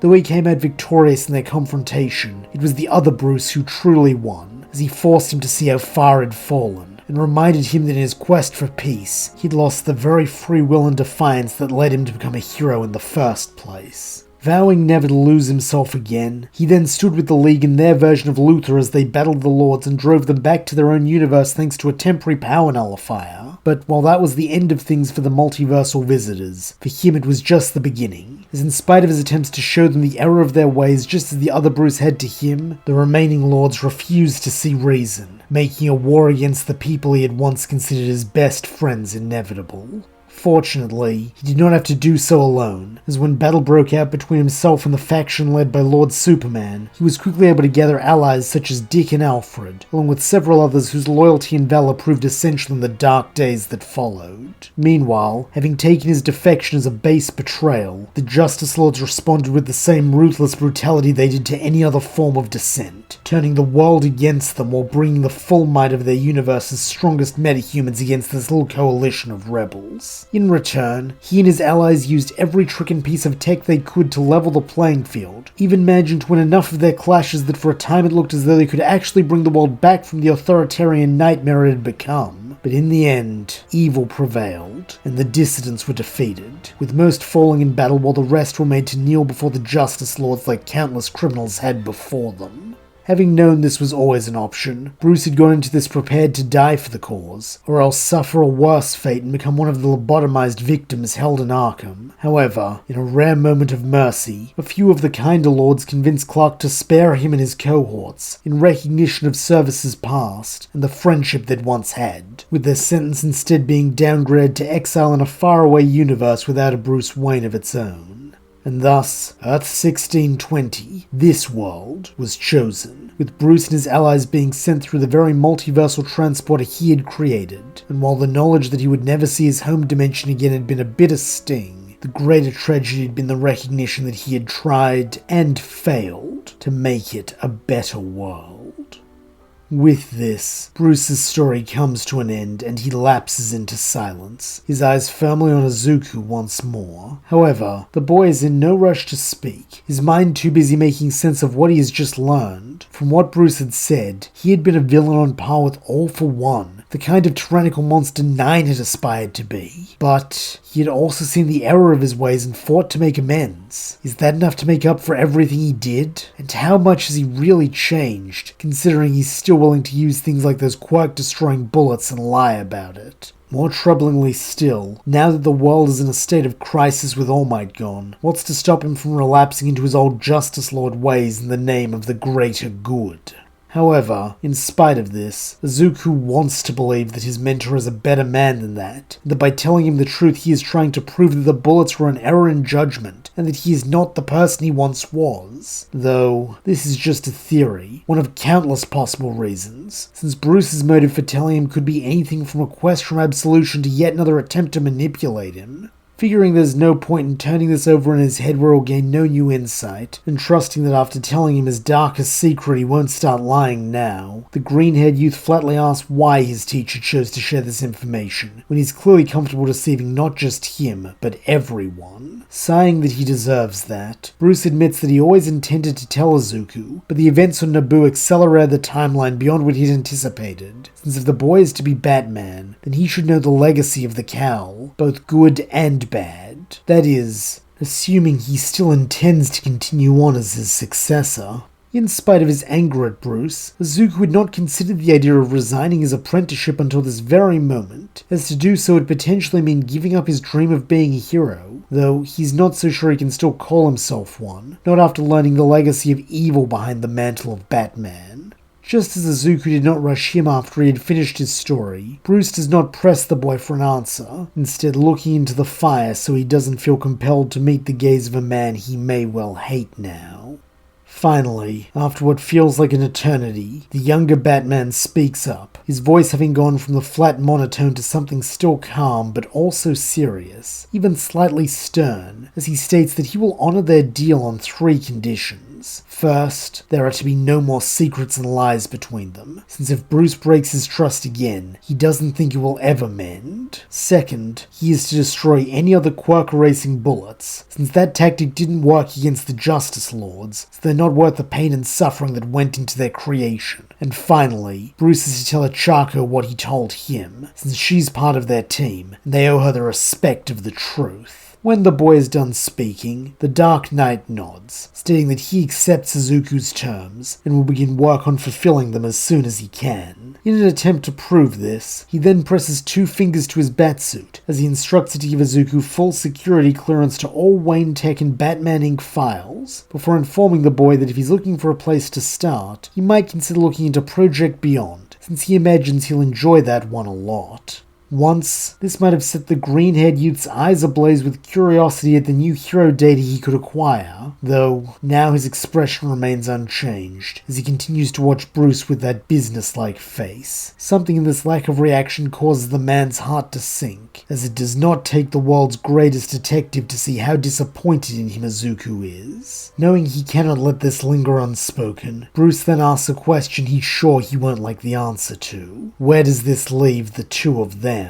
Face still impassive and tone still placid, Izuku replies that he already told his teacher he will continue on with their training and fulfill the contract he signed the day he agreed to become Batman. However, that does not mean the man has his trust or his forgiveness, since those things he will have to earn back. Figuring the boy probably won't want to endure another hours-long flight trapped in close quarters with him, Bruce has one of the Wayne Tech jets take Izuku home after this, while he decides to stay in America a little while. Luckily, he's not alone, as following Izuku's recovery and the completion of his physical therapy, Alfred had returned to the manor, meaning for now it is the 2 of them. Having learned from experience that nothing gets past the sly old man, Bruce wryly comments that he imagines Alfred heard all that, to which the other man just wryly replies that a good butler keeps his eyes and ears open, but his mouth firmly closed. Sighing deeply, Bruce states that right now he'd rather he keep that open too, since he needs his counsel. This business with the bullets, and the way they horrified Izuku while he didn't think twice about taking them, could that be a sign that he's slipping back into his old ways now that this world has become as turbulent as the one he and his friends felt the need to co-opt?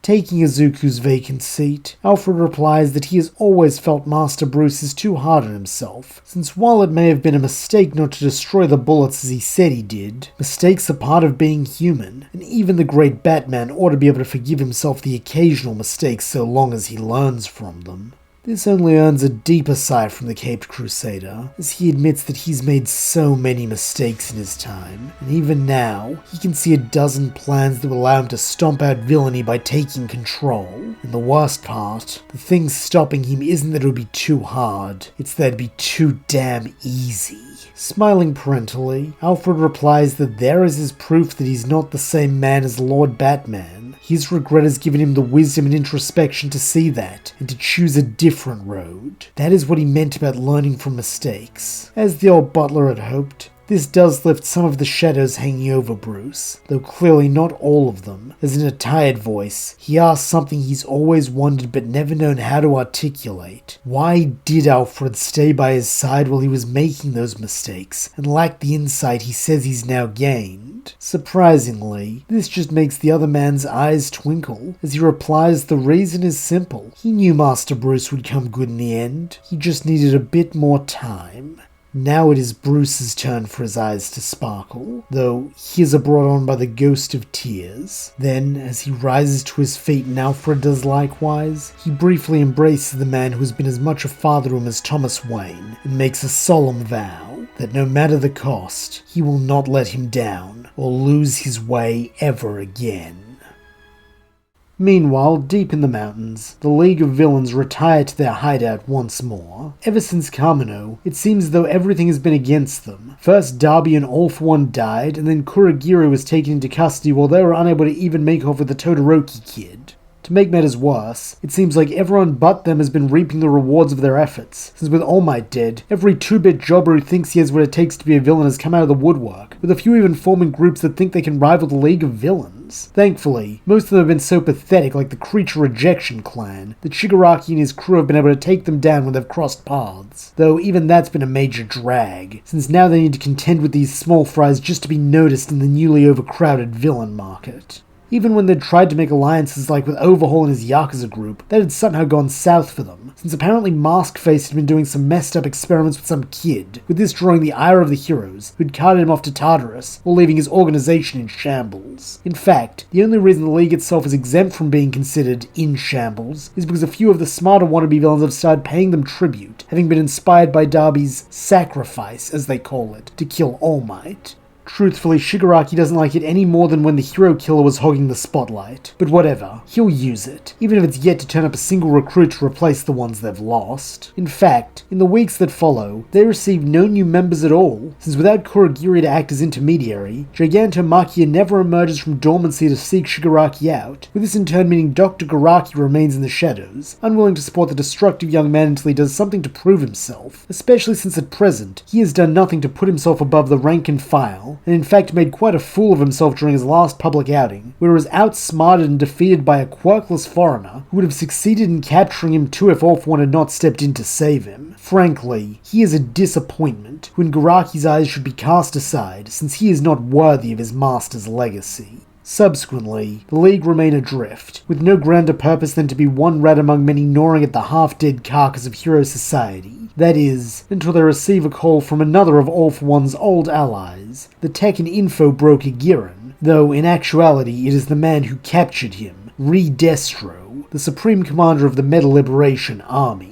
Unlike the other upstarts, his order dates back to the early days of Quirks, and has quietly been building influence and resources in accordance with the vision of its founder, the revolutionary villain Destro, in a manner quite similar to All For One, and this is why his successor, Redestro, has called to issue a challenge to the League and Shigaraki specifically, where the stakes will be nothing short of history itself, as the time has finally come to see whether it will be the legacy of the Demon Lord or the Quirk Liberator that shapes the new world they have found themselves in. At first, this is met with a scoff, as Shigaraki asks how stupid Reed Dumbass thinks he is, since this is obviously a trap, a claim Redestro does not refute, though he does reveal that he anticipated this reluctance, and so prepared two pieces of leverage. First, he has Giran, and if the League is to have any chance of standing out, they'll need him, so it would be in their best interest to come rescue the broker. And second, by taking this call, his satellites have zeroed in on the villains' locations, so if they don't come, he'll just give that data to the heroes who will have no problem throwing the lot of them into Tartarus. So really, they have no choice, and at least if they come to his celebration, they can go down swinging, and be remembered as having helped legitimize the ascension of the Meta Liberation Army. Scowling that he hates this smug jerk, Shigaraki wastes no time in decaying the phone into dust, though, all the same, he does admit that it seems Redestro has them cornered, so they've got to go spring this trap. Begrudgingly, the rest of the League agree, with them descending from the mountains and down into Deka City, which had been Redestro's designated meeting place. However, when they arrive, the streets are almost entirely empty aside from a low-level pro-hero who leads them deeper into where a blue-skinned woman and handsome man are waiting, with the pair introducing themselves as Curious and Trumpet respectively. They then indicate a tower at the back of the city, explaining this is where Redestro has Giran, though when Spinner rambunctiously claims they'll just go get him then, Curious cackles that she's afraid not, since to reach the tower, they'll have to make it past their legion of loyal soldiers, all of whom appear to be nothing more than civilians. That way, when this seemingly civilian group defeats the League of Villains, something even the pro-heroes have been unable to do, it will serve as proof that quirk regulations are detrimental to society, and so should be abolished. As if this was a pre-planned cue, hundreds of ordinary people start coming out of the woodwork,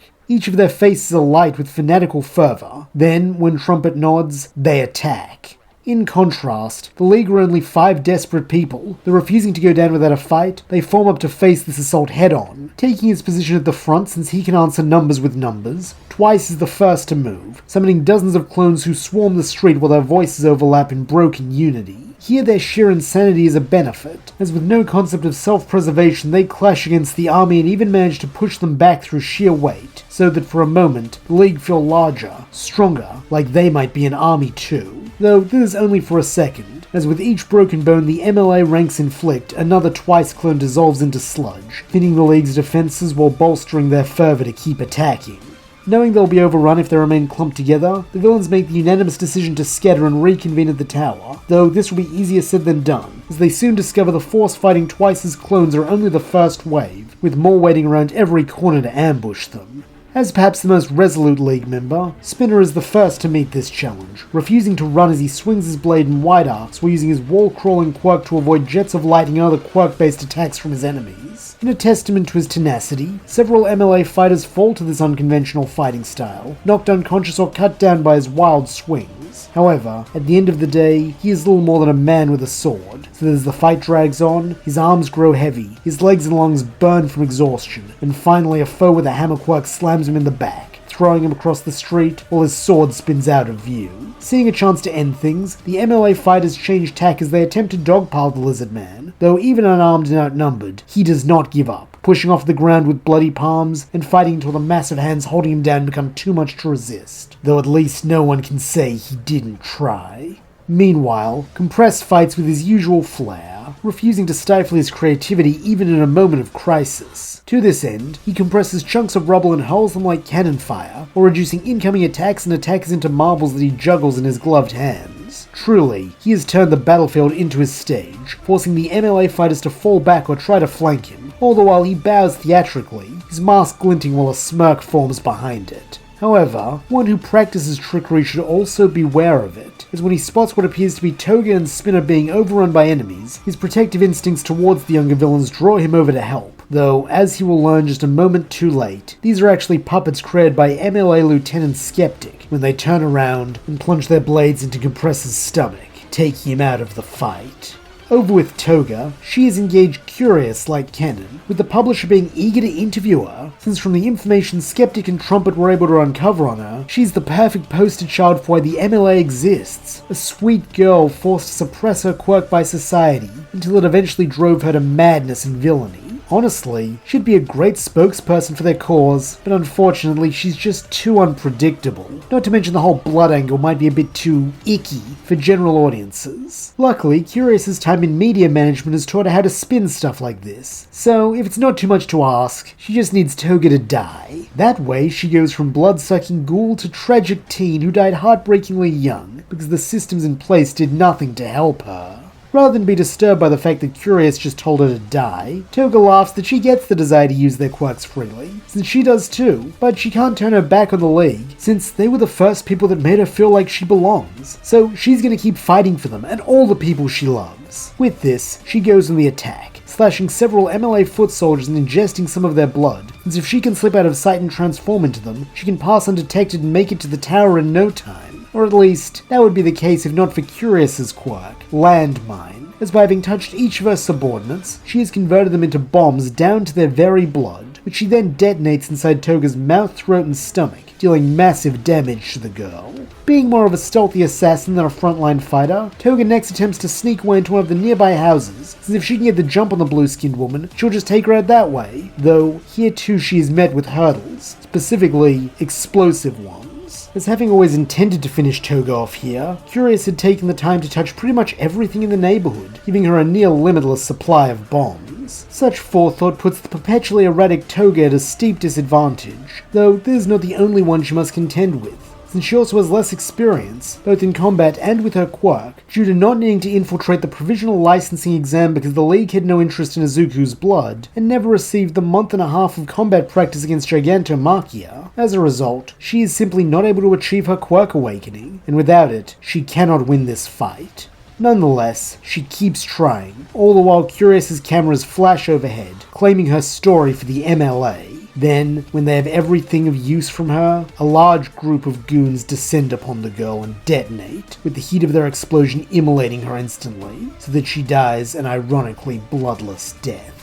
And with that, the only League member left standing is Tomura Shigaraki, who is squaring off against the most offensively powerful MLA lieutenant, Getten, or to use his villain name, Iceman. Unfortunately for the tousle-haired leader, this is not a fair fight, since Getten's ice-ply quirk allows him to fly on platforms of ice that put him far outside the touch range of Shigaraki's decay. However, this is not to say that Shigaraki has nothing going for him, as every time Getten hurls an ice construct at him, he is able to decay it into nothing, reducing the damage to some minor freezer burn on the tips of his fingers. As a result, the pair are caught in something of a stalemate, since neither can do any lasting damage. Even Getten's attempts to create an ice storm and bombard the villain with ice from all sides is only somewhat effective, as having learned from his loss to Batman, Shigaraki's reflexes are quicker now, allowing him to touch most of the objects before they can land more than glancing blows. While this brings him no closer to victory, Shigaraki is nonetheless quick to taunt his foe about his failure, hoping that will drive him into a rage so he'll make a mistake. Though unfortunately, Getten remains soft-spoken and ice-cold, not even showing a flicker of emotion as his face is hidden by the hood of his snow jacket. However, it seems not everyone is satisfied with the glacial pace at which this battle is going, as having planned for the possibility that the League of Villain leader might require 2 MLA lieutenants to beat, Trumpet soon joins the fray, driving up in his campaign bus and using its microphone to trigger his own quirk, Incite. Through this, he is able to inspire and enrage as he calls upon any who might be listening to help in the fight with Shigaraki, a call that several dozen foot soldiers are more than happy to answer. As one, the goons then attempt to form a human wave like they did against Spinner, though while that one was intended to hold the villain down, this seems to be more of a push, as Shigaraki must dig his heels in as the swarm attempt to shove him backwards. Unluckily for them, this also puts them in range of his decay, as he mercilessly lays his hands on any enemy he can reach, turning them to dust one after another. While normally this would be a demoralizing sight that would give the attackers pause, thanks to Trumpet's quirk, those who die do not even scream, instead glaring at the target until their eyes have been decayed, while those around them simply close ranks, or else shift positions so that new allies who hear Trumpet's call can join the push. Thanks to this apparent fearlessness and the seemingly endless supply of low-level scrubs to stand in his way, Shigaraki is unable to slow his enemies' progress so they continue moving him backwards. Though to what end he doesn't know. Maybe they're trying to knock him over, though surely there are better ways to do that than this, with neither Trumpet nor Getten giving any indication through their speech or actions. In fact, Getten has halted his assault entirely, probably to avoid hitting his own guys, instead simply watching him passively from above, with his only words being a soft-spoken admonishment to his own followers, as he reminds them that Shigaraki's no good to read Destro dead. This is definitely weird, though the villain has other things to worry about, as with the next push his back foot slips on something that almost makes him fall, and looking back, he sees that Getten has frozen a patch of the road, with this presumably being what the minions have been pushing him towards. Seeing that their goal is in sight, the mob give one last shove, and with one of his feet on a slippery surface, Shigaraki can do nothing to resist, as he slides into the center of the ice circle. Then, before he can react, Getten makes a fist. At once, a sharp crack rings through the city block, as the frozen road and pipe beneath it split, causing a geyser of water to burst up and submerge Shigaraki. As water is not a single object, it is immune to the effects of decay. Though defiant to the last, he still raises his hands and opens his mouth in a wide scream, as Getten freezes the geyser, and by extension him, solid. For a moment, the ice sculpture that was once Tomura Shigaraki stands tall, still trapped in that snapshot of rage and refusal to submit, though as the weight of its solid back outweighs the young man protruding from the front, it falls backwards with a heavy clang. Once more, this is initially met by silence, until Trumpet is unable to help himself, and smirks that he told Getten it was worth seeding this part of the water main with a carbon suspension. Mildly, the hooded man agrees that his compatriot was right, since that will make the ice block significantly more sturdy and resistant to melting. Then, as he descends from his floating platform and allows his shining eyes to fall dispassionately over the frozen figure, he instructs his subordinates to come on, since it's time they bring Redestro his prize. Though, they are not the only ones with this objective in mind, as one by one the surviving members of the League of Villains are brought to the plaza outside Redestro's tower. First is Spinner, bound in chains, his head hung low as he is placed on his knees, or not long after, Compress is carried in on a stretcher, his once pristine mask cracked to reveal much of his face, and his bandaged knife wounds exposed for all the world to see. And finally, there is Twice, unmasked and panicking as a string of fractured structured, often contradictory phrases tumble from his mouth. All the while, a pair of skeptic puppets bearing his own face hold him under each arm and drag him forward. Upon their arrival, each of the vanquished villains is placed before the Supreme Commander himself, whose jovial smile and immaculate suit stand in stark contrast to Toga's burned body and Shigaraki's frozen form, which have been strategically positioned behind him. When they are all in place, Redestro finally speaks, his voice like that of an unctuous salesman, as he asks why all the long faces, since the three of them are the real winners. After all, they made it to the tower just like they wanted to, and better still, now they've been liberated from the chaos of their little league and the lies of All for One. So come on, why not give him a smile? Just a little one. Now. With this final command, faint splotches begin to blossom on his face, though spotting Curious's subtle signal, he stops and takes a deep breath, so that when he next speaks, his complexion and composure are flawless once again. He then looks upon his captives, not as a collective, but as individuals, with his eyes first falling on Twice, since his babbling and twitching has started to annoy him as it distracts from his speech. Nonetheless, he remains calm as he lays a hand on the broken man's cheek, that salesman's smile still on his face, while in a faux concerned tone, he sighs that he can see the pain and loss in poor Jin's eyes, though perhaps he can help him feel whole again with this. On these words, Trumpet strides forward, his steps measured, almost practiced, as if hitting his mark in a play, while in his hands rests a silver platter carrying Twice's mask, clean and perfectly folded. Gently, as if not to startle a child or a particularly skittish animal, Redestro then offers the mask to the man, assuring him that it's alright, and that he brought it here for him if he'd like it.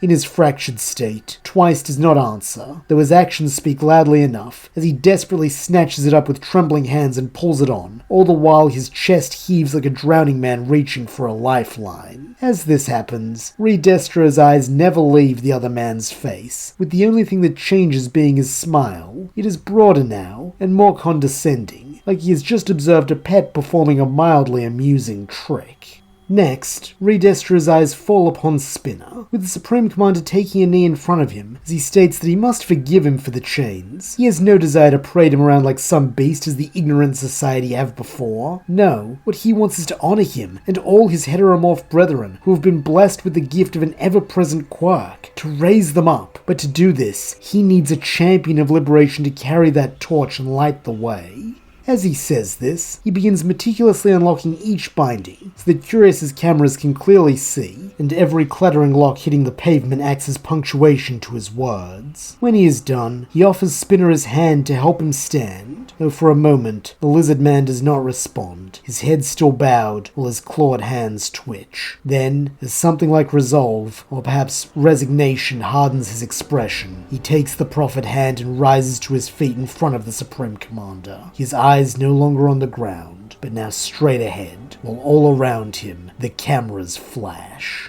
Now all that remains is Compress, though, unlike his peers, he refuses to allow Redestro to claim the spotlight, instead choosing to speak first, as he tilts his cracked mask towards the cameras and questions what honeyed words the balding charlatan intends to weave for him, since he must be a fool if he believes he can trick a trickster. Surprisingly, this does not elicit anger or rebuke, with the Supreme Commander simply smiling indulgently, as though he'd been waiting for this exact flourish. After all, Curious had warned him Compress's pride would demand the jab, but in the end, that same pride will be what drives his submission. Chuckling in an affectation of lightness to show that the masked villain's words can't faze him, Redestro adopts a breezy, paternal tone, as he states that he'll forgive the crack about his hairline, but only because he feels a sense of kinship with Compress, and from what the other man has said, he sees it too. They both bear the weight of lineage, him from his forebear Destro, and Compress from his grandfather Peerless Thief, two men who were wrongly called villains because they dared to expose the hypocrisy of hero society.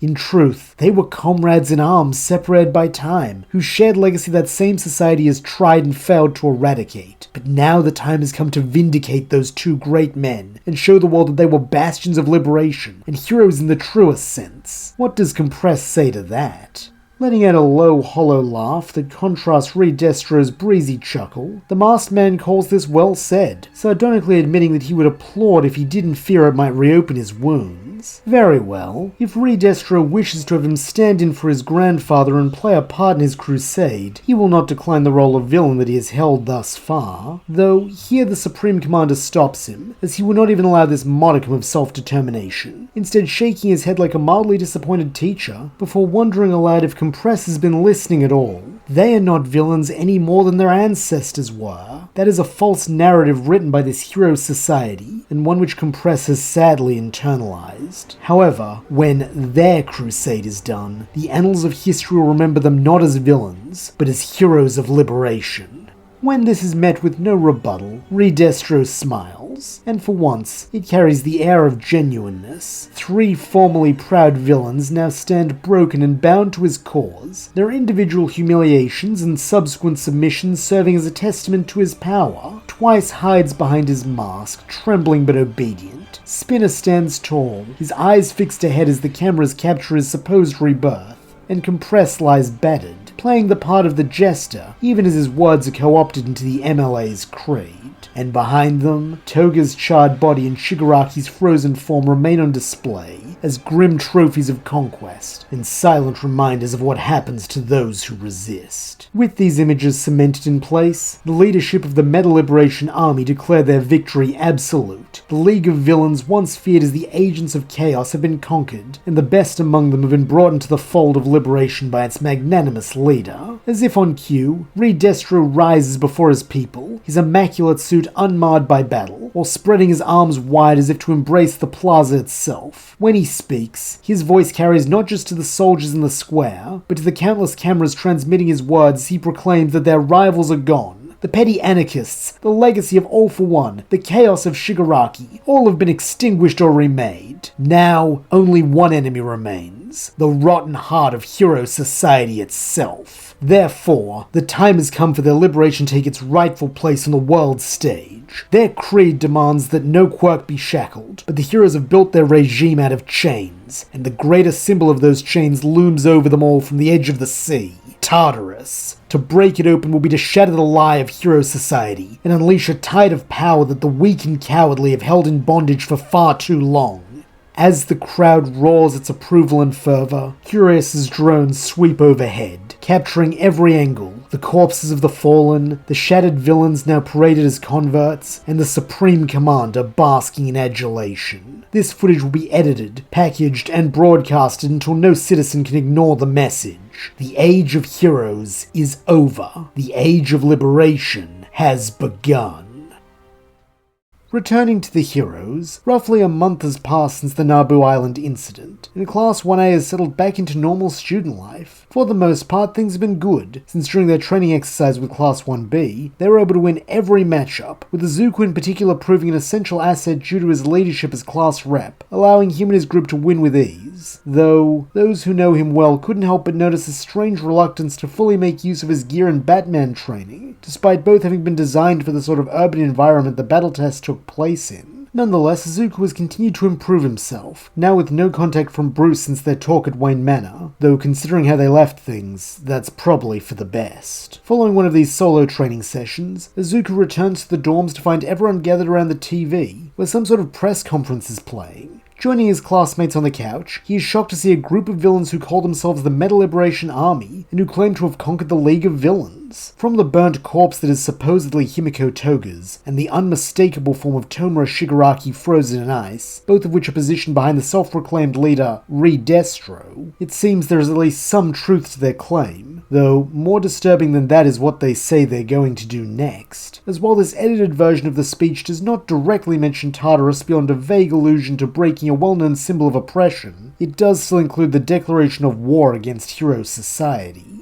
This elicits a variety of reactions from the students, as Sue and Ochaco express concern about what the MLA might be scheming, while in contrast, Aoyama looks so happy he might cry, as he rushes off to get his best cheese to toast the downfall of the League of Villains. violence. As for Izuku, he remains quiet, since while he's heard reference to the Metal Liberation Army and their quirk supremacist rhetoric, they'd always been a fringe group, so to suddenly have the confidence and ability to take down the League and announce themselves publicly suggests that they may have become a real threat. Unsurprisingly, Bakugo is just as quick to consider these details, though he comes to the opposite conclusion, asking how stupid these poses have to be to announce their intentions on TV. Now every hero in the country will be looking for them. Nodding, Ito agrees that this was not the sharpest move, though perhaps a lack of foresight is one of the group's weaknesses, since from what he heard, the man who released this video was a politician from the Hearts and Minds Party, and has since been arrested on charges of aiding and abetting villains, and being a villain himself, since he was caught on camera as one of the people with Redestro. Shaking his head a little, Kaminari admits that the guy can't be that bright if he threw away his political career like that, though, if anything, that makes Izuku more suspicious, since that would be unbelievably foolish. That is, unless it's part of a larger plan.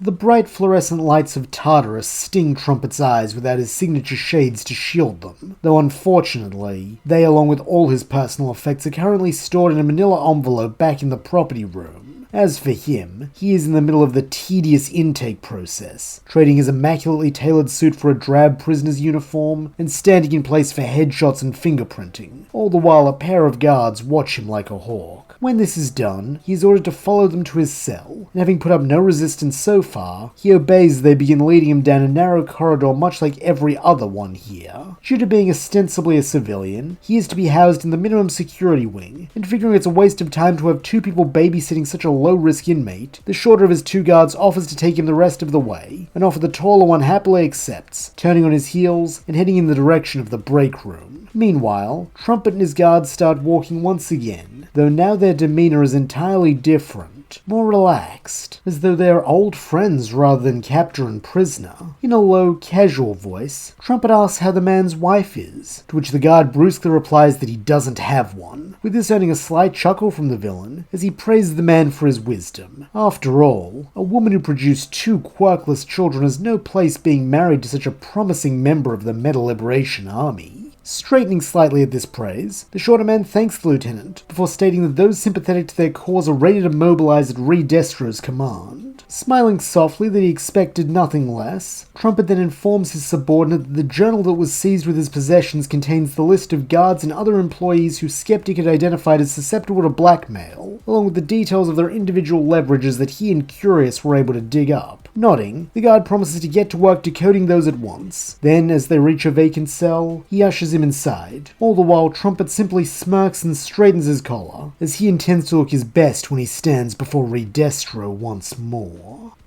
As the sun sets, the Metal Liberation Army begin to march. 15,000 men and women from all walks of life, coming together to form a delegation of liberation. This is the image Curious and Skeptic wish to present as they stand on either side of the Supreme Commander and hold their banners high, while behind them, thousands of homemade signs carry MLA slogans, pleas for justice, and rebukes against hero society. Despite the disparate nature of those assembled, when they move, it is with the synchronicity and precision of an army, making clear that they are not just some rabble that can be ignored, though right now, it is very unlikely any news outlet in all of Japan is ignoring them, as they make their way through the streets and down towards the bridge connecting the mainland to Tartarus. As expected, a group of police officers try to stop them, though against a group this size they can do very little, though even still, the liberationists take special care not to harm the officers they push past them. Redestro had been particularly insistent on that point. Subsequently, it is not long before they are covering the bridge like a blanket, the sheer number of bodies at their disposal becoming even more evident as they enter this confined space. Good to his name, Skeptic had questioned the wisdom of this, as they are now caught at a choke point, though once more Redestro had insisted, assuring his trusted lieutenant that there is no cause for concern. However, it seems the veracity of this claim is about to be tested, as having been smart enough to understand the allusion to the Great Prison, the Hero Commission had assigned several pro-heroes to stand guard alongside Tartarus' usual staff, with the Supreme Commander being briefly disappointed to see that they did not think his movement merited an appearance from the number one hero. No matter, he still sees several popular figures such as Mirko, Kamui Woods, and Ryukyu, all of whom will be made to serve his purposes before the night is over.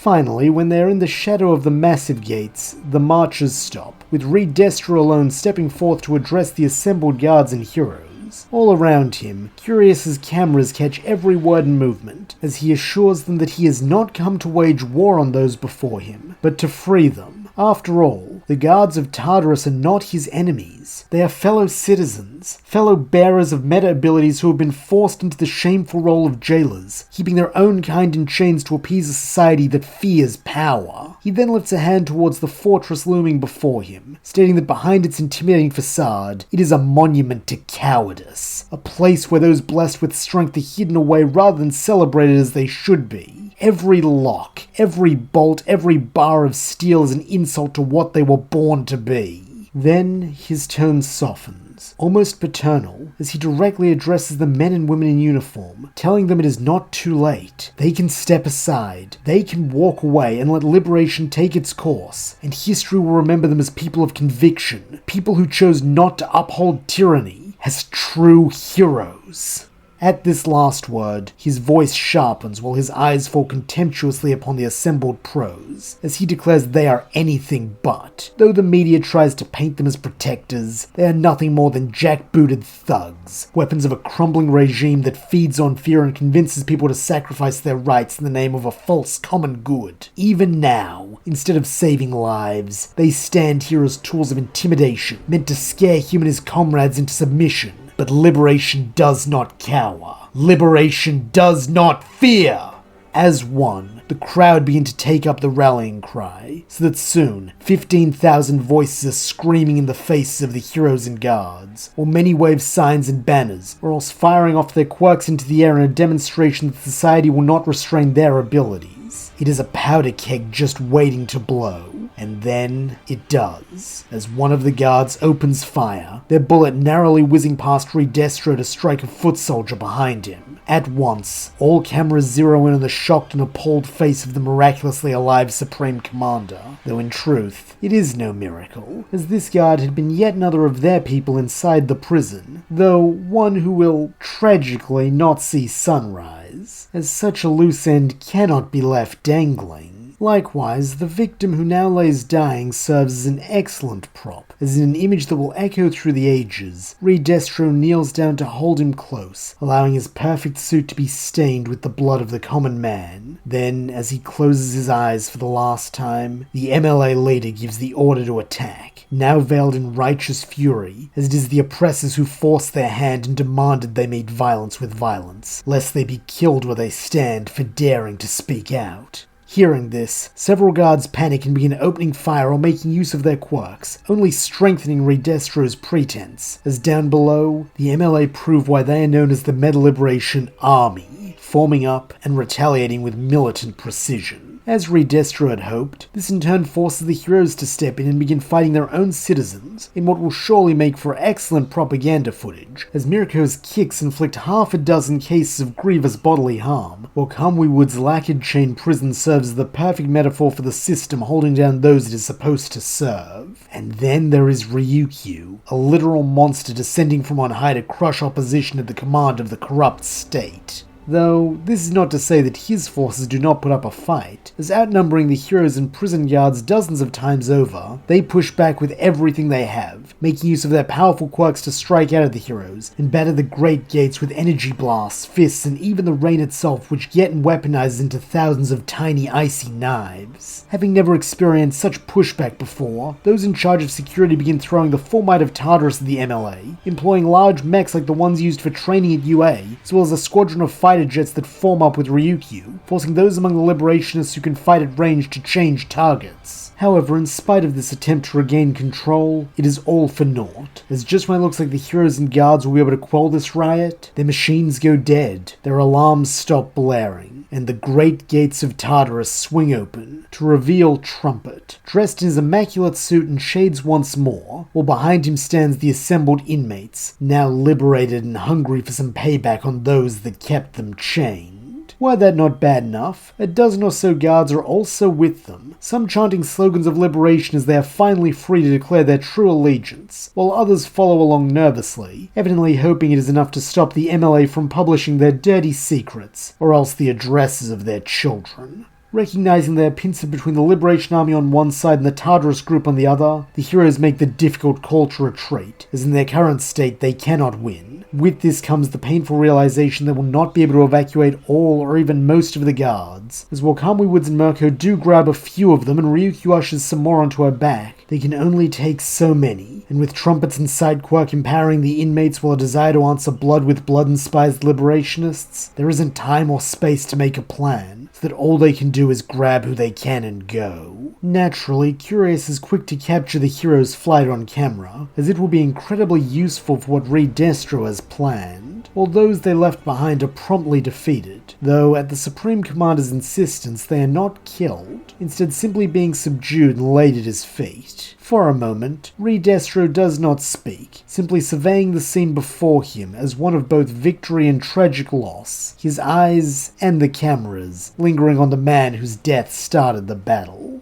Then, at last, he addresses his vanquished foes. Though, rather than gloat, he adopts a tone of sympathy, reiterating that in spite of their choice to stand against them today, they are not enemies and never have been. Their true enemies are the so-called heroes who would abandon their allies at a moment's notice, who betrayed them and prioritized only themselves. They are emblematic of the rotten society that must be torn away, which is why he asked the guards, who were brave enough to hold the line when the heroes fled, to lend their strength to liberation instead. It will not be easy, and as today's tragedy has shown, will certainly be costly, but it is a price worth paying for a liberated future where all are free. This is what his movement stands for, which is why he must make it clear that his invitation to join is not a demand, nor an ultimatum, since unlike the society that cages those who do not bend to their will, the Meta Liberation Army values freedom above all else. To this end, they may stay or go as they please with no fear of reprisal. He asks only that they remember what happened here today.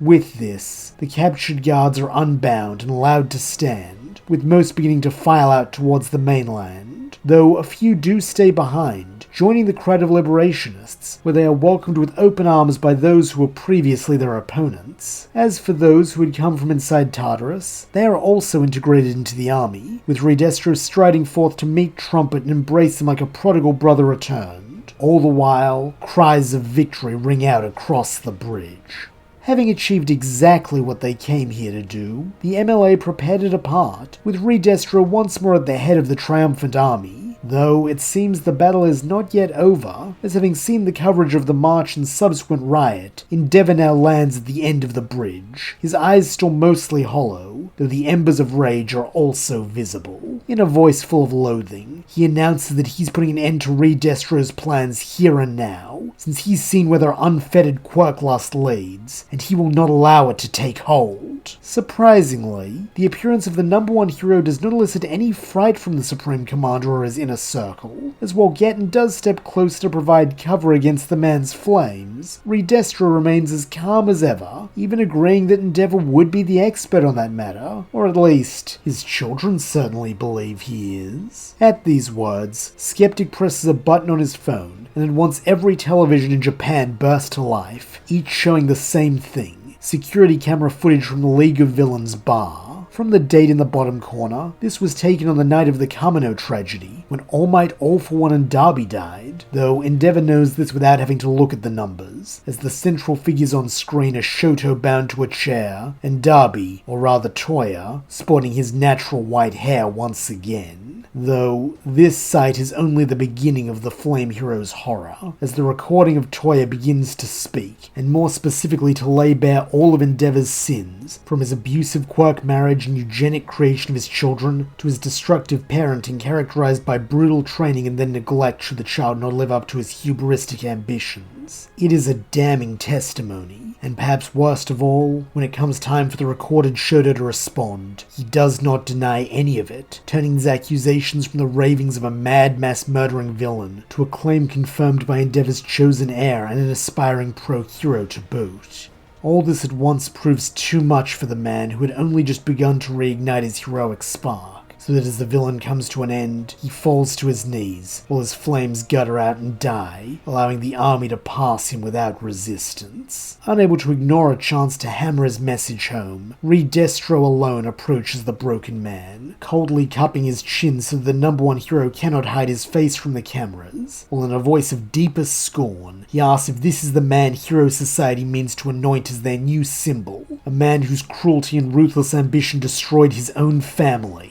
And if that is so, then what does it say of the society that raised and lionized him? He has to wonder how many other so-called heroes are the same, presenting a hypocritical facade of goodness to the public and terrorizing their own loved ones behind closed doors. All the while, a corrupt hero commission complicitly covers it up. Just the thought breaks his heart and sickens him to his stomach. In that moment, his anger crests and his composure seemingly falters, as without warning, his hand lashes out, almost of its own accord to slap Endeavor across the face, in a crack that echoes up and down the bridge. For a second, the image is raw and unpolished, the Supreme Commander overcome not by triumph, but by outrage so fierce he can scarcely contain it. Yet, even this serves the cameras, as to the watching world it is not the cruelty of a tyrant or a bully, but the eruption of a man who feels the injustice of society so strongly that he cannot always restrain himself. Though never one to present a lack of control, even if it is only for show, Destro quickly appears to regain his faculties, stepping away to rejoin his comrades, while the number one hero kneels alone, utterly broken and humiliated, with the mark of the downtrodden's champion still burning on his cheek.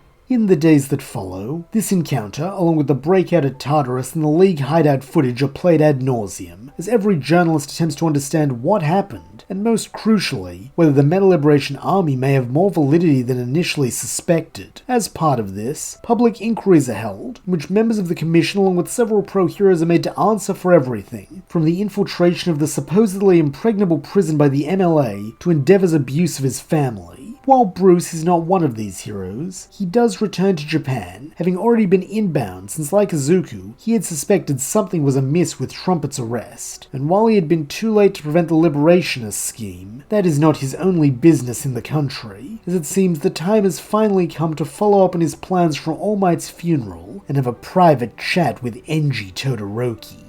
As Endeavor has not been seen in public since the incident on the bridge, Bruce does not need to waste any effort searching for him, instead descending upon the Todoroki family compound and employing his characteristic stealth to make his way inside. From here, he needs only follow the sound of running water adjacent to the master bedroom to find the man finishing up a shower that he perhaps hopes will wash away his shame. When this proves to be a vain effort, he begins reaching for a towel, with Bruce being quick to oblige, handing it to the new number one, and then bluntly telling him to get dressed since they need to talk. 5 minutes later, the two men reconvene in what once may have been a family room, but which now reeks of disuse, as Endeavor coldly states that he imagines Batman's here to ask if that video was real. Pursing his lips in a slight scowl, Bruce retorts that he was part of the raid, so he knows that at the very least Shoto and Toya were in that bar. What he wants to know is how much of what the boys said is true. Letting out a low growl that carries none of his old fieriness, Endeavor flatly states that it's all true. Every word.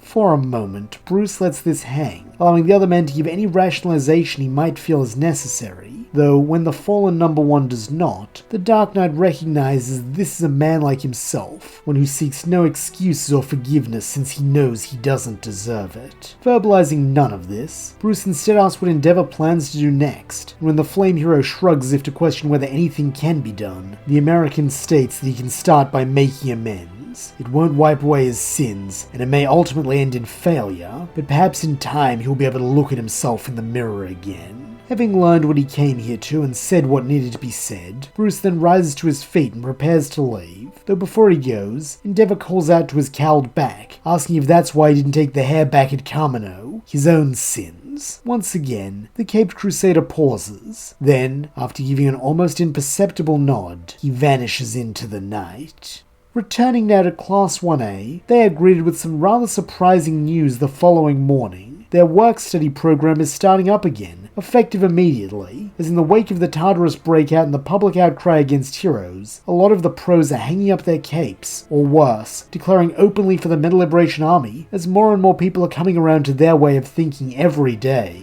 This has created a sudden need for more heroes on the streets, though the problem is, how many agencies will be able to take on work-study students when they can barely keep their own heads above water during this upswell of dissent? Fortunately, Izuku and Ochaco have no such problem, as when classes finish for the day, Eri is there to greet them and let them know that Mr. Bruce is back in Japan, so they can come over to Wayne Tower whenever they're ready. Smiling broadly at the younger girl, Ochaco states that she'll be happy to walk over with her if she can wait a minute, though in contrast, Izuku feels slightly queasy, since the sight of Eri speaking so excitedly about Bruce only reminds him of those bullets. Telling the pair of them to go ahead without him, the green-haired youth then ducks into the men's room to splash some water on his face, as while he had known that he would have to see Bruce again since he did agree to continue being Batman, it is still a thought he does not relish, as he has not yet forgiven his former hero. Evidently, something of this apprehension must have shown on his face, as from beside him, a voice asks if he's okay, and turning to look at the speaker, he sees Todoroki washing his hands. Not wanting to burden others with his problems, Izuku hastily replies that he's fine, before quickly looking to change the subject as he asks what Shoto intends to do for his work study. Sighing slightly, the two-toned boy admits that he had been planning to continue with his father, but in the wake of the Tartarus incident, the Endeavor Agency has more or less gone out of business, with most of his staff and sidekicks jumping ship while he refuses to turn up for work. Gulping loudly since he's pretty sure he just made things worse, a very sweaty Izuku states that surely one of the other pros must have extended an invite, considering he won the sports festival. Nodding, Todoroki states the new acting #1 hero Hawks actually texted him this morning and invited him to work for him, though he's not sure why, since there isn't much synergy between their quirks, which is normally something pros look for when taking on sidekicks. Shrugging since he doesn't know either, though he doubts it's for any nefarious purpose, Izuku asks if the other boy intends to take the offer, to which Shoto nods, since while he wasn't sure before, talking with Midoriya has helped him figure out a plan, so he's grateful. Smiling that the scarred youth can talk to him anytime, Izuku bids him goodbye, then, after drying his own hands, heads back out, since it's time to face Bruce. When he arrives, Ochaco and Eri are already there, or rather, Eri is playing with Dick, who had accompanied Bruce back to Japan, while Ochaco is in a meeting with the man himself. Having a feeling he knows what this is about, Izuku braces for his friend's reaction, though he can't help but be a little pleased, since he had half expected Bruce to use the current crisis as a pretext to putting off keeping his promise and telling Ochaco about his past. Just as when Bruce told him, the Gravity Girl looks remarkably shaken when she emerges from the conference room 10 minutes later, and as Izuku rushes to check on her, she assures him that he doesn't have to worry about her, she's fine. Nodding sympathetically, the green-haired boy then asks the most crucial question, what does she plan to do? Fixing with a determined stare, Ochaco replies that if he can stick around after learning that, so can she, though, like she told Mr. Wayne, she's not staying for him. She's staying for Eri and for Izuku, since if he starts falling back on his old ways, they'll be the ones that get hurt, so she'll be watching out for that, and for them, they can count on it. Smiling that he's always known he could count on her, Izuku then joins Dick and Ochaco as Bruce bids them all come in, since it's time they discuss their patrols, though here all smiles die, as when the boy catches sight of the man who had once looked up to as a mentor, his jaw sets, and he greets him with cool professionalism. Having expected this, Bruce does not give away any signs of hurt or disappointment like he did during that vulnerable night in Wayne Manor, instead keeping his bare-faced cowled in neutrality as he goes over the situation. Since their agency is located in Kamino Ward, they're expecting higher than usual villain activity, as a lot of the Tartarus escapees want to see the place where Darby All Might and All for One died, some to pay their tribute to the fallen villains, and others in the hope of outdoing them and making their own mark on history. Either way, he wants comms open at all times and frequent check-ins, though, just to be safe, they're also going to be working in pairs to prevent ambushes, with Ochaco accompanying Dick while he'll partner up with Izuku. This comes as something of a surprise to the younger Batman,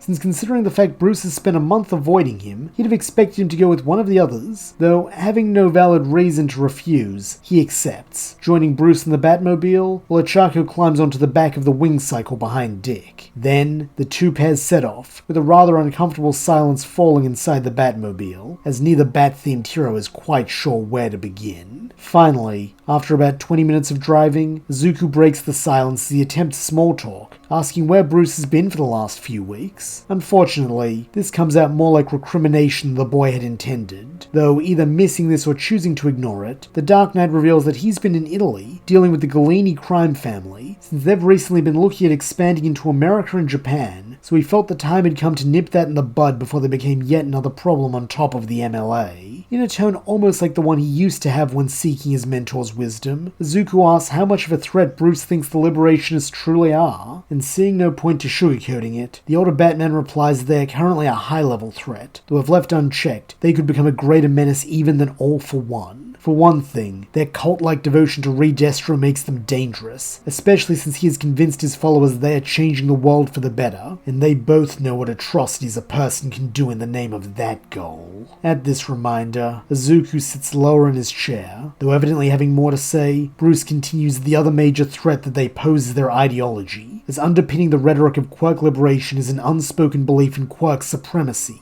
and that those with powerful quirks deserve greater status and privilege in society. So where does that leave quirkless individuals such as them? Knowing the answer, though it pains him to think it, Izuku responds that at best they will become an underclass, unable to rise beyond the status of their birth, and forever at the mercy of those more powerful than them, and at worst, they will be deemed a blight on this new supposedly perfect quirk society, and so removed through selective breeding and genocide. Sighing deeply, Bruce states this is exactly correct, which is why they need to stop the MLA before they can seize control of society. To that end, he has struck a deal with someone inside the army's ranks who also wants to see them brought down, though just because they have common cause does not make them an ally. Having a feeling he knows what his patron is alluding to, Izuku asks if this person is a villain, to which Bruce nods, before revealing that they are on their way to meet them now, since he promised the boy transparency, so here it is. At these words, the Batmobile pulls to a stop in front of a seemingly deserted alley, though as Izuku looks closer, he spots a figure rise from among the refuse. While he looks more gaunt than when they last met, and he is missing his distinctive mask, the boy has no trouble recognizing this man, since as long as he lives, he will never forget the face of Kai Chisaki.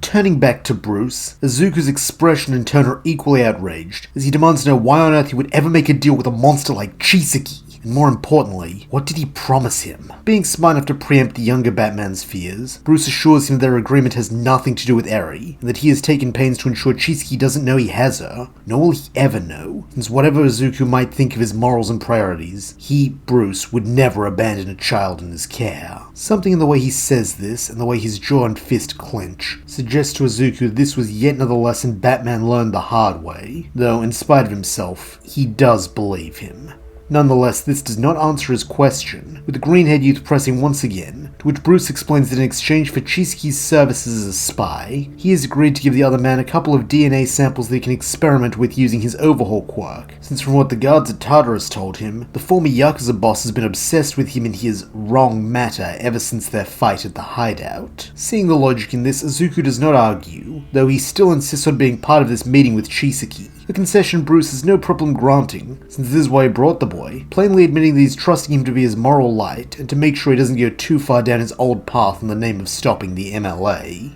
With this settled, the two Batmen climb out of the car, while a very antsy Chisaki scowls that Bruce took his time, and he better have brought what he requested. In a flat tone that suggests he views the other man with the same contempt as the trash littering the alley, the American hero states that he has, pulling Chisaki's plague mask from the back of the Batmobile and tossing it to him. Figuring he doesn't need to know how his former mentor got that, Izuku instead keeps his eyes trained on the criminal as he affixes the mask and seems to calm down significantly now that he doesn't have to breathe in the dirty air any longer. Enough so that he actually takes note of the boy for the first time, turning his yellow eyes upon Izuku and smugly quipping that he hadn't expected to see him here. Refusing to engage in small talk with Eri's abuser, the younger Batman simply shoots him a glare that makes the eyes of his suit burn brighter. While moving between them, Bruce questions what Chisaki has uncovered for him. Meanwhile, on the other side of town, Dick and Ochaco continue their own patrol. For the most part, things are quiet, as though everyone is holding their breath in anticipation of the next big move, with this giving the pair a chance to speak, as Ochaco questions Dick on why he chose to stand with Bruce after everything he did. Having figured such a question might be coming, Nightwing replies that he didn't always. In fact, he ended their partnership years before the Justice Lord's fiasco when he started to see the signs that Bruce had that kind of darkness within him. However, in time he learned to judge people not on who they might become, but on who they are and what they do. Now, make no mistake, Bruce has done some truly monstrous things and he's not excusing those by any means. But by the same token, Bruce has also given everything he has and everything he is to making up for those mistakes. So when he put out the call for allies against Lord Superman, he didn't hesitate to join him, and he doesn't regret it even with everything they've lost. Sighing deeply, Ochaco admits that she doesn't know, since she doesn't think someone who has done these things should ever be considered a hero, with this making Dick chuckle slightly, as he replies that she'll probably hate to hear it, but she and Bruce are in agreement there. When they arrived in this world, he didn't want to sign up for a hero license, preferring to work as a vigilante at first, though it was actually All Might who convinced him to change his mind, something that up until that point had seemed impossible.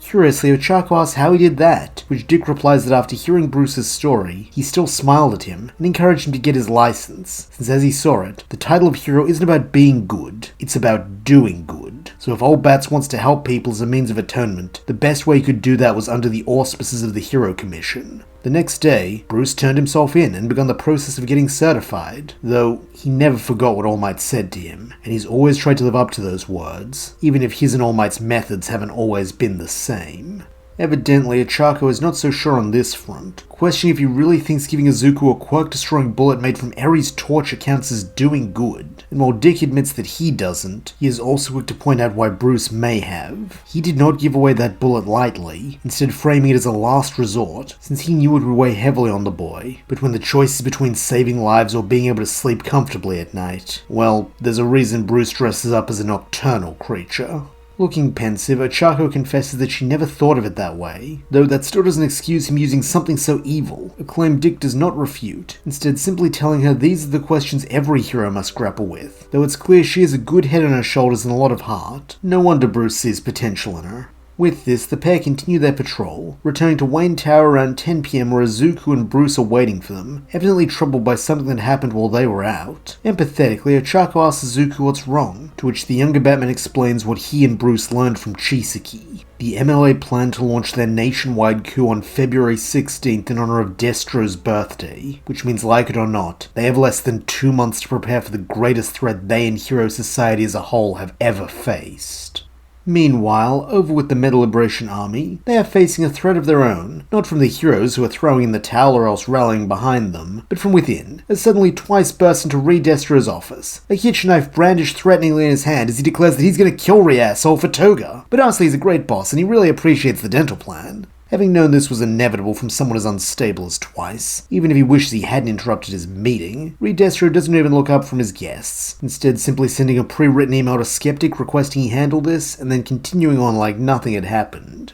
Naturally, Twice does not take kindly to this, erratically asking what the Supreme Commander's doing. He's here to kill him. Though, before he can even take a step closer, a pair of Skeptic's Twice puppets appear behind him and grab him by the arms, with one taking the knife, while the other more cruelly takes his mask. As expected, this causes the genuine Twice to fall silent, and excusing himself for a moment, Destro looks up to paternalistically ask if he'd like to try that greeting again, maybe with an apology for barging in. Gulping loudly, Twice stems at a shaking apology, while attempting something like a bow despite being held in place by the puppets, with this earning smirks and snickers from a couple of the onlookers. However, in contrast, Destro looks pleased and almost proud as he assures his erratic subordinate that it is quite alright, and that he is not angry with him. After all, what point is there to being angry with a clone? At once, Twice's pupils shrink to pinpricks, while in that shaking voice he attempts to question the claim that he's a duplicate. Though maintaining that air of supreme confidence, Destro asserts that he is a clone. But that's okay, since that means he's not responsible for his choices. He's just playing out the script of his real self. Were Twice no more robust state of mind, perhaps he would have challenged this assertion, though stripped of his mask in the company of others who share his face and give credence to the commander's words, he crumples inwards, accepting his status and allowing himself to be hauled away.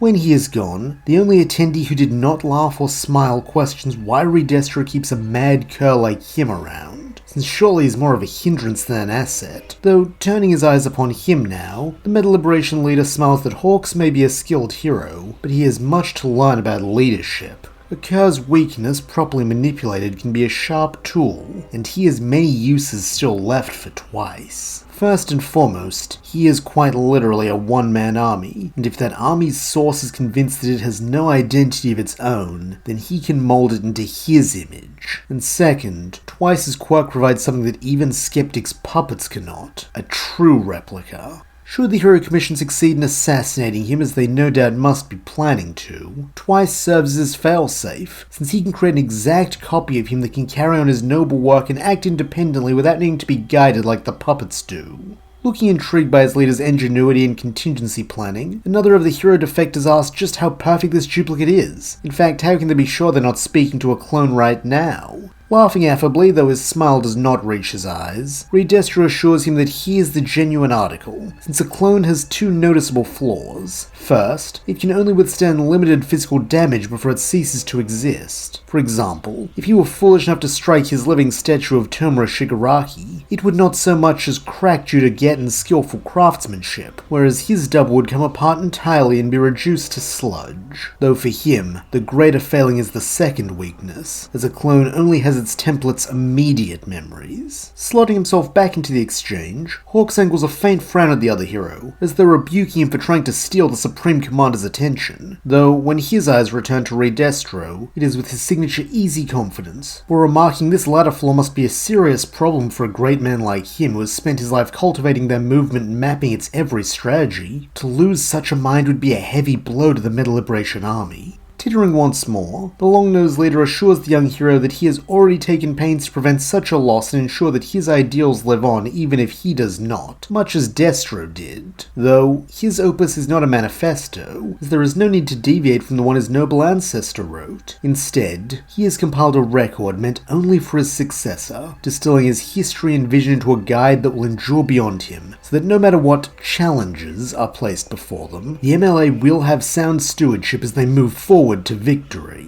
Though his fondest hope is that these documents go unread, as he has every intention of living to see the day when Destro's ideology is giving the respect it so rightfully deserves. Unfortunately for the heroes, that day is drawing closer all the time, as December very quickly bleeds into January, putting the countdown to just under a month. In an attempt to preempt what is coming, the Hero Commission along with numerous hero agencies convene to formulate a strategy, with Batman Inc. serving as one of them. As a result, Bruce, Dick, Izuku, and Ochaco are present, along with familiar faces like Kirishima and Fat Gum, Todoroki and Hawks, and Bakugo, Mirio, and Sir Night-Eye. Recognizing what a threat the MLA have become, the Commission do not beat around the bush, explaining that what they have planned is an out-and-out war, in which every hero who still believes in the ideals of their society must be prepared to fight, kill, and possibly die in the line of duty. This militaristic rhetoric does not sit well with Izuku, reminding him far too much of the slippery slope the Justice Lords fell down. With it being clear the Dark Knight feels likewise when their eyes meet. Nonetheless, they do put more time into their training in the weeks to come, with Bruce and Dick working hard to ensure that Izuku and Ochaco have the wherewithal to survive the coming war against an enemy who clearly does not have the same compunctions about killing as they do. However, this is not to say that the two men do not take time to consider their charge's needs, as on February 14th, when Izuku and Ochaco arrive at Wayne Tower for their usual work-study shift, Bruce informs them that he's decided to give them the day off, since they've put in good work, so he doesn't want them running themselves ragged just 2 days before the big battle. Instead, they should use this as an opportunity to enjoy themselves, since they've earned some downtime, and there are hard days ahead. Grateful for the chance to get some rest after the intensive training, but not quite ready to go home since they won't be expected for a few more hours, Izuku asks Ochaco if there's anything she'd like to do. Looking thoughtful, the brunette suggests that maybe they could try that cute little cafe they found last week when Mr. Wayne put them on the new patrol route, an offer Izuku is more than happy to take her up on, with the pair swapping their costumes for coats and gloves before heading out together. Due to being Valentine's Day, such a romantic venue is full to bursting when they arrive. Though, that's alright, as taking their orders to go, Izuku and Ochaco step out of the crowded cafe and back into the cold February air. Their eyes are already set on a nearby park. As they go, they make sure to stay close, their shoulders tucked into each other against the chill while steam rises from the openings in their cups, as well as from their breath when they speak, making them laugh. By now they are near the lake, which is frosted over slightly but is not yet frozen solid, with this being a cause for concern in Izuku's eyes. As spotting a group of children playing nearby, he worriedly states that he hopes they don't try to skate on that, with it being so Izuku that Ochaco can't help but giggle, while the boy nervously asks what's the matter, a blush forming on his face. Or maybe it's the cold. Maybe if she's lucky, he'll think the pinkness in her cheeks is just the weather too. Finally, as the sun starts to get low, the duo find a bench, though it too is half frozen, with Ochaco yelping slightly as the cold metal presses against the back of her legs. Seeing this, the green-haired boy is quick to offer his scarf, unwrapping it and laying it on the bench so she can sit more comfortably, even if it does mean moving a bit closer to him than she'd planned. For a time, Izuku and Ochaco sit in silence, though it is not awkward, nor is it entirely peaceful, with it feeling as though they're on the precipice of something and just need that small push to cross over.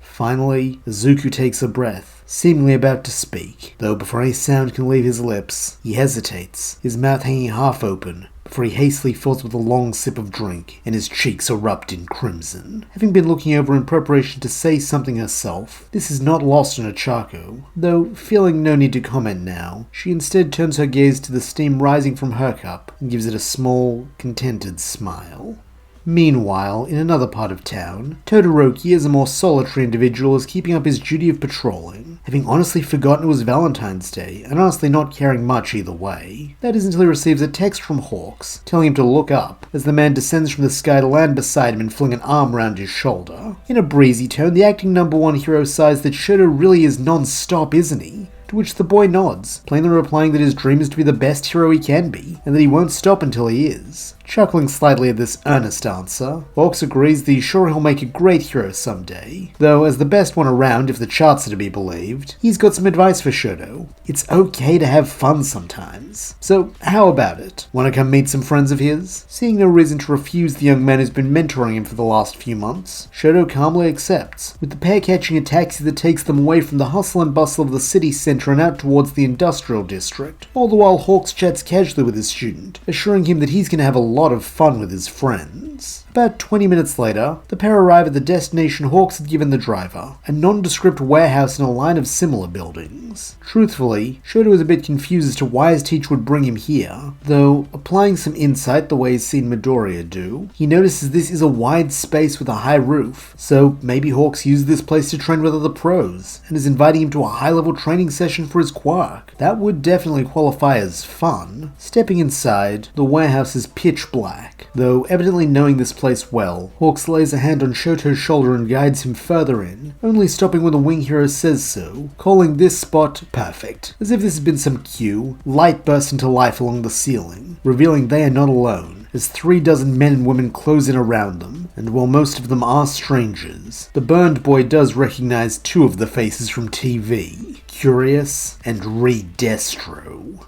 Worriedly, Shoto turns to face Hawks, assuming they've been ambushed, though in contrast, the blonde man is all smiles as he looks up at the various floating cameras and quotes that he figured chocolates wouldn't cut it, so he brought them the #1's kid. Happy Valentine's Day! Gasping theatrically, Curious purrs that he shouldn't have, though adopting a coy voice, Hawk admits that he couldn't help himself. He's just so in love. In a cute faux swooning tone, the blue-skinned woman eagerly asks if that love is for her, with this earning a flash of his trademark grin, as he states that while she's a beautiful woman, they both know his heart belongs to the Metal Liberation Army. At this, the cameras all shut off, having gotten exactly what they need. While still dumbfounded at this betrayal, Shoto remains silent as he is shoved forward, Hawks' guiding hand on his shoulder now having become an iron grip. Stepping forward to receive his prize, Reed Destro is quick to praise the traitorous hero, smiling that he did exceptionally. While smiling in a way that does little to hide his evident pride, Hawks replies that it was his pleasure, since with the Todoroki boy as their hostage, the Hero Commission won't dare to launch their assault for fear of proving they are just like his father, indifferent to the kid's suffering so long as they get to hold on to power.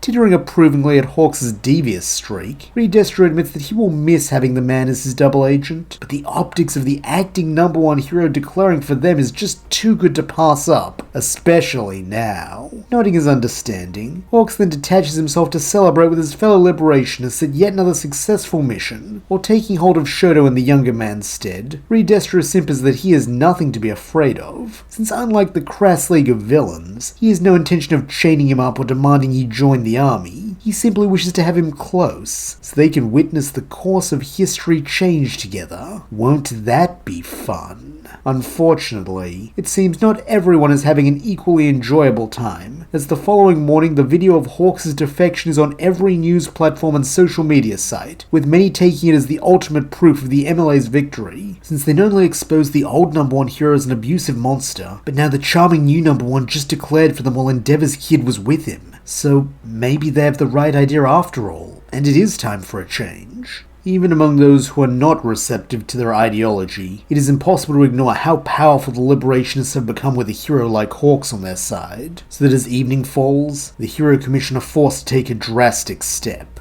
inviting Destro to their headquarters to discuss terms. Having anticipated this could be one of the outcomes of his latest PR bombshell, Destro is happy to accept, arriving a few hours later in the dead of night, flanked by skeptic, curious, and of course the cameras, so this will no doubt be a moment worthy of documenting for posterity. In contrast, the Commission top brass are a haggard, wilted bunch, their cheap suits hanging lank and limp while their heads do the same, with most not even being able to meet Destro's eyes as he chirpily shakes their hands. That is aside from one man, Sir Night Eye, whose suit is as crisp as his professionalism, though his hand is the only one the Supreme Commander does not shake, not out of personal or professional enmity, but because a few of the hero defectors warned him of his quirk, a fact he informs Night Eye of in a placid tone, all the while his eyes glint mischievously, as if daring the bespectacled man to try and lay a hand on him. However, Night Eye does not rise to the bait, remaining cool as ever as he states that hopefully these talks will be fruitful, and they can reach an agreement that is mutually beneficial, and enable them to avoid any unpleasant confrontations, such as the one at Tartarus. Taking this as the signal to begin, both parties take their seats, with the MLA as the ones in the dominant position going first as they state their terms: an end to all quirk-based legislation and criminalization, the abolition of heroes and the institutions that trained them, and restitutions to everyone who has been unfairly oppressed for who they are and what they can do. In return, the militant arm of the Metal Liberation Army will stand down and allow this new version of society to operate without fear of reprisal, so long as quirk use remains free and uninfringed. Naturally, this is a lot for the Commission to take in, especially since not all of it is within their power and will require approval from other branches of the government. However, they do appear at least open to considering it, albeit with some concessions of their own, such as evidence of Shoto Todoroki's continued safety, and the surrender of dangerous criminals like Chisaki and Muscular, who may have utilized quirks in their crimes, but whose offenses were not strictly speaking quirk-based crimes. As is always the way with such negotiations, it quickly becomes a tedious, drawn-out affair, as every clause is pushed, twisted, and relitigated just when it seems to be settled. Though, in this case, this is not due to bureaucratic inefficiency, but rather careful planning, as around the second hour, just when it seems like Destro is fatiguing under the weight of boredom and frustration, the Commission spring their trap, having a sniper on a nearby rooftop open fire on the MLA commander. Suddenly, Destro jerks, though not in the way they had hoped, as instead of collapsing forward, his arm shoots outward, having grown half a dozen times its previous size and length, while his skin is now a mottled brown. Whether not bad enough, the bullet that had been meant to kill him is now held neatly between his giant thumb and index finger, while in a voice that rumbles with power, Destro scowls that dealing with scum always stresses him out. On this declaration, the rest of him grows in size and bulk, so that soon the lanky businessman is replaced by a monstrous ogre whose other hand sweeps out to knock several of the Commission bigwigs through the glass wall, so they go plummeting to their deaths. A second later, two more are crushed beneath his massive fist, as he snarls this is what hero society is at its core: corruption and deceit. He came here as an envoy of peace, and they attempted to assassinate him. So now they shall see how they enjoy having their own form of justice revisited upon them.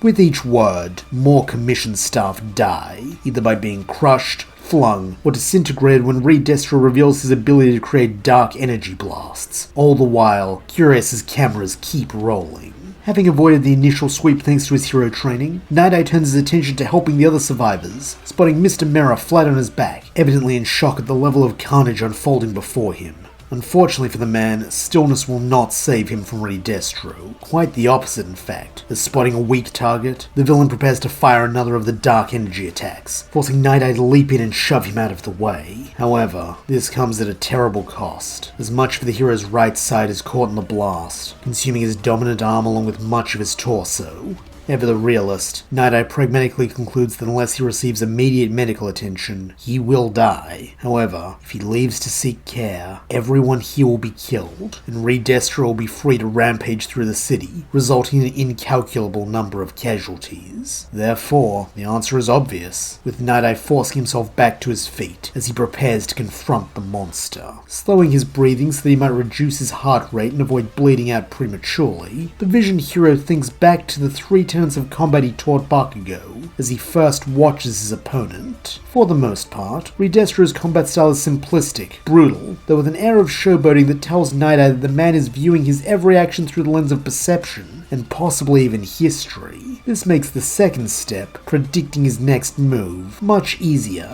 since if he can position himself as the most important target, he can probably draw the monstrous man's attention onto him. Ironically, he had been chosen to be the only hero present specifically because he is not known to be a physical threat who might set Destro on edge, though what he lacks in raw brawn, he more than makes up for with brains. As looking the Supreme Commander squarely in the eye, he coldly states that he doesn't know what makes him more pathetic, that he uses cheap theatrics in the words of his more intelligent ancestor to give weight to his naked ambition and base thuggery, or that he is a coward. Since like the sniveling worm he is, he waited until the real heavyweights like All Might and All For One were gone before coming out to claim the crumbs. As he had hoped, this systematic attack on everything he is and values is enough to enrage Destro and give him tunnel vision, which means it's time for the final tenet: act fast. Drawing one of his weighted stamps from inside his suit jacket, Night-Eye throws it, aiming directly for the head, since a decent hit should be enough to concuss, while a clean strike at center mass could snap Destro's neck. Unfortunately, due to using his non-dominant and only remaining hand, his attempt goes wide, striking just above the eye, so the villain is dazed but not defeated. Knowing time is short, Night-Eye yells for those still alive to get back or clear the room if they can, promising to do all he can to keep them safe. Then, with the last of his strength, he takes hold of his final stamp and throws it. Having used his genius intellect to adjust for his left hand, this time he strikes true, landing a blow so that as he falls forward, so does a mortally wounded Destro, ending the threat of the MLA and allowing society to return to normal. Or at least, that is what he thinks until the body of Destro begins melting into slime, signifying that it was one of twice his duplicates all along. Mockingly, both Skeptic and Curious tell the few surviving commissioners and the rapidly fading Night-Eye that their commander saw through their little trap with ease, before snapping their own thumbs and returning to slime as well. As this happens, the clock strikes midnight, as if time itself is declaring the end of the hero's day and the start of the MLA's. Though, more pressingly, this means February 16th is officially upon them, and with it, the start of Destro's war.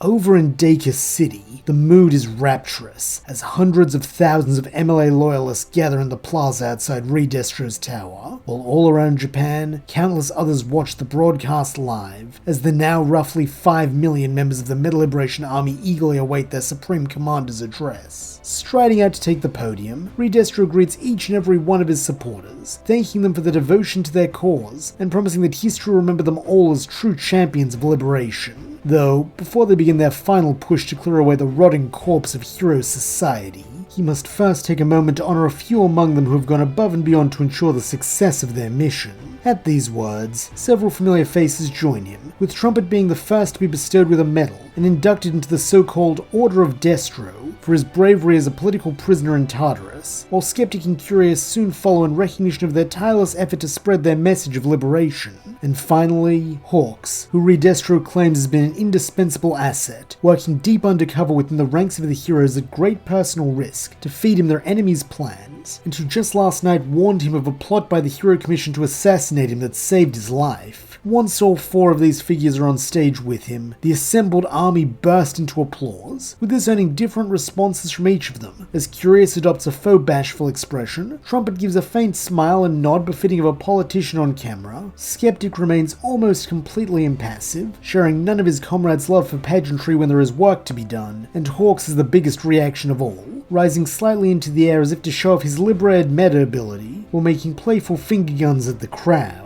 With the ceremony now concluded, Redestro quickly redirects the attention back to himself as he lays out their plan of attack. Thanks to the acquisition of the Nomu Kurogiri during the liberation of Tartarus, they will be sending armies into every major city in Japan, whose job will be to occupy centers of power and drive away any heroes or other tools of the oppressive system. However, they are not to needlessly harm the civilian populace, since they are liberationists, not the jackbooted thugs of the Commission. Instead, their mission will be to inspire the civilians to rise up and join them once the threat of punishment from the old establishment is gone. Through this, they will create more havens like Deku, until finally the government itself is forced to see that liberation is the will of the people, and that what is needed is not a hero society, but a free and just meta-society.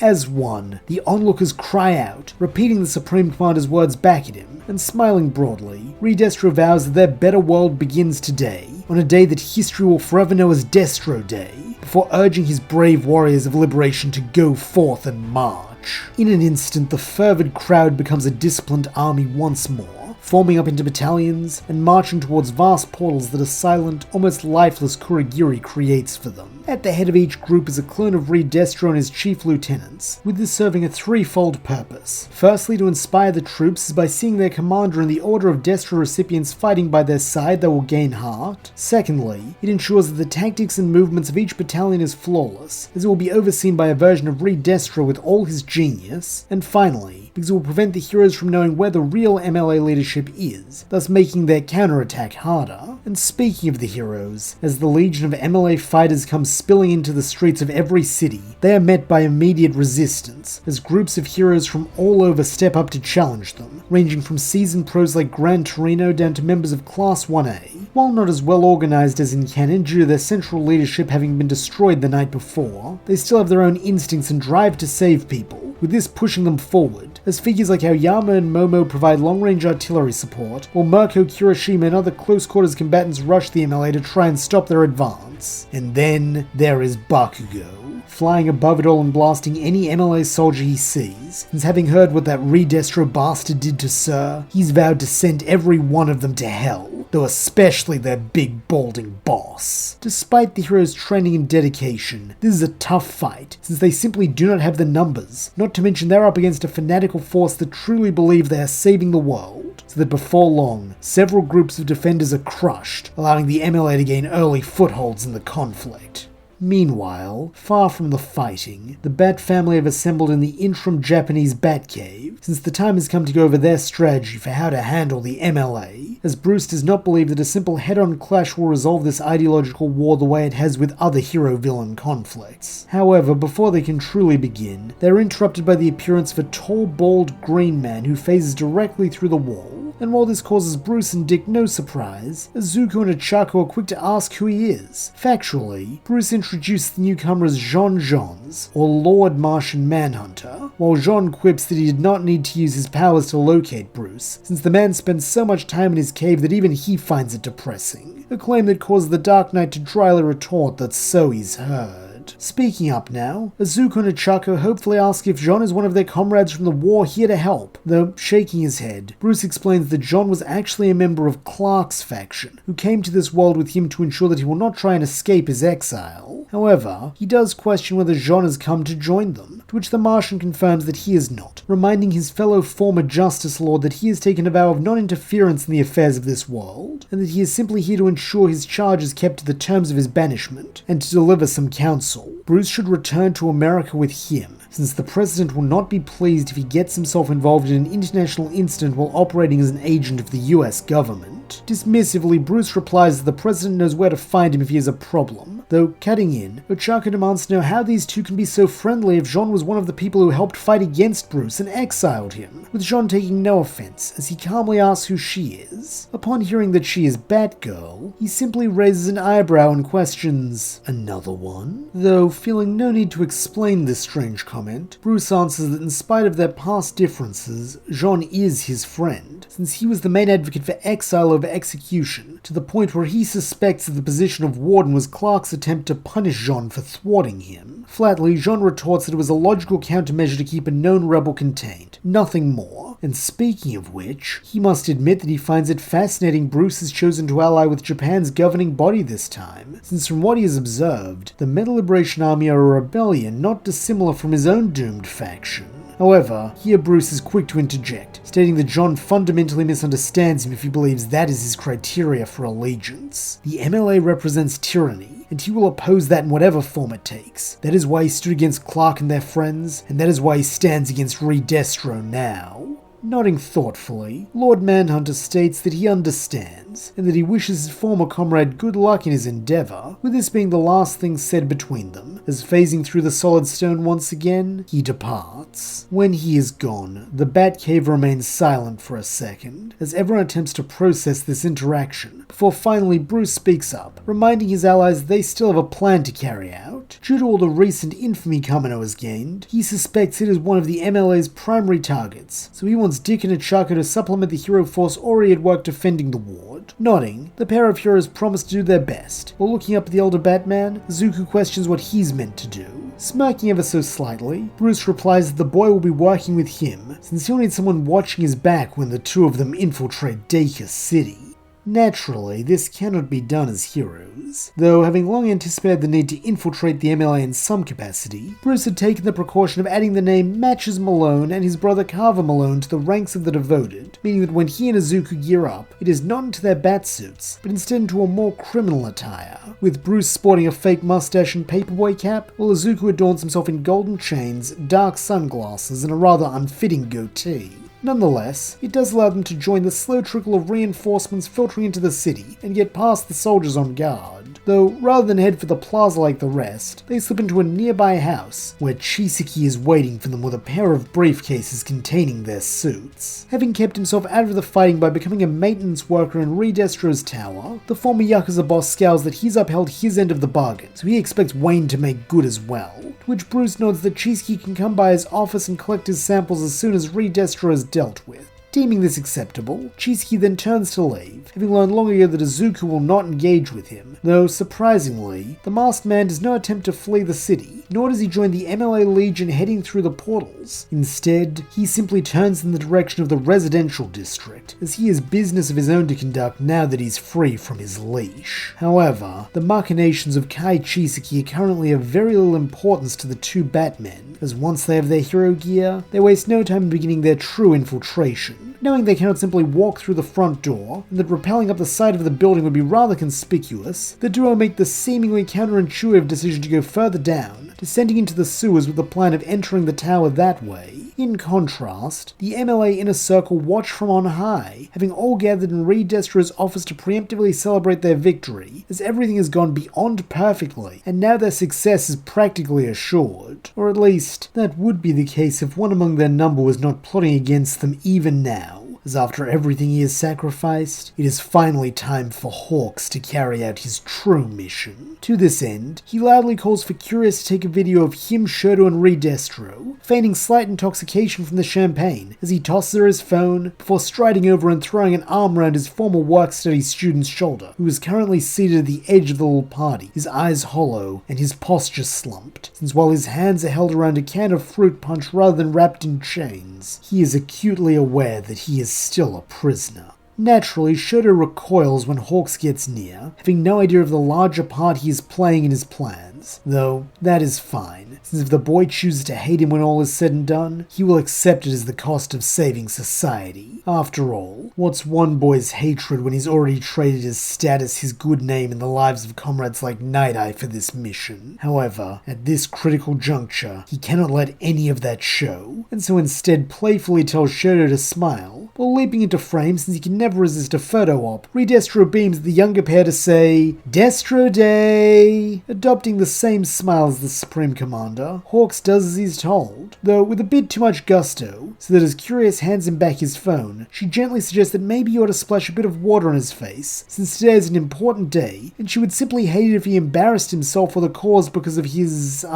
overzealous imbibing. Nodding contritely, Hawks apologizes and promises to fix the issue immediately, with this being just the pretext he needs to slip out of the office and into the executive washroom. As he does, he uploads the video to his social media, though just in case the intended recipient isn't scrolling his socials today, he also sends it directly via text, since while this is a risky play, he has faith in this hero. Then, when he is sure he has lined up the pieces properly, he moves into the next stage of his plan, finding Twice. Returning to one of the various battlefields around Japan, Dick and Ochaco are among the heroes locked in combat with the MLA ground forces. Specifically, the acrobatics hero is dueling Spinner in a clash of swords against Eskrima sticks, while Ochaco keeps launching enemies skyward, where Ryukyu and Nejire can finish them off. However, she soon finds herself up against a foe she cannot overcome so easily. Muscular. As recognizing those pointed ears and the symbol on her chest, he cracks his knuckles and grins that he's gonna break another bat. Remembering how badly this guy messed up Izuku, Ochaco does not underestimate the hulking behemoth, squaring up and adopting her Batman martial arts stance, so that as Muscular closes in, she's able to land several clean hits, even using her batarangs like daggers to cut through his muscle fibers. Unfortunately, this alone is not enough, as the villain simply regrows them before turning to drive an elbow into the girl's face that sends cracks running up her visor. In a tone of concern, Dick urges her to disengage, stating that he can handle this creep, though adopting a look of stern determination, Ochaco asserts that she's got this, since she wants to prove that she can stand alongside him, Izuku, and Bruce as a real hero, not just as backup, or someone they have to protect. Overhearing this, Muscular cackles that he likes the girl's spirit, too bad he's gonna shatter it like her buddy's spine.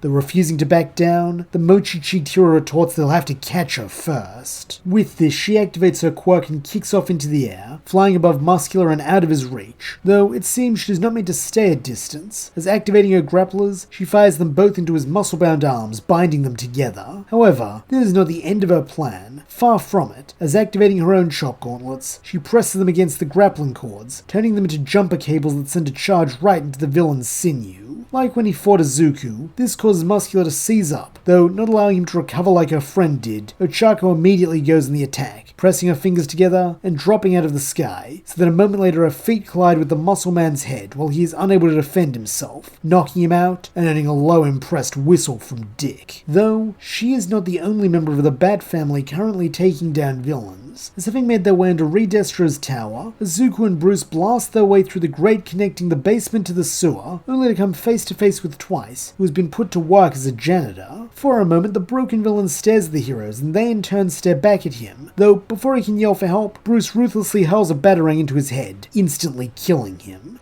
Or rather, it, as this is one of Twice's many clones, and as it is reduced to sludge that trickles down the very drain they're climbing out of, Izuku has to ask how his partner knew that wasn't the real Twice, to which Bruce simply replies, Detective Vision. As it turns out, this is not the only Twice clone the pair encounter, as it seems Redestro has seemingly chosen to further humiliate his captive by turning him to a slave army, assigned to carry out all the menial tasks throughout the tower. This unfortunately necessitates Bruce or Izuku destroying them whenever they come across one, as in spite of their torment, they all remain loyal to Redestro. In fact, it is a little harrowing for Izuku how willing Bruce is to slaughter these clones, since his no-killing rule evidently does not extend to slime constructs, with it standing as a grim testament to just how dangerous the Dark Knight could be if he stopped holding back. However, thanks to the Detective Vision, the pair do not make what might otherwise be a costly mistake, as after tossing yet another clone down a stairwell to its doom, Izuku spots something different among the group waiting on the other side of a nearby access door. One of them is an actual human, with him pointing this out to Bruce. Noting his understanding, the older Batman takes up a position across from the boy, so that as Izuku breaches the door, they are both able to rush in, with Bruce slicing through the clones with the seldom seen bat blades, while Izuku takes the far more palatable task of pinning the real Twice. Twice. Believing he is just another clone and having witnessed the pair massacre his cohorts, Twice freezes, bracing for the end. Though, when he is done dispatching the last clone, Bruce turns and speaks to him, questioning if he can dissolve his remaining duplicates and any he made for the MLA. Shaking a little now, Twice protests that he can't, since even the real version of him never had that ability, and recognizing that reason won't work with such an erratic man, the Caped Crusader draws on what he's read about the man and his quirk, namely the damage threshold. As taking his hand,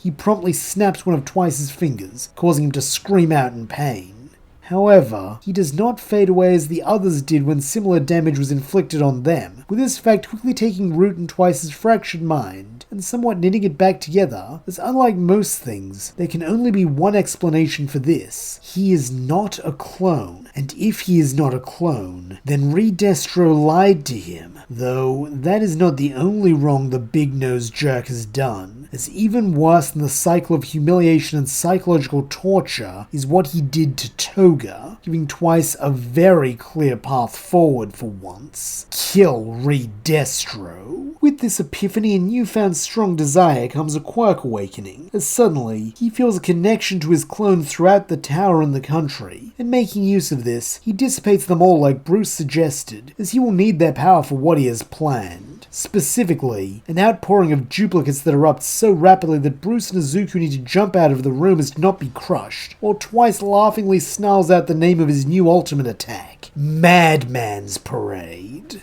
As one, this new horde of Twices begin pouring into elevators and filling up stairwells in their insatiable desire to reach Redestro and tear him limb from limb. Though this does create a slight problem for the Batmen, as now their ways forward are clogged up by clones, while more and more keep flooding out to fill the floor space and push them into a corner. In an attempt to not be crushed into the sheer mass of bodies, the two heroes employ their grappling hooks, launching themselves onto a nearby mezzanine that Twice's clones have not yet occupied. But it seems they are not the only ones there, as perched on the railing is none other than Hawks. In a blithe voice, the traitorous number one confesses that he's impressed at how they turned Twice into a weapon, since he was just gonna kill him. But there's way better, since now either Twice will succeed and Redestro will be torn to shreds, or the boss will finish off Twice for him. Win-win either way. Being smart enough to recognize this means there's something at play they're not privy to, Bruce flatly orders Hawks to explain. And knowing better than to try and lie to the world's greatest detective, Hawks smoothly smirks that he has quite a story for the pair, recounting how the Hero Commission assigned him this deep cover mission with the intent of completely destroying the MLA, so it cannot survive or re-emerge down the line. To do this, he has two main objectives. First, Twice must die to take away Redestro's planned immortality, since assassinating him now would be pointless, as he'd simply have Twice make a clone of him and act like nothing happened.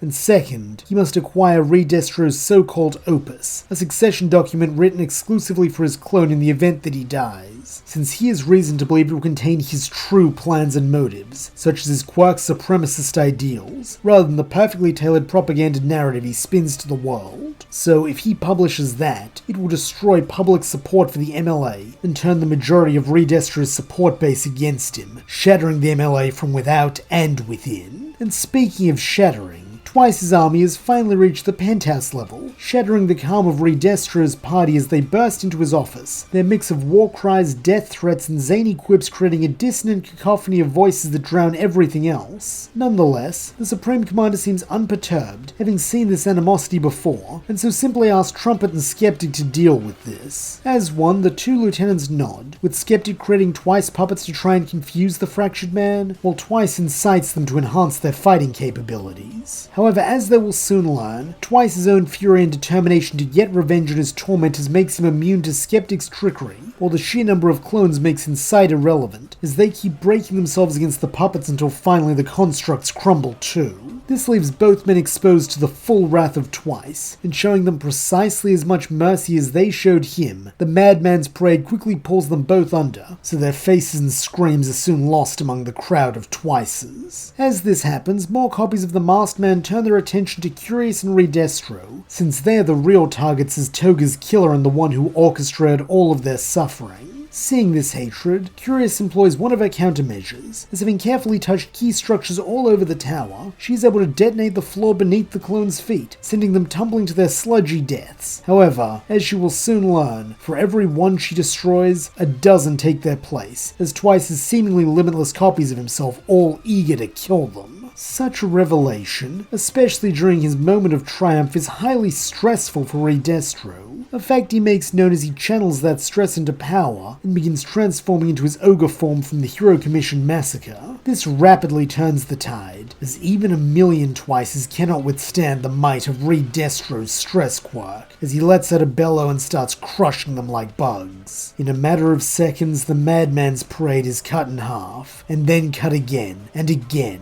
as brown slime coats the walls, floor, and ceiling of the office, in a grim testament to the countless dead Twice clones. Even Curious's perfect hair and dress are splattered in clone viscera, though in his berserk state, the Supreme Commander does not care, thinking only of the next vermin he must smash. But then, something catches his attention, red amidst all the brown, and following it to its source, he spots what must be the real Twice hurling a potted plant at his head in an attempt to stun him. Seeing this too, Curious attempts to urge her leader to show restraint, since they still need the real one alive, though it is already too late, as in his fevered fury, Redestro unleashes a dark energy blast that cleaves the masked man in half. At once, every clone dissolves into slime, while what remains of Twice falls limply into the river of sludge this battle has wrought. However, he does not die alone, as gathering up some of the fluid, he creates one final clone, a replica of Toga to stay by his side till the end, with the blonde girl promising that she'll see him real soon, before returning to slime as the light leaves his eyes. And speaking of eyes, Redestro spots something out of the corner of his, the Todoroki boy attempting to make a break for the elevator while they're all distracted. No! He will not allow any more setbacks to his perfect plan!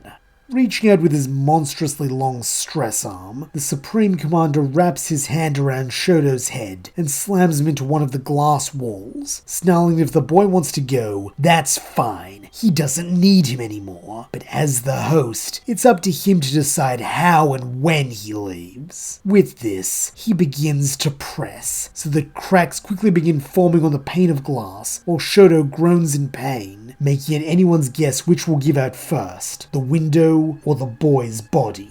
Meanwhile, back in the lower levels, Izuku, Bruce, and Hawks make their way to the server room, since one of the servers here should contain the succession document, though to find which one among the racks of identical metal boxes, they must first gain access to the operator's workstation. Luckily, this is where Bruce comes in, as even Redestro's best security systems are no match for the Dark Knight, who deftly cracks his way in, before setting about the much more manual task of scanning every file in each server for their proverbial needle in the haystack. Nervously, Izuku questions if Hawks should get back to the MLA party, since this could take a while, and they don't want to risk the villains getting suspicious. Though, smirking confidently, the wing hero retorts that he lined up his own diversion before he came down here, so even if Redestro deals with Twice, he will have a much harder time drawing himself away from what he has planned for him. As if on cue, a massive burst of light and heat fills the Supreme Commander's office, as one of the obscured windows caves in, allowing a gout of flame to bathe Redestro that sends him reeling, while Shoto tumbles to the floor and out of the line of fire. When the flames die down, the newcomer kneels to check on Shoto, and upon seeing that he is alive but barely conscious, Endeavor tells his son not to worry, since he is here.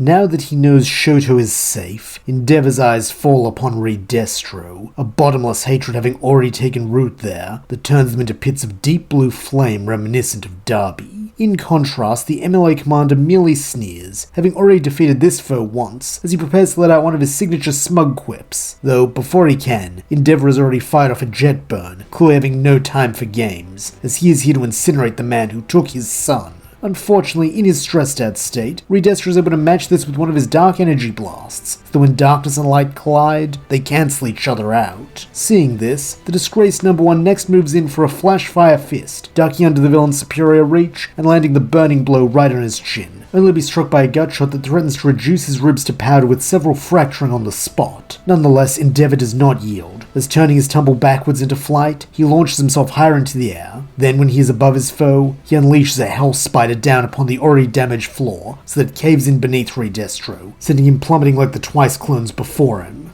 However, this is the man who has brought Hero Society to its knees through strategy and cunning alone, and so demonstrating these wiles even in this enraged form, the MLA leader deftly lashes out, wrapping his giant hand around the hero's leg so that he joins him for the fall. Briefly, Endeavor tries to scorch his way to freedom, though when it becomes clear that he cannot generate enough heat to make Redestro recoil before they hit the ground, he changes tack, blasting himself downwards and into Redestro's stomach to increase their fall speed before hammering away at the villain with brutal blow after brutal blow, right up until they strike the ground a dozen stories below. Such an impact shakes the entire tower, while outside in the plaza, those MLA soldiers who have not yet gone through Kurogiri's portal are quick to turn and offer their help to their supreme commander, or at least they try to, as before the first of them can even make it through the door, they are left sprawled out on the ground, with their last thoughts being of a sharp pain, followed by a disconcerting lack of control. Elsewhere, even more members of the MLA are falling, as in his hubris, Redestro had not thought to nominate anyone outside his inner circle to lead the assault should he and his lieutenants be defeated, meaning that in the wake of the twice clones dissipating, the chain of command within the battalions has all but broken down. While this does little to affect zones that have already been captured, in contested battlefields like Minato and Hosu it makes all the difference in the world, as the heroes put everything they have into pushing the invaders back. In particular, Bakugo is relentless in blasting the MLA, as while he is furious that the real Redestro was never here to begin with, he is more determined than ever to find him, which means he needs to finish off these extras as quickly as he can to move on to the main event. Meanwhile in Kamino, the villains are not backing down, as while their leaders are gone, Spinner has stepped up and taken charge, coordinating his allies and rallying them around the promise that they were made, freedom from persecution and tyranny.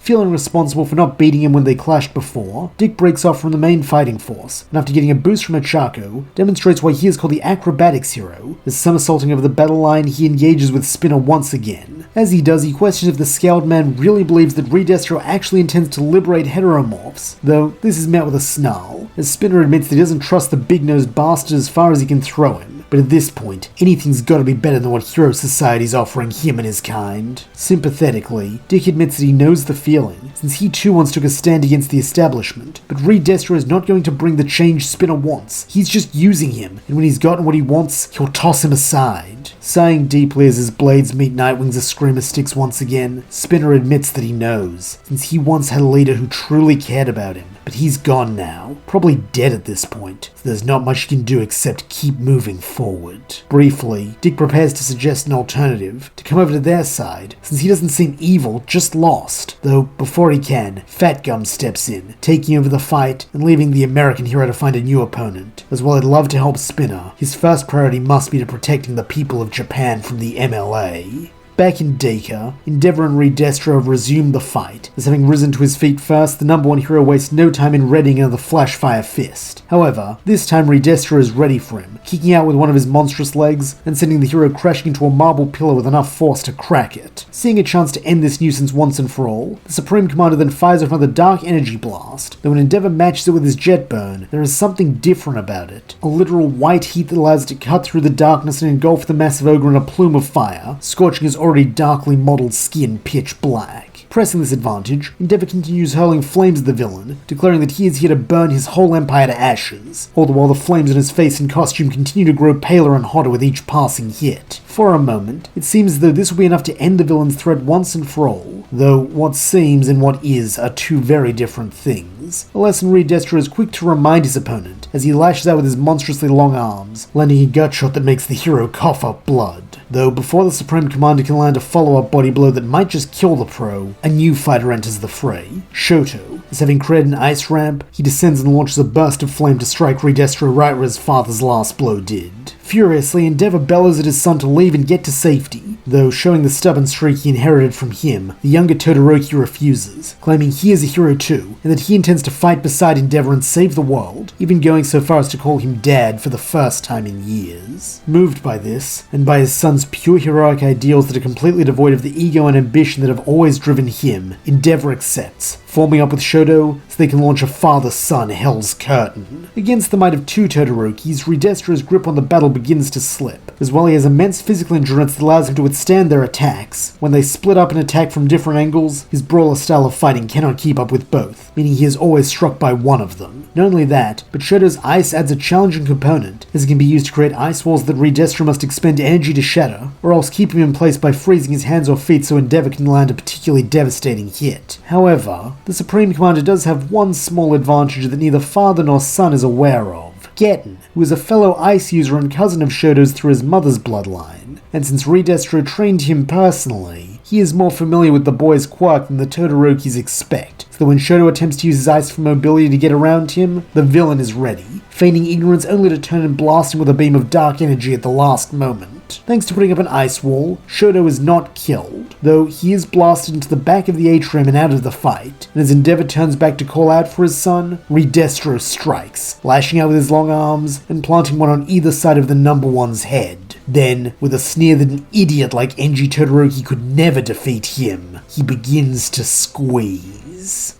The scream that follows even reaches the server room several floors up, an unholy mix of agony and defiance, as Endeavor refuses to die before he has saved his son and stopped this monster, though just how long he can hold on is anyone's guess when fighting a behemoth like Redestro. Recognizing this, Bruce and Hawks come to the same decision, and so turning to Izuku, instruct him to finish locating the succession document while they break away to help Endeavor. Due to their different styles, Bruce does this by slipping into the shadows and descending through an empty elevator shaft to land behind the Supreme Commander, while in contrast, Hawks comes in loud, flying above Redestro and firing several feathers down at him as he taunts that he was a spy all along and that the supposed genius villain failed to see through his ruse. As the blonde man had hoped, there's enough to make the MLA commander drop Endeavor, saving his life. Though there is one thing he failed to consider: the revelation that a member of his trusted inner circle has not only betrayed him, but has been operating against him this whole time, is enough to induce an incredible amount of stress, and with that, an incredible boost in power. As before Hawks can even react, Redestro has fired another of his darkness blasts, cleanly shearing the hero's left wing in half and sending him crashing to the ground. Though he is not there for long, as lifting the spy into the air, the Supreme Commander takes a sadistic pleasure in tearing the wings from his back, along with a chunk of his shoulder blades. In fact, the only reason Hawks is not killed then and there is thanks to Bruce's quick intervention, as by lobbing an explosive at the ogre's face, he's able to temporarily blind him, allowing for a follow-up swing kick that puts Redestro's focus on him. Squaring up, the Dark Knight swings a series of body blows at Redestro. However, when the villain hits back, he is sent flying. Ruefully, Bruce wishes that Project Beyond was already finished, though knowing that wishing achieves nothing, he instead gets back into the fray, using his bat blades again, only for them to break against Redestro's mottled hide. Seeing that brute force is not the answer, Bruce next activates his shock gauntlets, hoping that he can stun the villain and take him down that way, as such tricks have worked on big brutish enemies before. However, Redestro is unlike any foe the Dark Knight has ever had, as while the electric shocks are uncomfortable, they are far from paralyzing, while in contrast, any blow he lands on Bruce is the man seeing stars. Fortunately, Bruce Wayne, among his many other talents, is also an incredibly well-trained and skilled martial artist, with this allowing him to avoid any particularly devastating blows, while also striking back with a series of hit-and-run maneuvers. Not only that, but he has a sense of verticality his foe lacks, as when Redestro bears down upon him, he is able to grapple to a higher level and deploy more batarangs or explosives, or else swing between pillars and land drop kicks on his enemy's face. Admittedly, this does little to bring him closer to victory, as conditions prevent the Caped Crusader from truly utilizing his skills to the fullest, such as the fact that he cannot afford to be absent from the battlefield long enough to vanish into the shadows and launch a true sneak attack, as if he has gone too long, Redestro will kill one of his downed allies. And speaking of, while surveying the field, Bruce is pleased to see that Endeavor is back on his feet and seemingly preparing an ultimate move, having also dragged the unconscious Hawks over to where Shoto is slumped, meaning for now, the Dark Knight does not have to beat Redestro, he just has to keep his eyes on him for a little longer. However, this is easier said than done. As for all his flaws, the Supreme Commander is a clever man, learning and adapting as he fights, with this compounding his physical advantage, as like with Hawks, he just needs one good hit to put Bruce down. Recognizing this, Redestro shifts his focus, analyzing his enemy's patterns, as while he is supposedly the world's smartest man, he is still just a man, and men are fallible. Men make mistakes, especially when they're hurting and tired and prone to fall back on familiar patterns drilled into them through training. And unfortunately, Redestro is right here, as eventually Bruce does repeat a move, swinging in for a kick like he did earlier in the fight, with this being all the Supreme Commander needs, as reaching out, he catches his foe's foot in one hand and his thigh in the other. Then, he starts to twist, turning Bruce's foot 180 degrees while his bones and ligaments strain desperately to keep things in their proper place. However, no amount of sinew can stand up to stress, as something deep inside Bruce's leg gives way with a crack, a dry, splintering snap that seems to echo inside his skull. With the floodgate now open, his knee is next to buckle, folding the wrong way, while several fractures tear through the bones, splitting into 4 or 5 pieces each. For a second, blinding agony courses through the Dark Knight's brain, as with a sickening lurch he is dropped to the ground and made to stare at his destroyed foot, which is now pointing in a direction no human foot ever should point, while his mangled leg is contorted into a grotesque spiral that almost defies comprehension. Meanwhile, Redestro prepares to stomp on his head, leering that this is proof of the immutable difference between those blessed with quirks and those who lack them. Though, before he can, the pillar Endeavor was knocked into finally collapses and tumbles forward, falling at the precise right angle to make the Supreme Commander jump back while not hitting Bruce. Knowing better than to believe this was merely a coincidence, the Dark Knight thanks Jean for his help. While phasing into view just long enough to pull his wounded friend out of the direct line of fire, the Martian hero coyly retorts that he did not do anything that would violate his vow. He simply accelerated something that was already in motion to ensure that Bruce's proper sentence is upheld. Exile, not execution. Meanwhile, Redestro has recovered from this momentary setback, and so now looks around for his next victim, though it seems his time terrorizing others is at an end. As when a voice furiously calls his name, the Supreme Commander turns to face Endeavor, whose flames have now fully transformed from raging crimson to a pure pristine white. However, he is not the only one to notice this, as from his slumped position, Shoto also sees his father's new state, and being a flame user himself, he knows precisely what this means, that Endeavor has been gathering heat inside him like Toya did in Kamino.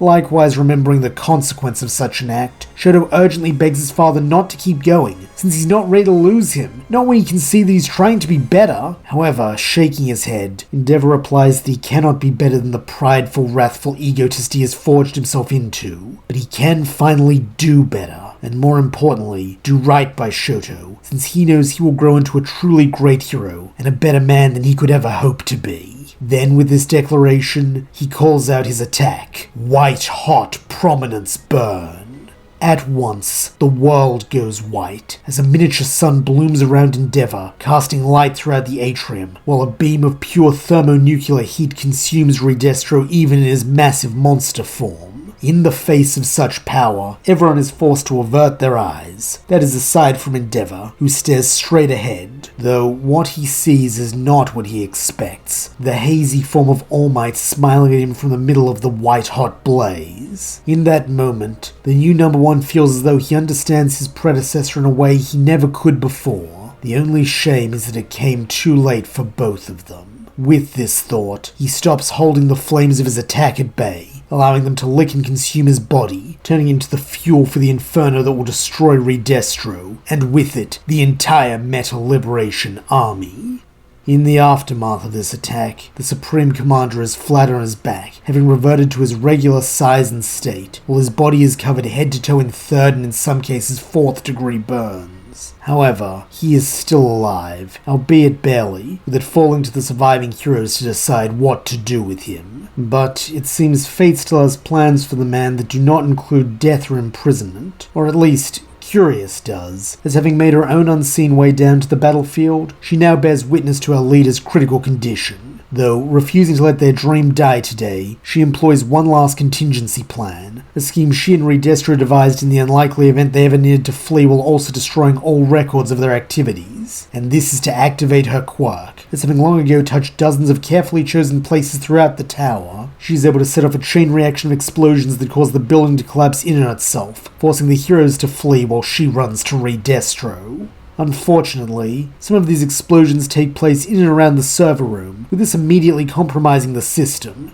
Urgently, Izuku does everything he can to salvage it, using his own not inconsiderable intellect, along with everything Bruce taught him about computer systems to keep things running long enough to finish his search. However, nothing in his Batman training covered how to scour a server that is literally on fire while the ceiling is collapsing around him, forcing the boy to make the difficult decision to abandon the mission, as the information he seeks won't be worth much if he and it are destroyed. To this end, he activates his grappler and smashes through a nearby window before extending his cape so that he might glide to the ground. And from the looks of things, he did this not a moment too soon, as the server room has been reduced to a flaming wreck that promptly collapses in on itself, leaving Izuku very grateful to be alive. Nonetheless, this failure is a bitter pill to swallow, since unless there is a copy of the succession document hidden somewhere off-site, then he has just lost Hawks' one hope of bringing down the MLA. And speaking of Hawks, when he touches down in the plaza, he sees the wing hero along with Bruce and Shoto, while another conspicuously green figure vanishes through the pavement, having seemingly carried the trio to safety. Worriedly, the green-haired youth asks what happened, with Shoto relaying the events of the battle, as well as its cost. While laying a hand on his shoulder, Izuku gives his friend his deepest condolences, since while Endeavor may not have been a very good man, he proved himself a true hero in the end. Unsurprisingly, the collapse of Deku's most central structure does not go unnoticed, with any heroes who are not still fighting rushing to secure the city,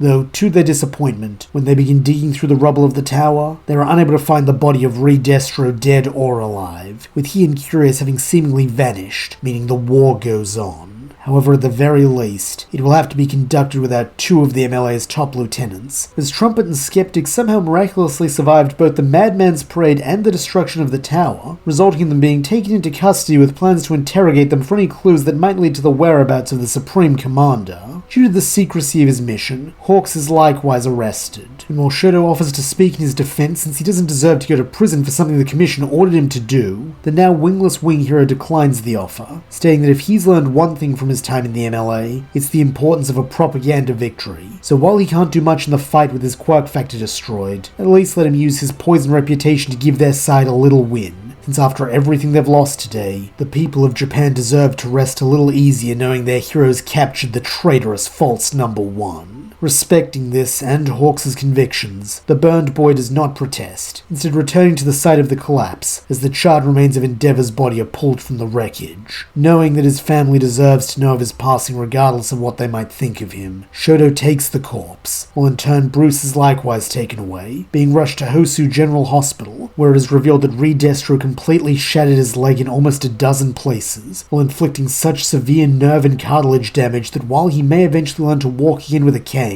Bruce's days of running across rooftops and fighting villains as Batman are over. Though, perversely, he is one of the lucky ones, as when night falls and the fighting finally dies down, hundreds of heroes are dead or injured, and roughly half of the country is now occupied by the MLA, who have enacted their policy of total quirk liberation, turning cities and towns into a new Wild West, where the strong are free to do as they please to the weak. In fact, it is only thanks to the Batman convincing twice to disperse the clones of Destro and his lieutenants that the whole country wasn't lost, with Dick and Ochaco informing the pair of this when they reached the hospital, while also delivering the good news that Kamino was one of the areas where the MLA were completely repelled. Though, as each member of the Bat family and almost everyone in Japan are aware, this is not the end, but rather the beginning of a new Cold War, as everyone knows that neither the MLA nor the heroes will be satisfied with the current state of affairs, so sooner or later, fighting must begin again. But for now, it is a game of watching and waiting, as both sides need to consolidate their power, all the while wondering who will have the strength and the daring to strike first.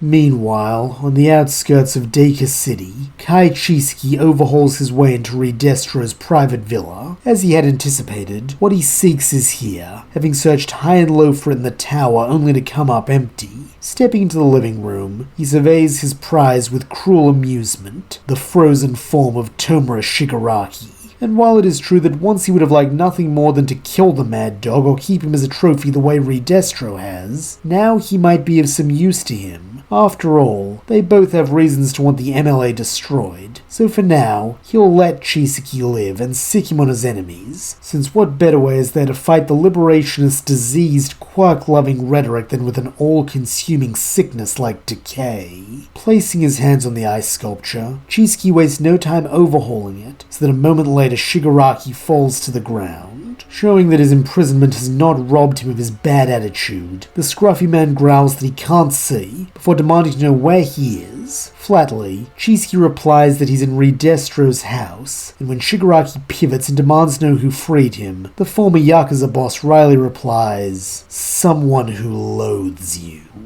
At once, Shigaraki understands, snarling Chisuke's name in a tone of deepest dislike, though before Overhaul can snipe back, a deep chuckle causes both men to look around in suspicion. Though, thankfully, it is not the Supreme Commander watching them, as stepping from the shadows, the hero killer Stain admits that he's impressed Chisuke was able to get Shigaraki out without killing him, since he's been trying to figure out how he'd do that for a while. Coldly, the masked man asks if he's a friend of Tomura's, though smirking slightly, Stain retorts that he has every reason to despise the little upstart, while turning his blind eyes upon the hero killer, Shigaraki snarls that the feeling's mutual. Paying this no mind, Stain then continues that luckily for the former League of Villains leader, he hates Redestro more, as the man is a blatant hypocrite, whose ideals stand in direct contradiction to the sort of society he intends to create, and since he figured Shigaraki would want some payback for being turned into a popsicle, he's here to make an alliance with the enemy of his enemy. Shrewdly, Chisuke comments that it seems they all have a common cause here, so perhaps a temporary alliance would be in their best interest, though he has to wonder what the hero killer has to offer them, since he couldn't even unfreeze the brat. Leering a little at this challenge, Stain reveals that he is not alone, as after clearing out those scumbags in the plaza, he made a highly valuable friend by promising to rescue Shigaraki. As it turns out, this is Kurogiri, and as the misty Nomu strides forth, he nods that he is pleased to see Master Tomura alive, though not necessarily well. Groaning that he can fix this, Chisuke then hoists Shigaraki to his feet, while overhauling him once more to restore his health, even if he is quick to snark that the pale man's looks and personality leave much to be desired. Curtly, Shigaraki grunts that Overhaul better not be expecting any thanks for that, while rolling his eyes, Chisuke retorts the best thanks would be to use that disgusting quirk of his to kill Redestro. Nodding his own support for such a plan, Stain then joins his new allies in the center of the room, and instructs Kurogiri to make them a portal, so that a moment later, the villainous trio are gone, having vanished into the darkness, where they can begin putting their sinister machinations into motion. 2 weeks have passed since Destro Day, and both the heroes and MLA are still licking their wounds. Across the country, chaos reigns, as the true death toll is still unknown, while countless civilians are now unable to return home, go to work, or even contact family members, due to neither side allowing people into their territory, as that would be easy cover for covert attacks by their enemies. In an attempt to break this deadlock, delegates from both sides have begun holding talks, hoping that through communication they can reach a fair solution, though this is hampered by the fact that the Hero Commission's top brass were destroyed by Redestro the night before the battle, while the Supreme Commander himself is still MIA, meaning neither side has much authority through which to act. However, this all changes when a very familiar voice rings out from countless TVs across the country: Redestro. While his condition is unclear as he does not show his face, instead broadcasting audio over the symbol of the MLA, the fact that he is speaking at all proves that he is alive and active once again. In a tone of pride, he praises his subordinates for their efforts on Destro Day, claiming it was a historic victory, and one that has brought them closer than ever to liberating all of Japan, so they should stand by and await his signal, as it is almost time to finish what they started, and free this land from tyranny once and for all. As this rousing speech comes to an end, the broadcast cuts off, leaving Redestro standing alone in front of the microphone, though he is not left that way for long, as over a nearby computer, Curious sets to work masking their signals so the heroes cannot trace them back to the safe house, while Getten steps forward, using his quirk to reapply a series of floating ice blocks to his commander's skin. Even the few minutes Redestro had spent without them so he could make his address without chattering teeth had been agony, as the burns Endeavor left him with have hardly healed at all. In fact, were it not for his stress form, he would surely be dead, as it is only thanks to the transformation's increased strength and durability that he is still alive, though at the cost of not being able to revert to his regular body for even a second. What he would not give for an ally with a healing quirk right now, but unfortunately, even if such a person exists who is loyal to the cause, he is unable to seek them out, as presently he is the most wanted man in the country, with Curious and Getten being almost equally as notorious. Worse still, he is trapped in hero territory, as when Curious had spirited his unconscious body away in the wake of the battle, she had chosen to hide in the nearest safe house one of his shell company's owns, only to learn too late that their forces had failed to take this district, forcing them to lie low and bide their time while his wounds heal the old-fashioned way. However, while this is vexing, Redestro is not concerned, as his recent ordeals have made him stronger, so when the time comes to show himself and reignite the war, he shall prove himself a force to be reckoned with, the likes of which hero society has never seen before. Meanwhile, a few towns over, in an equally unremarkable house, a scene of carnage unfolds, as a trio of figures stride out of a portal that had suddenly appeared in the living room. As the first one through, Shigaraki wastes no time laying a hand on one of the inhabitants, a middle-aged woman, and turning her to dust in an instant. While making use of the confusion and anguish this sight causes, his two allies leap forward to grab the middle-aged man who'd been beside her, with Overhaul pinning his arms, while Stain levels a blade to his throat, and demands to know where Destro is. In a haughty tone, the man questions why he'd ever tell villainous riffraff like them anything, though scowling deeply, Tomura barks at him to cut the hero crap, since he remembers it from Deka, so he can either tell them where his boss is, or Overhaul can make things very uncomfortable for him. In an attempt to prove this point, Chisaki reshapes his victim ever so slightly, not enough to impede his ability to talk, but certainly enough to cause immense pain, as he overhauls half the man's skin off his body, flaying him alive in an instant. Letting out a howling shriek of pain, the captive's composure breaks, as he pleads with them to let him go since he doesn't know anything, though this only makes Stain growl in disgust, as he states that he'd hoped the pro-hero Slide and Go wouldn't be a coward on top of being a hypocrite. Whimpering now as tears run haphazardly down his mostly fleshless face, Slide and Go continues to protest that he has no idea where Destro is, clearly hoping that perhaps his captors will show him some mercy when they realize he is of no use to them, though evidently he does not know who he is dealing with.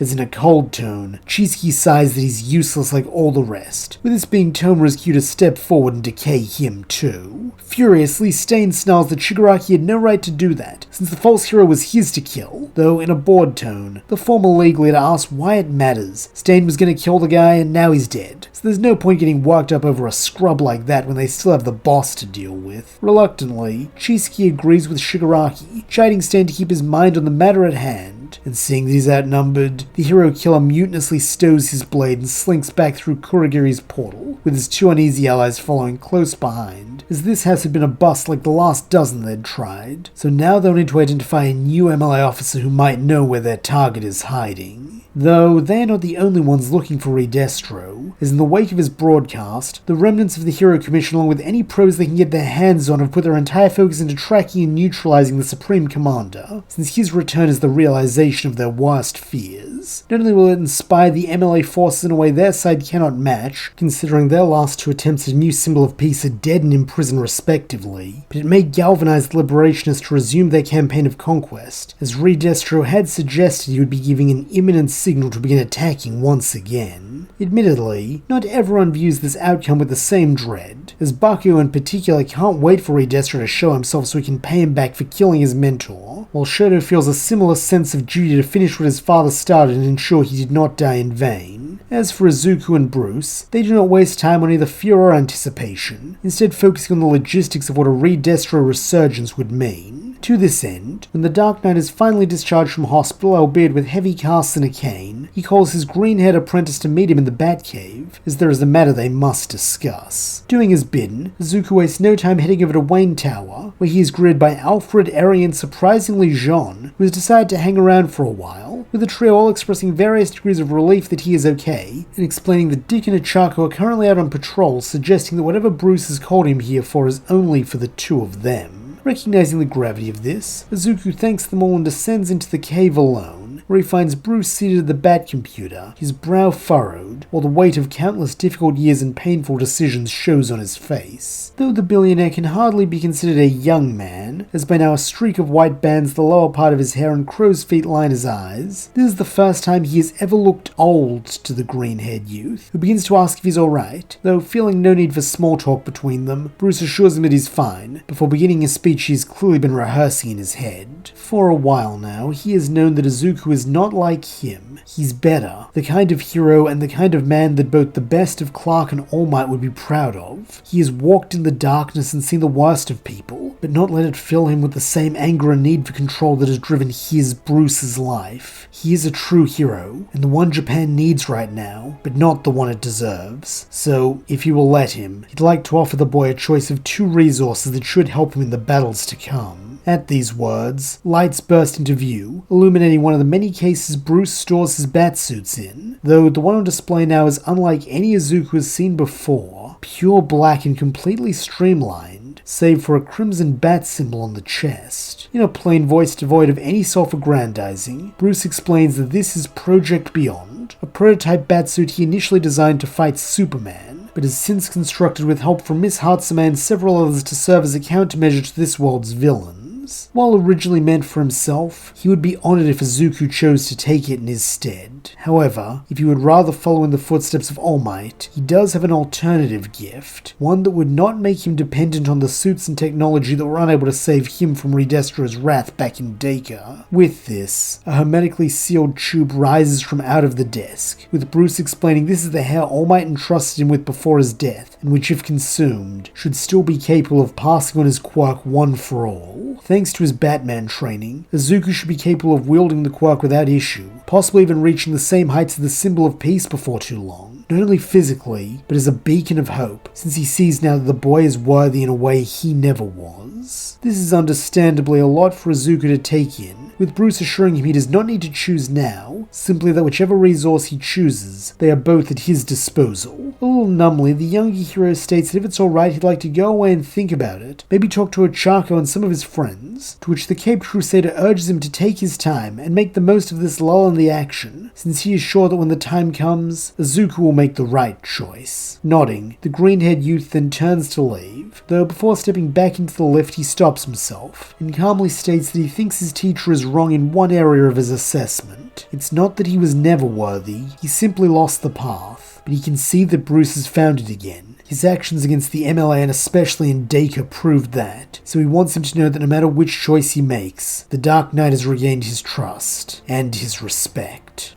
Unfortunately, just because Izuku is willing to put his trust in Bruce once again does not mean everyone is, with it being for this reason that Ochaco waits until now, when she is alone with Dick and out of the older man's earshot, to pose a question that has been weighing on her for the past 2 weeks. What did John mean by another Batgirl? Letting out a deep sigh, the acrobatics hero admits that he really wishes she'd ask Bruce or even Jean about this, since it's hard enough to think about it, let alone having to talk about her. But he's not going to lie to Ochaco, so here's the truth. Back in his world, there was another hero who called herself Batgirl. She was brave and kind and smart, just like Ochaco, and she died. Lowering her head slightly as the pain in Dick's voice makes it difficult to look him in the eye, the brunette asks if she was an ally, a friend, though cutting her off with a more clipped tone than he'd usually use. Dick states that she was his wife. For a moment, Ochaco was at a loss for words, as if all the air has been sucked out of her lungs, though in contrast, now that the seal has been broken, Nightwing seemingly cannot stop himself from speaking, as he recounts how she was one of their allies in the fight against the Justice Lords, but during the war they were ambushed by Jean and 2 of the other lords. In the chaos, Babs told him to get help, though by the time he and Bruce returned, the others were already dead. Strange as it sounds, that might be the reason the 2 of them are still alive, not because they weren't there, but because the brutal killing of their former friends and allies was the wake-up call some of the lords like Jean needed not to follow Clark so blindly, and begin pushing for even just a little bit of mercy towards their enemies. So, he guesses, Babs saved his and Bruce's lives. He just wishes he could have done the same for her. Though she knows it is woefully inadequate, Ochaco mutters that she's so sorry that happened to him, before asking if he'd like her to change her name, as if she knew it would dredge up so many painful memories she never would have. However, here Dick cuts her off once again, as he assures her she doesn't need to do that. If anything, he figures Babs would be happy to know there's another Batgirl out there helping people. Nodding solemnly, Ochaco vows that she won't forget that, and she'll do everything in her power to bring honor to the mantle, with this earning something like a smile from Dick as he nods, then resumes their patrol. From here, things return to normal, with Ochaco arriving back at Heights Alliance shortly before midnight, though to her surprise, she is not the only one still awake, as when she enters she finds Izuku seated in the common room, clearly deep in thought. Sitting down beside her friend, the brunette kindly asks what's on his mind, and having no secrets from her, the green-haired boy explains his dilemma, since it's more than just choosing between 2 gifts. It's a statement. If he takes the hair, he will become All Might's successor, something he could have only dreamed of back when he was a kid, but by doing it, it'd also kind of be validating the MLA, since his actions would show that he thinks he needs a powerful quirk to save the day, However, if he stays quirkless and takes the suit instead, there's a chance it won't be enough, since even Bruce and Endeavor couldn't beat Redestro. And if he fails, then not only will he be letting down everyone who's counting on him, but he runs the risk of letting Redestro achieve his ambition of taking over Japan. Seeing the stress this is putting him under, Ochaco gently squeezes Izuku's hand as she calmly asks what his heart tells him to do, since from experience she knows he has a good heart and it won't lead him astray. From the kitchenette around the corner, another voice then interjects, factually pointing out that Midoriya's instincts are far from flawless, with Shoto stepping into view a moment later holding some packets sober. Still in that matter-of-fact tone, the burned boy admits that he did not intend to eavesdrop, but he couldn't help overhearing their conversation, and felt it pertinent to mention that it was Midoriya's advice to train with hawks that resulted in his kidnapping by the Metal Liberation Army. Blushing brightly, Izuku once again apologizes for that, though shaking his head, Shoto refutes that he didn't say that to offend, since there's no way the other boy could have known what would happen. He simply means that he should weigh the options rationally rather than acting on instinct. Curiously, Izuku asks what Shoto would do in his situation, to which the other boy answers that he understands the burden of an unwanted legacy quirk better than anyone, but as Midoriya told him during the sports festival, the only thing that defines a quirk is how he uses it, so even if it looks like a tacit endorsement of the MLA's ideology, he would suggest taking All Might's power if it gives him the highest chance of defeating Redestro. However, it seems not everyone agrees, as coming in from some late night training in preparation for the day he pounds Redipshit's face into hamburger meat, Bakugo barks that Icy Hot's full of crap like usual.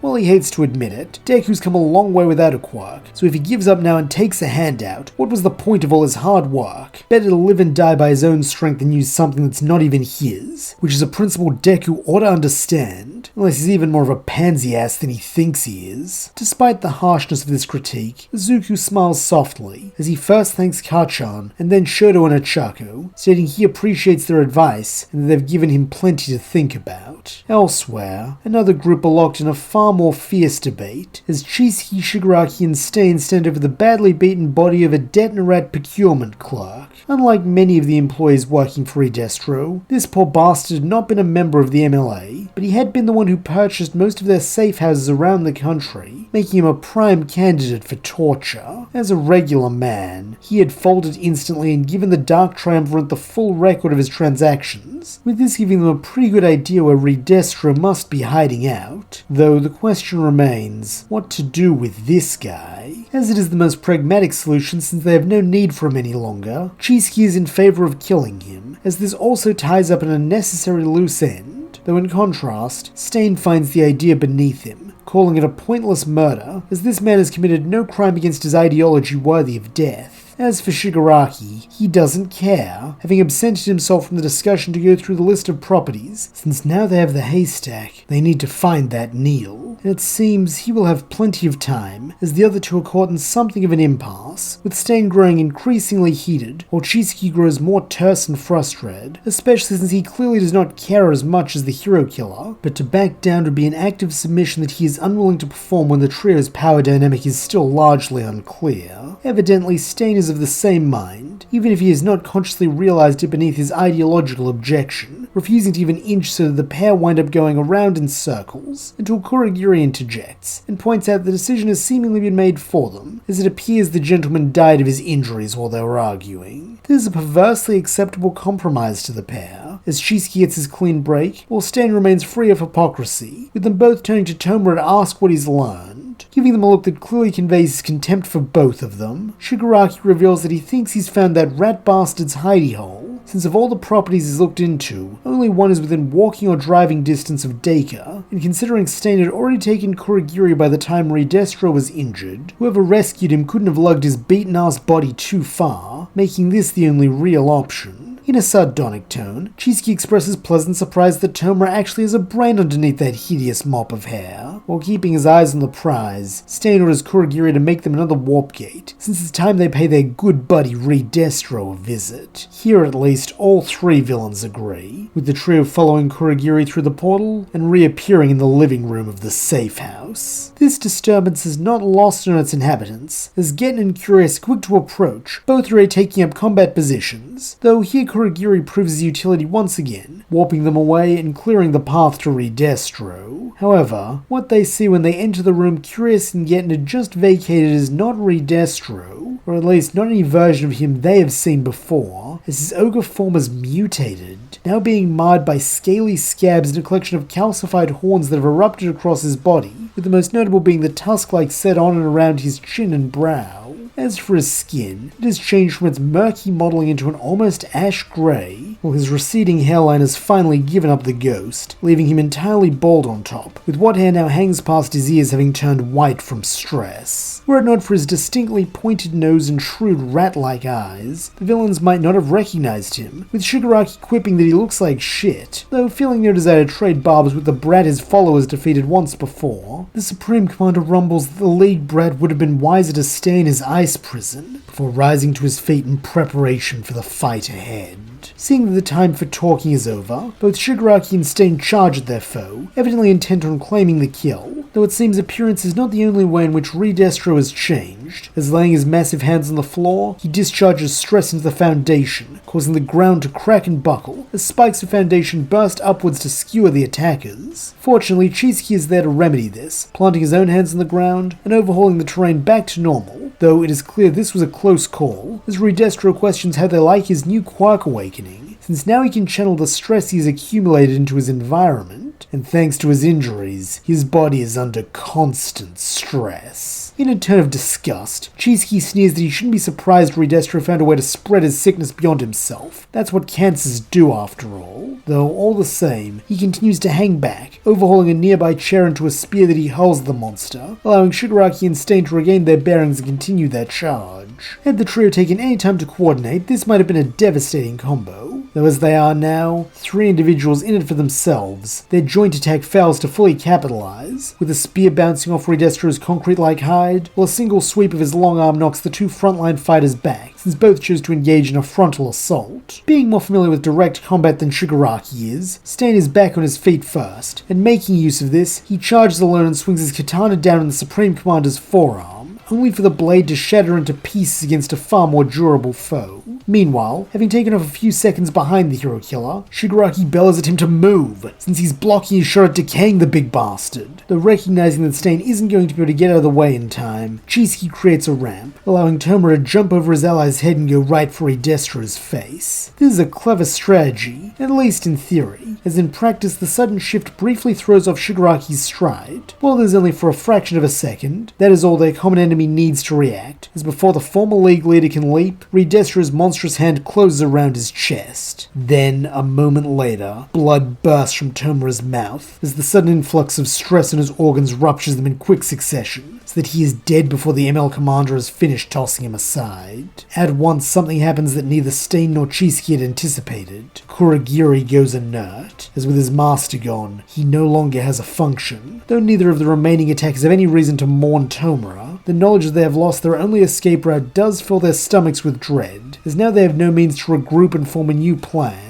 Meaning, like it or not, this is their one and only chance to kill Redestro. In contrast, the Supreme Commander smirks, as he next tries to reach for Chisaki, deeming him the closest thing to a threat left, as his overhaul power, if used in tandem with Stain, could create an opening to actually hurt him. Though refusing to die like Tomura just did, the Yakuza boss pulls out his trump card, overhauling the entire building into a meteor that he attempts to drop on Redestro's head, since even the most durable hide would be crushed into 300,000 pounds of concrete, wood, and glass. Recognizing that he will be crushed too if he does not move, Stain desperately leaps out of the way, though remaining where he is, Redestro simply looks up and unleashes one of his darkness blasts that far eclipses the ones he used against the Commissioner on Destro Day. Briefly, this creates a stalemate, as the Supreme Commander's beam struggles to cut through the falling ball of debris, while also holding it aloft, though after a few moments, the damage begins to show, so that before Stain or Chisaki can press the attack, the orb explodes with a thunderous crack that sends a shockwave rippling out through the entire district. district. All around them, dust and debris rains down in choking sheets, and at the center of it all, Reed Destro's smirk only grows as he turns his cold eyes back to his victims. Elsewhere, countless alarms, both literal and figurative, go off as the news of the Darkness Blast is passed from eyewitnesses to the various hero agencies around the country, confirming the dreadful news that Reed Destro is back and in fighting shape. Though this is not the full extent of the hero's problem, as the news of Reed Destro's return and very public display of power does not take long to reach the MLA territories, will all agree that this must be the signal to attack the Supreme Commander had spoken of. As a result, hordes of MLA fighters swarm over the boundaries between their territory and the heroes, forcing any pros who are still capable of fighting to leap into action as they attempt to hold the invaders at bay. Such is the extent of the crisis that Aizawa and the other teachers make their way into the dorms to rally the students, since they need all hands on deck for this counteroffensive. Though, looking between each other, Izuku, Ochaco, Shoto, and Bakugo all clearly have the same thought. If everyone's rushing to push back the MLA forces, who's going to handle Reed Destro? Refusing to let the man who killed their mentor and father respectively get away when he's in their sights, both Bakugo and Shoto declare their intent to head for the blast point, with Ochaco agreeing to back them up, since she has experience fighting bulky monsters like him that could come in handy. As for Izuku, he likewise states his desire to confront the Supreme Commander and end this war, though he'll have to follow behind them, since he needs to head to Wayne Tower first. With their plan in place, the group split up, with Shoto, Bakugo, and Ochaco each using their assorted methods of flight to cross the distance as quickly as they can. Luckily for them, Reed Destro is still here when they arrive, having taken his time to dispatch Chisaki and Stain, both of whom now lie beaten and unconscious on the ground.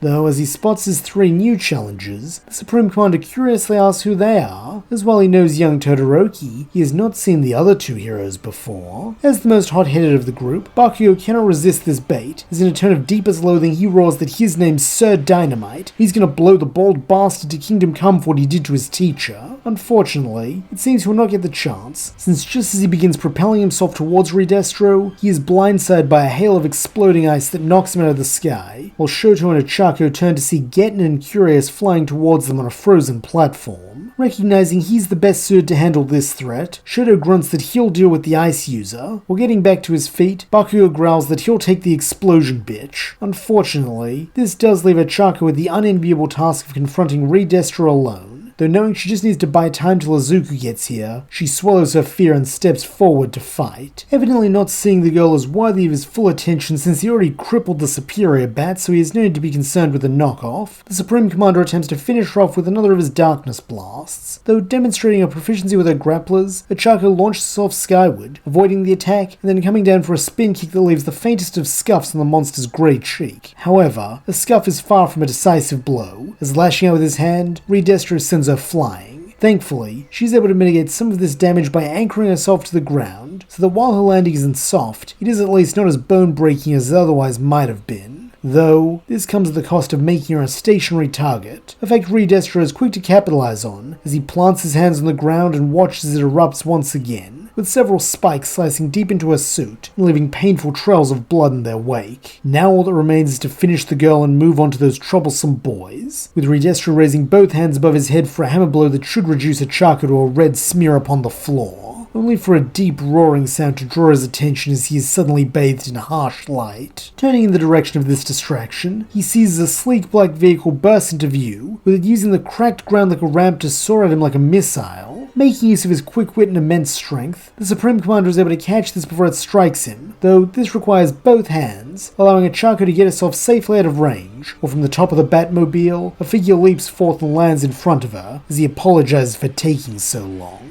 Staring up at him, the brunette can hardly believe that she is looking at Izuku, as the strength and surety radiating from him is unlike anything she has seen from her friend before. Though right now, he only has eyes for Reed Destro, since it's time to end this.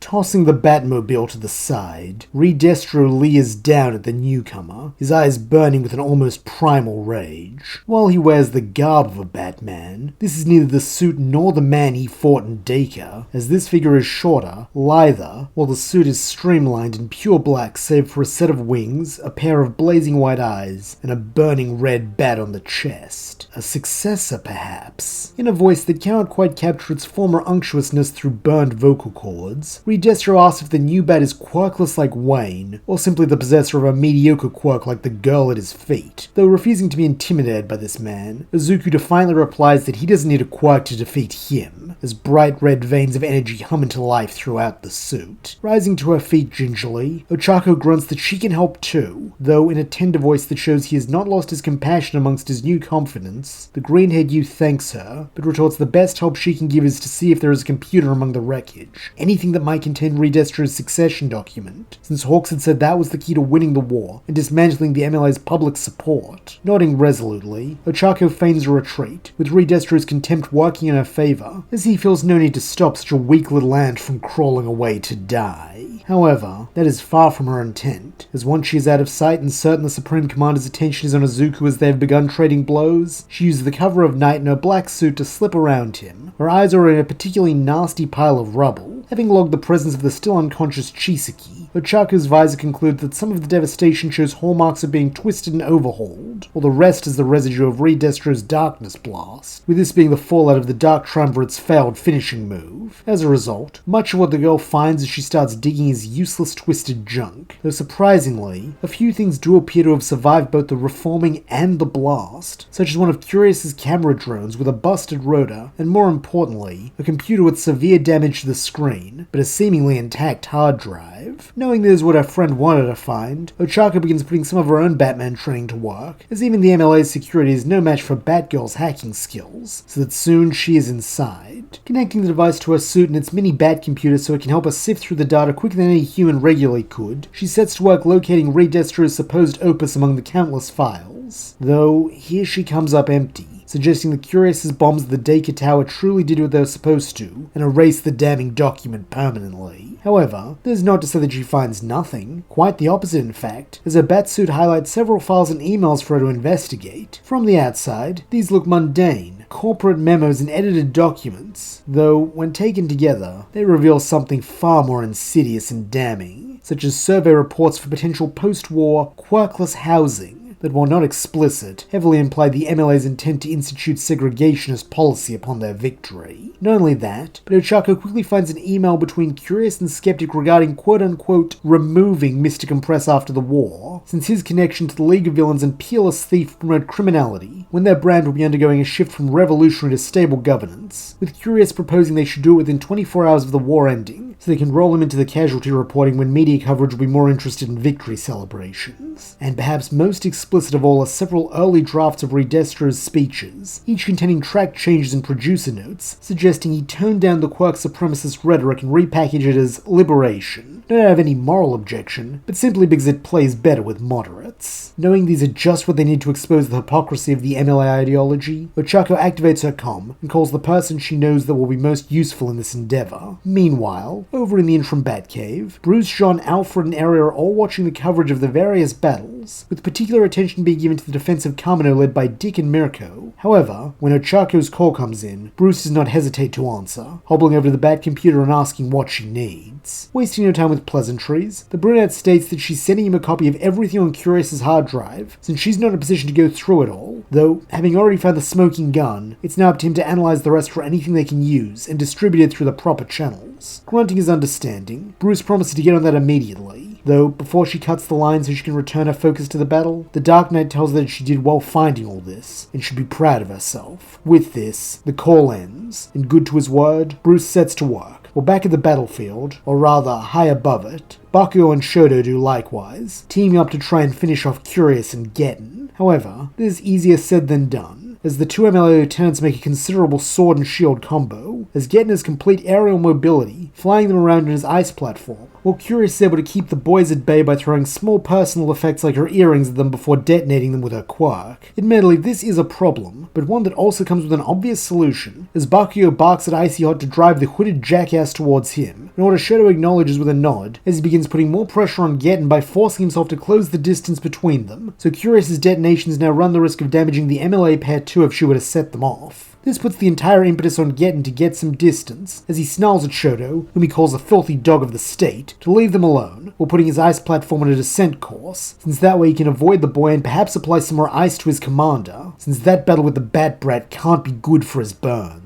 items. However, he won't get the chance to do either, as while he does briefly get away from Shoto, he plays right into Bakugo's hand, rather literally, as the abrasive blonde explodes forward with the speed of a bullet to catch Curious with a clothesline hit that sends them both crashing into a nearby house, while leaving the youngest Todoroki to deal with his icy foe. Meanwhile, Izuku and Redestro's fight is in full swing, with the green-haired youth managing to go blow for blow with the hulking monster thanks to the enhanced strength of his Beyond suit. Not only that, but his wings also serve a dual purpose, allowing him to fly out of the way of several counterattacks, or else wrap around him like a shield when evasion is impossible. More than once, this intuitive, almost instinctual response from the suit helps him survive a killing blow, or freeing him up to focus on his Batman martial arts as he goes for leg blows, or else deploys high-yield gadgets like flashbangs directly into the villain's face. Naturally, this infuriates Redestro, with this rage only growing as the fight progresses, since without Getten's ice to soothe him, the pain of his wounds is excruciating. Thankfully, this does provide yet another kind of physical stress, meaning that his power continues to grow the longer he fights. Yet somehow, he cannot overcome this quirkless scum, whose suit can only be called a mockery of the true strength of a meta ability.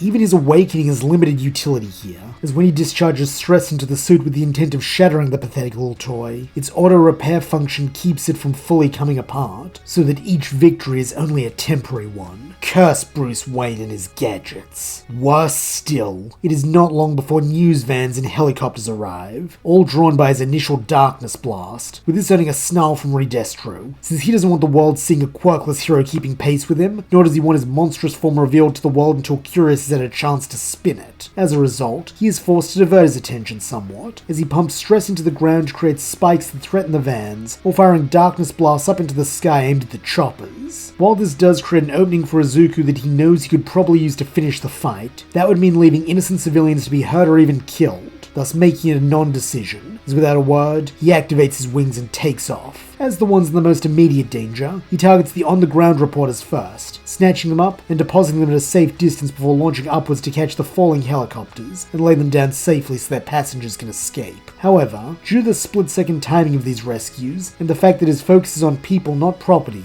Redestro does get his wish, as all the recording technology is destroyed, keeping the events of the fight contained and within his sphere of influence. Or at least, that is what he thinks, as still lying low in the wreckage, Ochaco hastily pulls out the damaged drone and sets it to record, since while it may not be able to fly, it can still capture what the Supreme Commander wants to remain unseen. At the same time, Getten and Shoto's aerial battle becomes more complicated, as now not only do they have to contend with each other, but also with helicopters and errant darkness blasts tearing through the sky. Steam and frost explode in constant bursts as the two clash above the ruins, weaving between Shoto's collapsing ice paths and falling debris. In spite of this, Shoto maintains his prior plan and attempts to close the distance, now intent on using his fireside to melt Getten's platforms, though every time he manages to do so, the hooded lieutenant simply summons one of the ice masses Shoto has used to glide on, and flies away while dragging the remaining fragments along with precise control, before swiftly throwing them back at the boy as boulders or spikes. This forces Shoto onto the defensive, as he must melt his own repurposed ice, giving Getten a chance to get more of a lead, which he uses to try and get back to Redestro, though this attempt to reunite with his leader is not the most frustrating part, as Shoto is forced to grapple with the fact that every piece of ice he makes becomes another tool in Getten's hands, and since his own aerial movement relies on the very element his opponent commands, Getten cannot truly be cornered so long as there is ice in the air.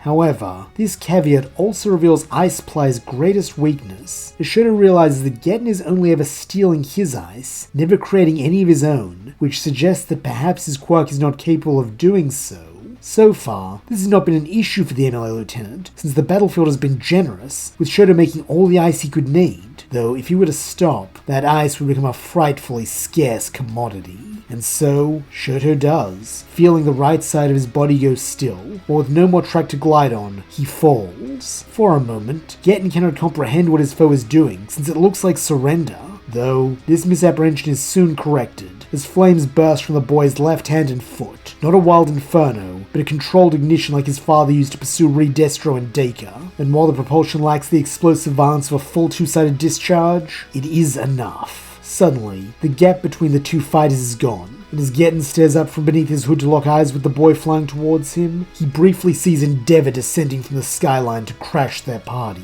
Then, a moment later, he sees nothing, as the brightness of a flash-fire fist temporarily blinds him, while beneath him, his ice melts, sending him crashing to the cracked and crumbling pavement beneath. Though this is not all he is stripped of, as the heat of Shadow's flames also burn away the villain's hood, revealing a face that reminds the burned boy of his mother. However, this is not enough to stay his hand, as having long known that blood does not equate to goodness, he descends and plants a knee on Getten's chest, while manifesting a ring of flame to keep him contained until the battle is over, even if that means he will have to leave the rest of the fighting to his friends. And speaking of, Izuku and Redestro have resumed their clash, though having seen the efficacy of his wings, the green-haired youth now favours a more hit-and-run style, gliding around the Supreme Commander and striking at strategic intervals. In an attempt to counter this, Redestro has begun firing more and more darkness blasts, with this in the fact that he must be forever on a swivel to keep the Bat Brat in sight, allowing him to witness Getten's defeat at the hands of the Todoroki boy. While this is infuriating, as now Getten cannot provide him with ice for pain relief, it does at least make sense ideologically, since it was not superior skill or training that won the match for the hero. Far from it, as his army's training is second to none. No, this was simply the manifestation of what the MLA have said all along. A superior quirk will always yield a superior result, and in this case, Todoroki's ice generation and the ability to counter Getten's limited ice with fire proven superior pedigree, even if the sight of Endeavor's son summoning flames makes his burns ache. Nonetheless, he must keep his mind on the battle at hand, as when the bat lands a dropkick on his face that does far more damage than the girl's thanks to his little toy, the Supreme Commander lets out a low snarl and swings at him once more. As ever, those damn wings curl inwards to shield the boy, though channeling the stress of losing Getten and the knowledge that his agony will only grow,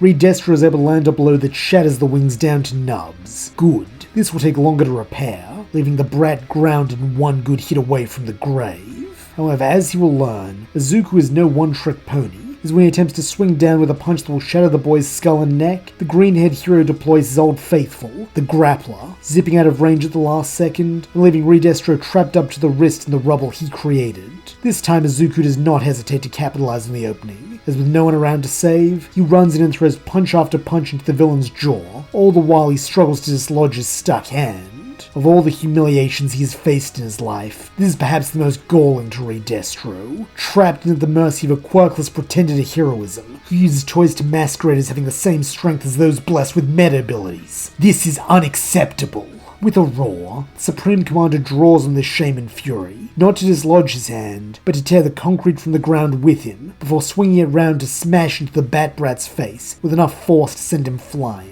Though, he does not halt his onslaught there, as before he can stop himself, he is bearing down on the boy, while a series of unbidden words spill from his lips, as he commands the youth to die, since Quirkless felt like him should have been bred out a long time ago. This hateful rhetoric does not shock or paralyze Izuku the way Redestro had hoped, since shock requires novelty, and he's heard that belief all his life, though normally it is left to inference or given a euphemistic overlay. As a result, he does not falter as he rises to his feet, instead turning his glowing eyes upon the Supreme Commander, and flatly stating that he doesn't get to decide that. Refusing to invite debate on the topic of his existence, the young Batman then launches his counterattack, though he is not the only one striking back at the MLA, as having caught Redestro's hateful diatribe on the drone camera, Ochaco wastes no time releasing the clip, along with a small collection of the most damning documents. And best of all, thanks to having access to Curious's computer, she does so on the MLA's own socials. Unsurprisingly, this goes off like a virtual nuke, as most of the MLA's supporters are quick to look, expecting words of encouragement from their leader, only to instead bear witness to his humiliation at the hands of his ideological antithesis, and the unbridled prejudice that followed. Naturally, the MLA's social media arm is quick to go into triage mode, attempting to scrub the accounts and claim the documents and video are fabrications published by hackers. But it is already too late, as with tens of thousands of reposts in only a few minutes, the truth is out, and it cannot be contained. Throughout Japan and its many contested battlefields, the MLA forces see this, with many choosing to lay down their arms, some because they were truly fighting for what they believed was liberation rather than exclusionary society, while others are simply outraged at how Redestro and his inner circle manipulated and used them, while viewing them as expendable tools. This is not to say it is a complete surrender though, as some do continue to fight, with there being many reasons, ranging from their zealous belief preventing them from accepting the evidence before their eyes, to Redestro's prejudice aligning with their own views, so if anything, his words make them more devoted to the cause. And of course, some simply don't see, since they're too busy fighting to check social media. However, even combined, this makes up less than 10% of the MLA's fighting force, which is an amount the pro-heroes, students, and police can push back against as they start gaining significant ground. Over with Curious, her phone is blowing up.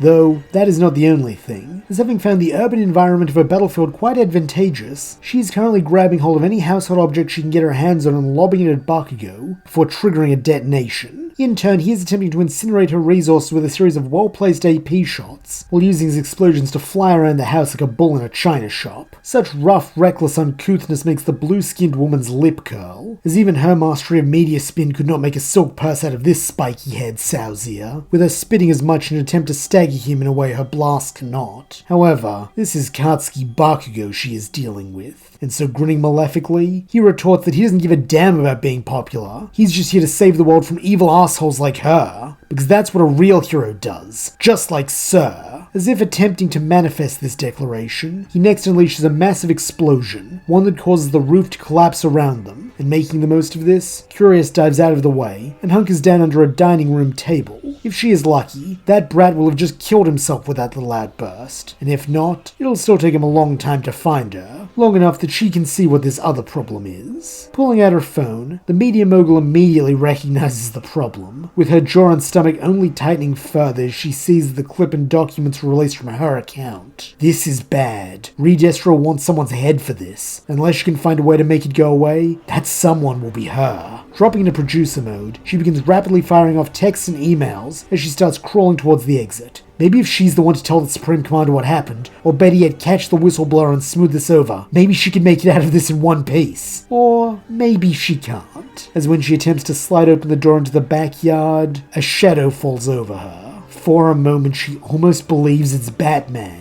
But then she sees it clearly, the bad-tempered blonde boy having found her at last. Desperately, she reaches for something she can throw, anything but her phone, as she can't dig herself out of this hole without it. Though, this will not be a concern for much longer, as aiming his hand down at her crouched, cringing form, Bakugo ends the battle with a point-blank howitzer impact. This leaves only Izuku and Redestro as the last combatants standing, and as the sun rises over Japan, they initiate their final clash. For his weapon, Redestro charges up a full-strength Darkness Blast in both hands, while Izuku responds not with a super move of his own, nor with some new gadget, but with a single, simple batarang. At once, this appears to be a fatal mismatch, as when the MLA leader brings his hands together to fire the blast while Izuku throws his weapon, it seems all but certain that the gadget will be incinerated and the boy along with it. However, as Redestro himself has said before, what seems and what is are two very different things, with it now being the Supreme Commander's turn to be taught this lesson,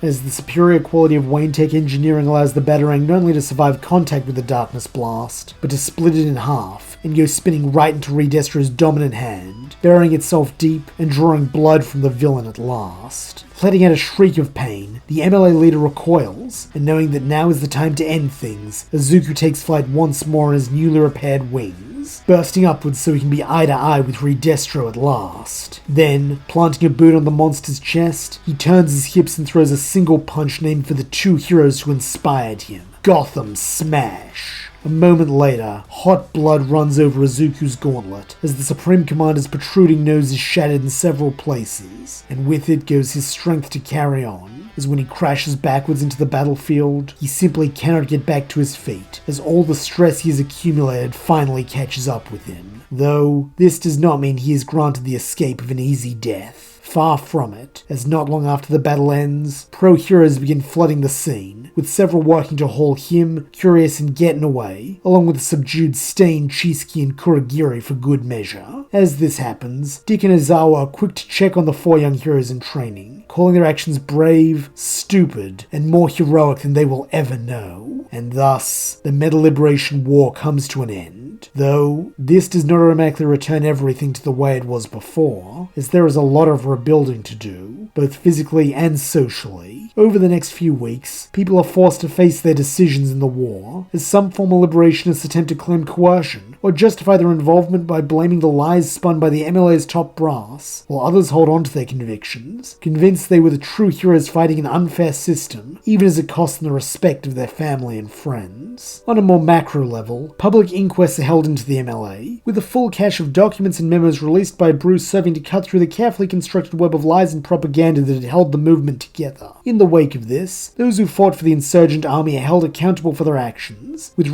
Destro and his lieutenants being the first to stand trial, as they are stripped of their mythical revolutionary identities and reduced to what they are: criminals, charlatans, and hate-mongers. As for the students who helped bring them down, Izuku, Ochaco, Bakugo, and Shoto are honoured throughout the country, becoming the subject of much media attention, though truthfully this is something none of them want, as while they can easily confront a villain, when forced to stare down the barrel of a camera, Shoto remains characteristically awkward, Ochaco becomes overly modest, and Bakugo is quick to protest that he doesn't have time for this crap. As a result, it often falls to Izuku, now permanently donning the Beyond suit to serve as the steady voice of the future, acknowledging the flaws of the old way, while also expressing hope that they can reform society into something more fair and just. Meanwhile, the bureaucratic underpinnings of Hero Society also go through a period of internal stabilization, with this being most apparent in the Hero Commission, as with their top members almost entirely dead, the time has come to create a new board to govern them in this uncertain age. Among those offered a position is Bruce, who is quick to accept, as with his leg injury, this is perhaps the best service he can do for society, though that is not to say that he is without safeguards, as on the day of his induction, he calls Zuko and Ochaco to his new office, where he gives them one final mission as their sponsor: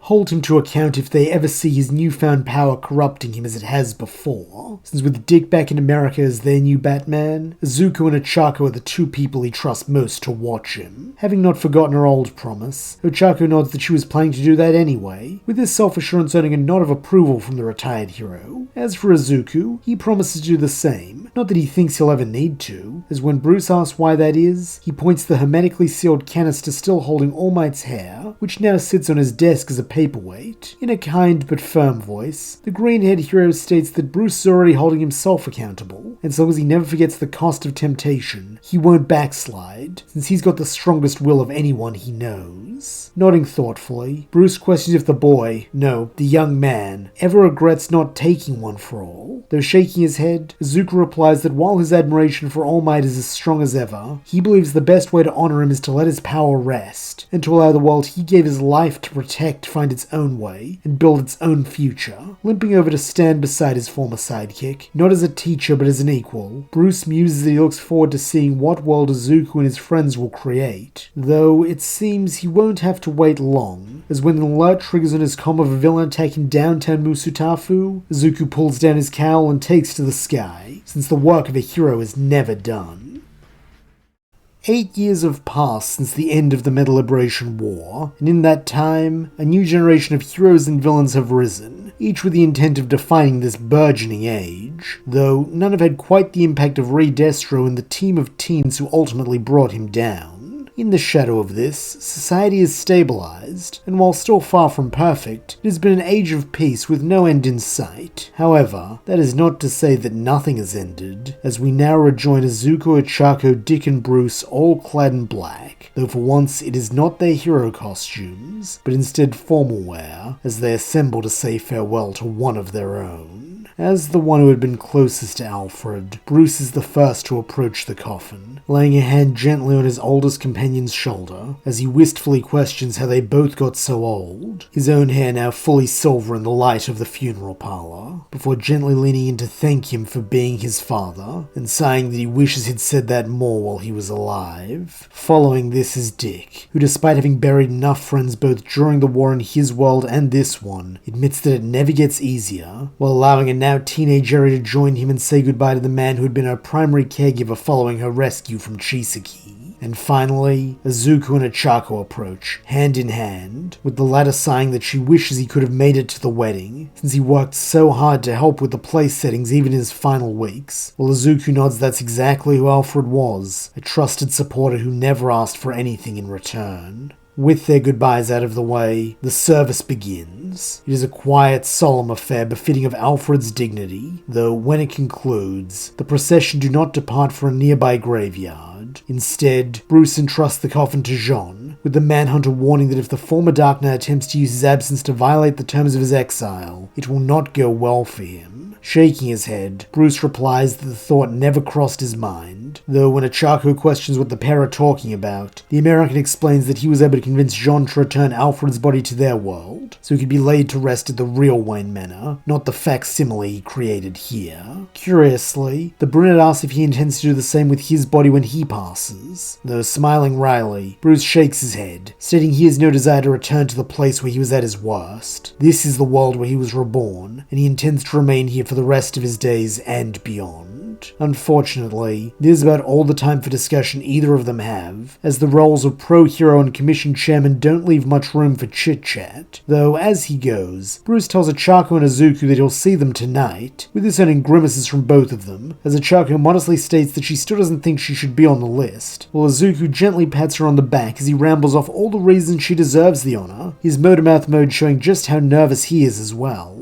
As it turns out, the event in question is the announcement of the new top 10 heroes in Japan, with Izuku and Ochaco both being celebrated due to their status on the list. However, they aren't the only familiar faces, as Mirio is also here, retaining his spot as the current number 1, though truthfully he's more excited that Bakugo earned his way back to number 4 after a series of abrasive comments late last year dropped him down to number 15. Likewise, Shoto is here, now operating under the name Endeavor, with Izuku quietly pulling him aside to confirm that there are no hard feelings between them, as the greenhead hero's ascent to the number 2 spot will push Shoto down to number 3. Though shaking his head, Shoto placidly replies that he's not as concerned with ranking as his father, and that for a long time now he's felt Midoriya should have been ranked above him, and likely would have been were he not quirkless. Rubbing the back of his neck a little awkwardly, Izuku sighs that even with all that's happened in the last 8 years, it's clear some quirk bias still exists, though he's proud that his efforts have finally been able to convince the rest of the commission of what he can do. And with that, the ceremony begins. In contrast to the sober, restrained affair Izuku and Ochaco had attended that morning, this is almost its exact opposite, as no expense is spared to turn the event into an extravaganza people around the world will watch, with each of the 10 heroes being trotted out while fireworks go off and a narrated highlight reel of their best moments play on screens throughout the arena. As the new number 2, Izuku is the second last to take his place on stage, with his reel sounding more like an advertisement for the Beyond suit than him. That is until near the end, when suddenly the narration cuts out, and the carefully curated reel is replaced by a couple of clips seemingly recorded on people's phones, of Izuku helping those in need, and showing profound kindness even when the world isn't watching. Having a feeling he knows who orchestrated this edit, the new Batman's eyes fall briefly on Bruce seated among the other commission higher-ups, and while his posture and expression don't change, he does give his former protege a subtle wink, with this being all the communication that passes between them. Following this is a series of interviews, with everyone acquitting themselves well, having had years in the spotlight to practice their mic technique, with even Bakugo managing to keep a lid on things. As for Shoto, he remains as impassive as ever, though whether this is due to his remaining awkwardness or simply because he's fielded all the questions about his relation to his father's legacy a million times before is anyone's guess. Meanwhile, Ochaco receives special attention, both as the newest addition to the top 10 at number 7, and the final member of the quartet who'd beaten Redestro and been dubbed the Teen Titans by the public to make it onto the list. And finally, there is Izuku, who mostly uses his time to spread a message of hope and progress, recounting the continued success of the Wally West Scholarship, which in partnership with Dick Grayson over in America has now established Batman in over 40 countries, as well as his branch of Batman Inc.'s efforts to reform Tartarus into a true rehabilitation facility, even proudly announcing its recent work-release partnership with the prison, and how it has seen several inmates earn parole, as former villains Gentle Criminal and La Brava have found places running the Hero Agency's cybersecurity division, while David Shield is in charge of Hero Gear development over in America's Wayne Tech branch. In fact, they are even in talks with the Commission about using this program as a way for redeemed villains to earn hero licenses, as Dick has personally expressed interest in sponsoring Spinner as a sidekick once he completes his sentence. On the whole, it is a good night, with the 4 old friends going out to dinner afterwards along with a few of their classmates who didn't quite make the top 10, since while they do still work together from time to time, with Izuku and Ochaco working the most closely due to their engagement and roles as the two heads of Japan's Batman Inc., they rarely get time to just hang out with their old friends, with the group swapping stories late into the night, and only deciding to go home when Bakugo gets drunk enough to loudly start telling the story of how he once met this floating little imp who wore Deku's ugly-ass bat mask and claimed to be from the 5th dimension.